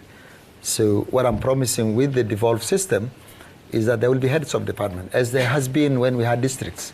Before devolution, we had districts run by DCs, MOH, veterinary officer, and they ran, and then the province came to supervise. The famous provincial tours. So we will have that the top guys, the CECs, the chief officers, the governor, and together with the members of parliament and MCS, will be visiting periodically to check the work plans, how it's going. But you can't have it all run from the bag of a governor. Na kwako Ibrahim Ali, labda swala hilo la ahadi za kikabila wanaoishi na ulemavu na vile kabisa sauti za wanaharakati zitasikika katika serikali yako. Chukua mic tafadhali. Thank you very much. First, let me start with the one of the physical challenge. As we've already been told, the first government has started something. What I will do is I will just make sure that I add more to it. The problem we have in Wajir is that we have devolved from the national level to the county headquarters. And there's nothing which moves from here to the wards. So what you're supposed to do with my government, I'll make sure that we change that and we devolve everything from the county to the sub-county to the wards. And the issue of the physical challenge, the issue of women and youth, I will have a department or a ministry for that matter which will deal with those ones only. And that one I have promised in my campaign. If others have not promised anything, I did that, and I will not hide that. Number two, there's an issue of promises or certificates, as that young man put it. People go to certain communities and you're given certificates. That's already corruption. Okay? You're told, tumekubeba, in your certificate. So and so, Clan X has given you a certificate. Kalambi has given you a certificate. And that one is you go to certain individuals and you get certificates for that. So that itself is corruption, and I will urge my friends and colleagues here not to practice that anymore. Go campaign with the people and get what you want to get. The other issue is this. I think that is specific to Elmi. Don't say that. No, me, I have never been given any certificate. Don't say all of us. Two, the other thing which perpetuates corruption is contractors, as has been said before. Some people are being funded by 2, 3, 4 contractors. Why are they funding you? So that you give it back. So if you see any governor who contractors are running around him and giving out money, please run away from that contractor, because you are not going to get anything from this county. When the county comes and he is given that position, the money will go back to that same place. Swala la walemavu kwa sekunde 30. Nimesema labda swala la wale wanaharakati. Wanaharakati. As I told you from the beginning, I am open, straightforward, and very truthful. I will make sure that the media have their space and they get what they want. Information has to be provided. It's a must, it's the law. Thank you very much. Shukran sana. Ugas. Thank you very much. The issue of promises to clansmen, it is a campaign platform. I think especially what I find is that exclusion of especially minorities and certain groups from government employment as well as resources is there. So we may make a promise here and there on those, but generally I abhor myself. I abhor the idea that you're going to be, I give you finance chief officer today, or I give you that. I think that one, because what it does is actually it creates mediocrity in terms of who you're hiring. You may not find the right person there. So it actually limits you to a point where you're not able to actually achieve what you want to achieve. So I think that one is very limiting and it's dangerous to a certain extent. On the issue of persons living with disabilities, I know the word is there. I understand the connotations and the stigma associated with it, but at the same time, that's what the law and everything reads as we speak today. It's a social justice issue for me. One of the things I want to introduce in this county is what we call service portals, for example, for technology use. I want to register these people. In fact, I want to register all underprivileged groups in a platform. And once I register them, I want to actually direct resources and services through that. Whether that comes directly from the county government, or it comes from national government, or it comes from NGOs, that's what I want to do. So the issue of the disability fund is very attractive. I also have an orphan fund, which I want to create. I have several things I want to create. Some of them might not come from county government. It may come from other sectors, donors, and other well-wishers. But at the end of the day, we want to make sure that those underprivileged groups are sufficiently addressed. Okay. On the issue of access to information is a legal requirement, as well as the fact is that the issue of corruption likes darkness and obscurity. So one of the things I really want to do is you have to be open in order to reduce corruption. And I want to see that we are open with the media as well as even the social, the activist groups, so they know exactly what's happening. And they help you in the governance of the county. Okay. We want to give the audience a chance to ask as many questions as possible, but we are limited for time. So we will come to each and every candidate to give you 2 minutes each to respond to 2 questions. Starting from Dr. Hassan, how will you deal with security issues? That is all good. If you choose to go there, then if it doesn't come to you, that's fine. Let's start with Ugas. Security issues and climate change and disaster management. 2 minutes. 1 minute to deal with how will you deal with security issues around Wajir, and the other minute, climate change and disaster management. Thank you very much. I think those are very pertinent questions. On the issue of security, security is a national function. It's not a county function, first of all. But at the same time, the local setup, I think the community and the county understands it much better than national government. And therefore, my role as the governor and as the county government will be to assist the national government to deal with the issues of insecurity. Insecurity begins with actually making sure there's cohesion among the community clans. And actually it's also a tone at the top. If you lead by example, by trying to be a unifier as opposed to somebody who wants to make sure, communities are always in constant friction. Being a unifier itself helps a lot. That's the tone at the top. And number two, also equitable distribution of resources also has a factor with security, because friction is caused by issues of resources. There's another issue, friction and clan conflicts and those things. Of course, we're talking about internal security and external threats and security. On external issues, there's neighborliness, good neighborliness with external actors and communities. You invest in those things. And of course, you have to help the national government apparatus that exist within the county by helping them with the little resources you have, and also align the community to work with them. So I think at the end of the day, those are some of the key things that need to be done. You need to, the security department also with the county to help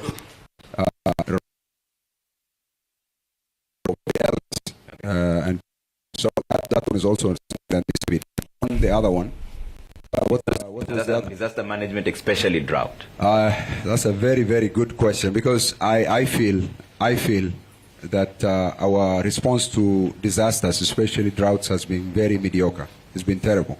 As a matter of fact, one of the things that really bothered me was the latest one, really, and I've mentioned it so many times. What I found out is that in the last episode, which was one of the worst droughts we've seen, that has been a serious threat not only to livestock but people's lives, in essence. And actually, we've lost the most livestock probably ever in the last 2-3 years. One of the things I've realized, the government has completely has not responded to those issues and has left the people to their own misery. So what I feel is that, first of all, climate change in general requires a serious education issue for our communities to actually readapt to how they deal with the issues. You can't behave the same way you were behaving 100 years ago and expect results today, because climate change has affected, there's some serious droughts that are happening. So we need to do some lifestyle changes, first of all, education, come up with new methodologies to actually deal with those things. Number two, I believe our response mechanisms, that's some of the things we have serious control on, is the issues of how do we respond to droughts, for example. Before they happen and after they happen. I think I need to, actually, one of my targets is to put a task force together with experts to come up with some specifics, what we call template issues. Design something that will work. Thank you very much. Your time is up for that. And we will just go to Ibrahim. Thank you very much. On the issue of security, as it has been stated, it's a national issue. But we have a very serious security problem in the county itself. One is international. There's terrorism. The only thing we can do is talk to our people about de-radicalization and the issue of terrorism. And that we should start from primary school, madrasas, duxis, all up to secondary school level. The other one is local, and this local is across counties, like Marsabit, Isiolo. Those are the two serious ones most of the time. For these two, usually we are able to solve it if we do the right thing. Before you go there, you send elders to go and talk to the elders on the other side. And you agree that we have this problem, please accommodate us. If it is done properly and fairly, it can be handled. And I intend to do that. Issue of climate change is a very serious issue. It's an international issue. If I tell you that I will be able to do this and that in this county alone, I might not manage. Even the Kenya government has its own problem. But we will encourage what we used to do a long time ago when we were in school, primary school, called the 4K clubs and planting of trees and those issues. The other one is range management. We still believe that we need to have 1,000 cows, 1,000 camel, and that. People have to be educated on that. The livestock station officers have to do their work to tell people that this is not sustainable. Number three, cutting trees for firewood and these things. You have, people have no alternative, but you try and educate them on that.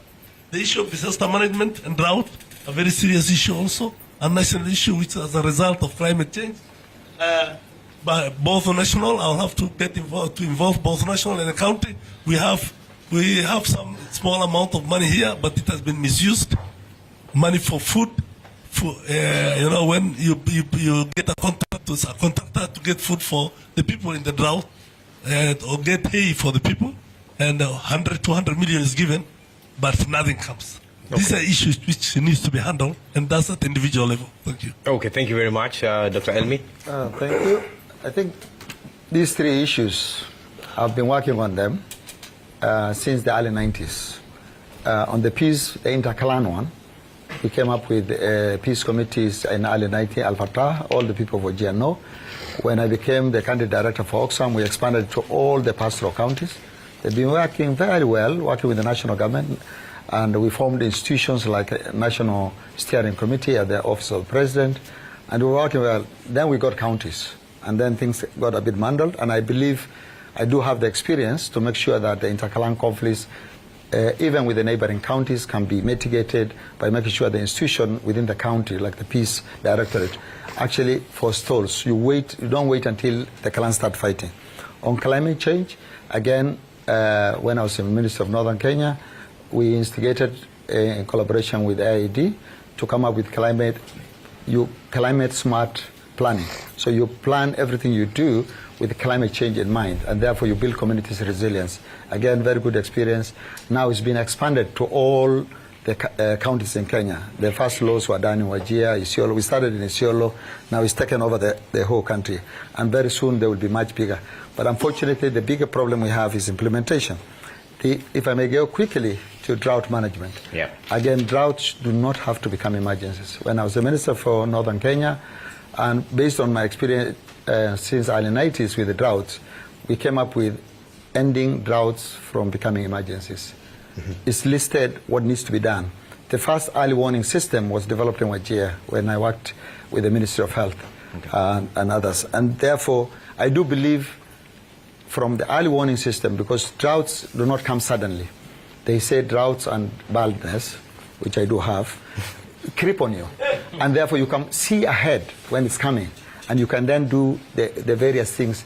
And the packages to be done at every stage is there. So that's why I was saying corruption kills. If we did what we had to do, because rain failed, nobody should die. Our livestock should not die. We should have fodder banks. Thank you very much. Your time is up on that, Dr. Siad. You know what? I agree with a lot of what has been said. Quickly, I want to say to my colleague, my friend Senator Cabaretta, Dr. Cabaretta, not to worry too much about these certificates, because to be realistic, we don't live in a modern democracy. We don't live in a country where you just get a billboard, a website, and you hit the road to go get votes. We live in a democracy that's blended with ethnicity. So we have to get votes. So being given a certificate by one community or another is not really corruption. We're not paying them to give them to us. This is just how we harvest votes. And he knows that because his deputies from another community. We just bring votes together. So that's not a really big crisis. Let me move on to these really two important issues. Security is not just national. That is actually somewhat of a myth. The governor has a huge role on security.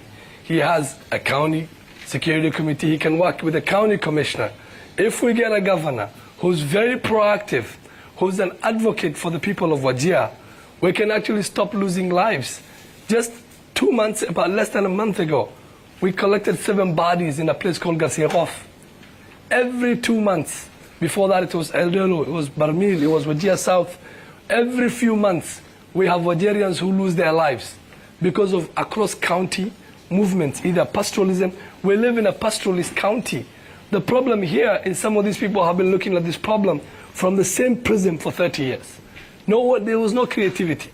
They're looking at the same ways of doing things. What we need is to start using technology. For instance, I've advocated for drone technology. It's not that expensive to put drones on our borders to track the movements of our pastoralists. Where are they going for pasture? Where are they going for water? Then we can predict which governor to work with. We need to have a strong interpastoralist county governments. We know where our problems are. Marsabit, Isiolo, Garissa, Mandera. We know where our problems are. We know where our people are going. And we know why they're going there. Because they don't have water and pasture. So we need to have technology. I'm going to have ear tags for our livestock. I'm going to have drones on the borders. And I'm going to be very active in talking to the other governors from those counties almost on a bi-weekly. Every week, I'd like to have a conference call with the governor of Marsabit. So if my people move there, they are safe. If his people move to me, they are safe. The same thing with the Isiolo. Then we need to have an inter-county leadership, community leadership forum that's inclusive of all clans. Because our clans actually have some benefit if they're used for good purposes, which is conflict resolution. Our elders are good. So if elders from Wajir South, our people from West go grazing there, you give them heads up. And you see we have people moving from West to South. Can you please cater for them? Give them water. So that's what we need to do. On this issue, and perhaps we can climate change. Just one very briefly, because we've very consumed a lot of time on that briefly. one. Okay. We need to modernize our pastoralism. We can't sustain the way we live, and we need to have a reforestation program for us to get more rainwater. Ahmed. Thank you very much. I think the issue of security can be national, but still we have a lot to contribute to. Every one of us has the responsibility to contribute to the security of our county and the nation at large. First, as a governor, I will supplement, I will complement the work done by the security apparatus. I heard one of my colleagues mentioning the same.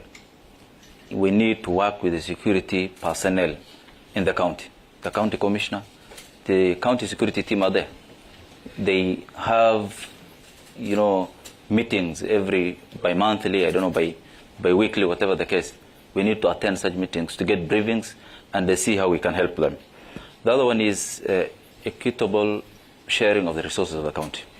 Our actions sometimes contribute to insecurity in the county. When you don't give, just like what I mentioned, when you leave a whole population, a whole percentage of the county out of the resources of the county, like the minorities, definitely you will face issues of insecurity. The youth, the ladies, these elderly men will all be idle. Then they have nothing else to do. They will have to commit crimes to make a living. So we need to make sure we share the resources of the county equitably. Then the other one is youth engagement. We have programs for the youth. We'll definitely create jobs for our youths. I'm sure the county can't absorb the population we have. This county is has a big youth population. We can't absorb them all, but we need to create the environment where they can create their own jobs. On the issue of climate change also is the action of man.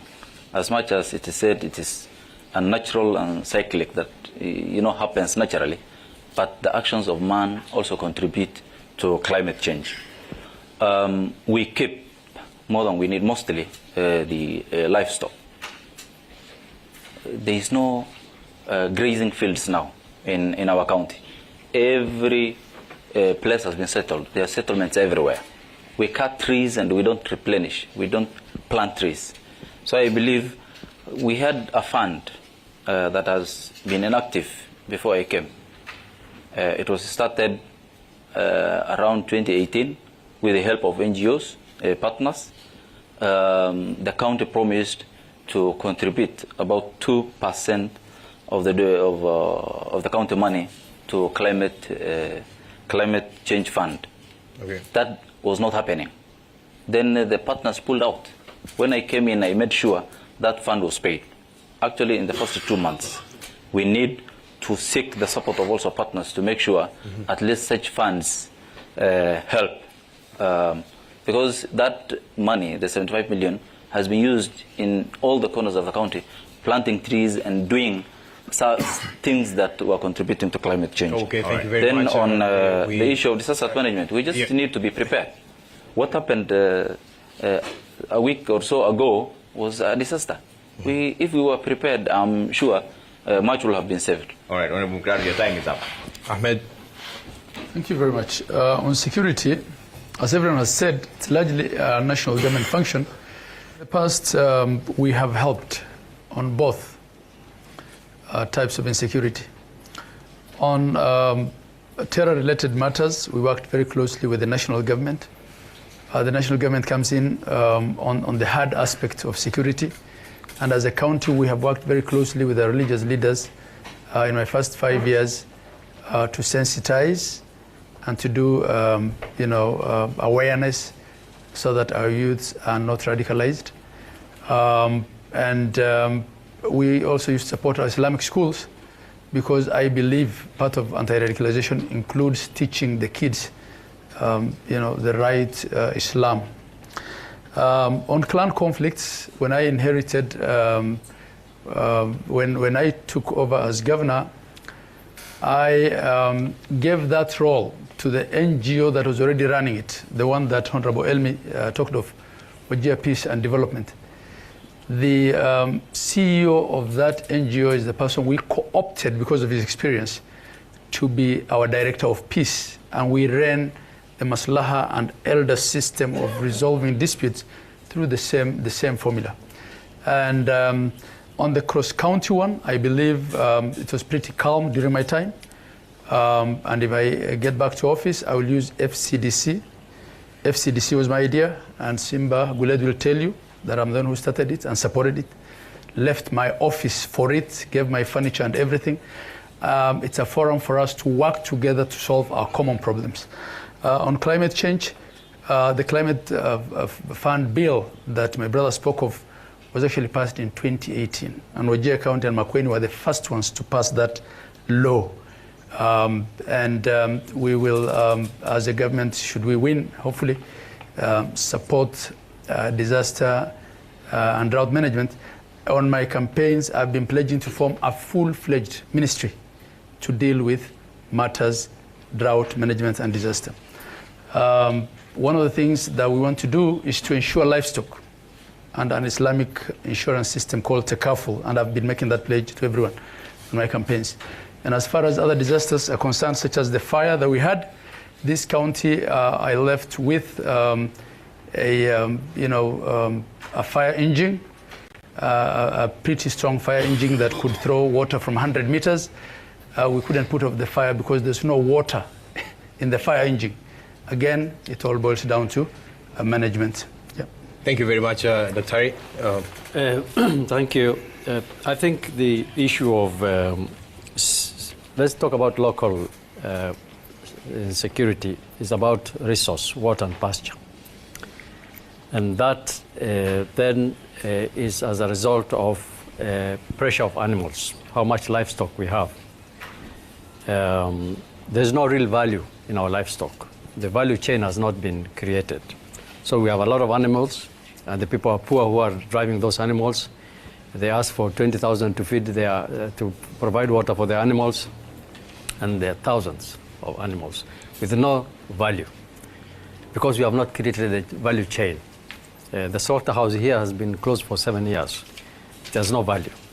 So we must create first the value chain so that our people can benefit from the animal livestock industry. 2, we must reduce our animals so that we reduce the pressure on the land.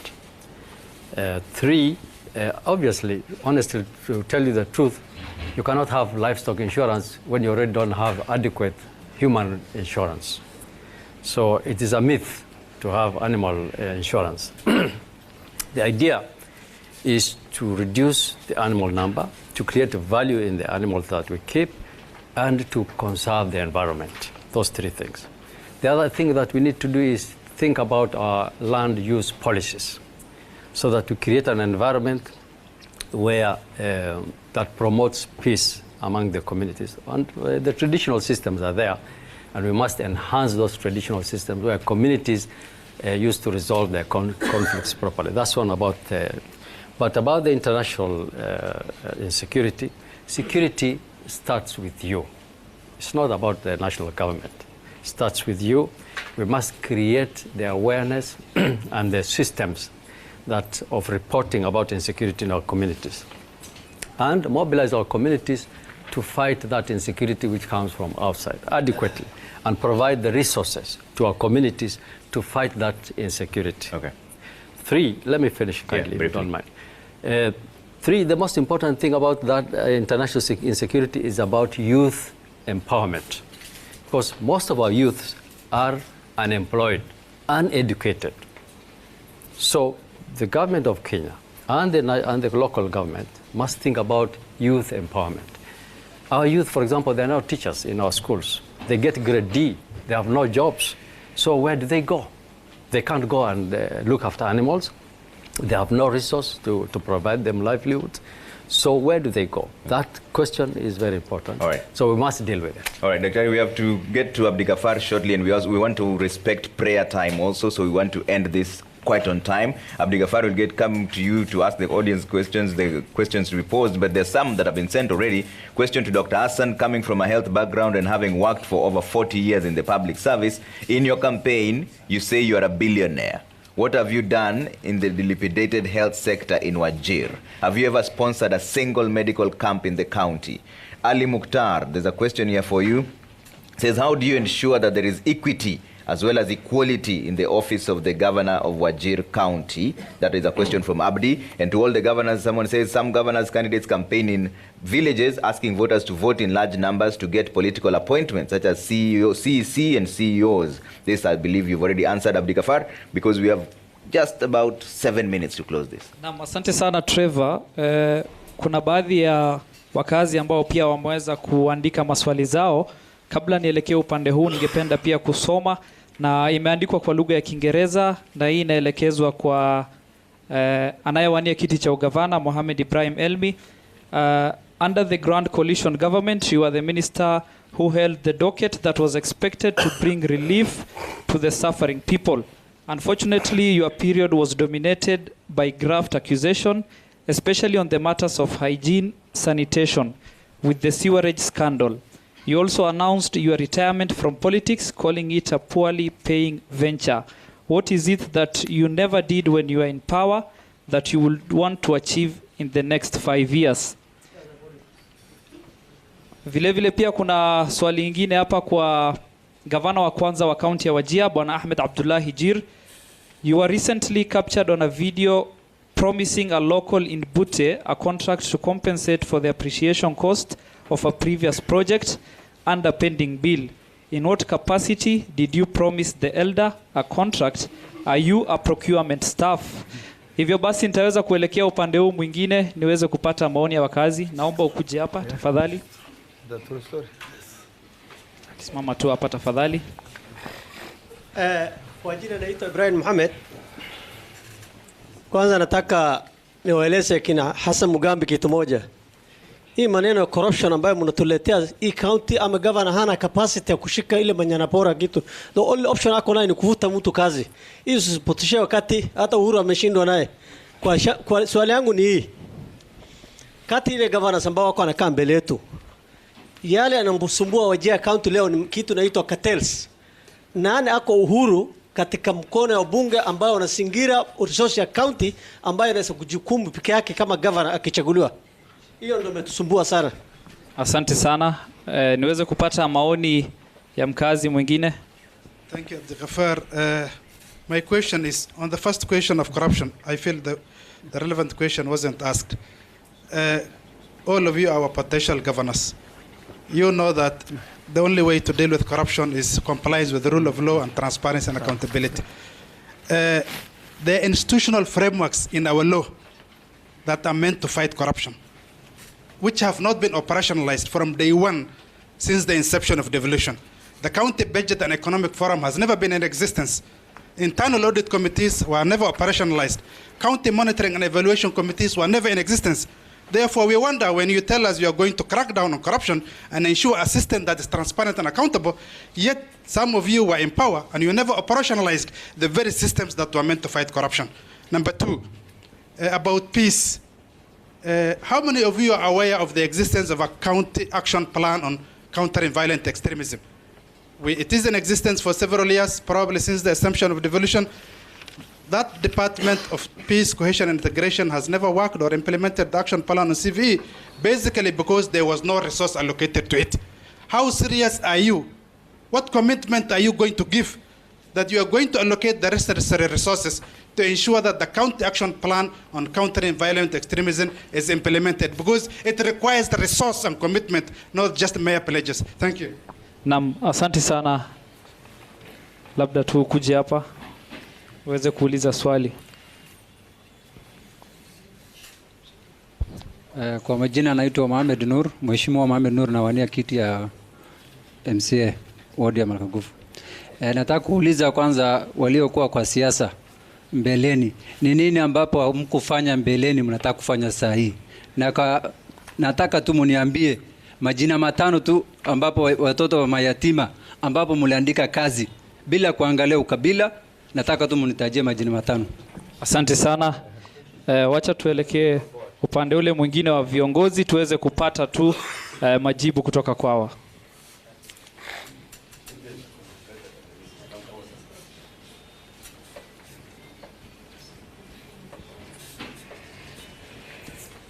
Na kuna maswali ambayo tulikuwa tumeuliza, kwa hivyo tungependa wale ambao walikuwa wakielekezewa swali hilo waweze kulijibu, alafu kisha baadaye swali ambalo limeulizwa magavana wote pia waweze kujibu. Tukianza na Gavana Ahmed Jir, kuna maswali ambayo umeulizwa.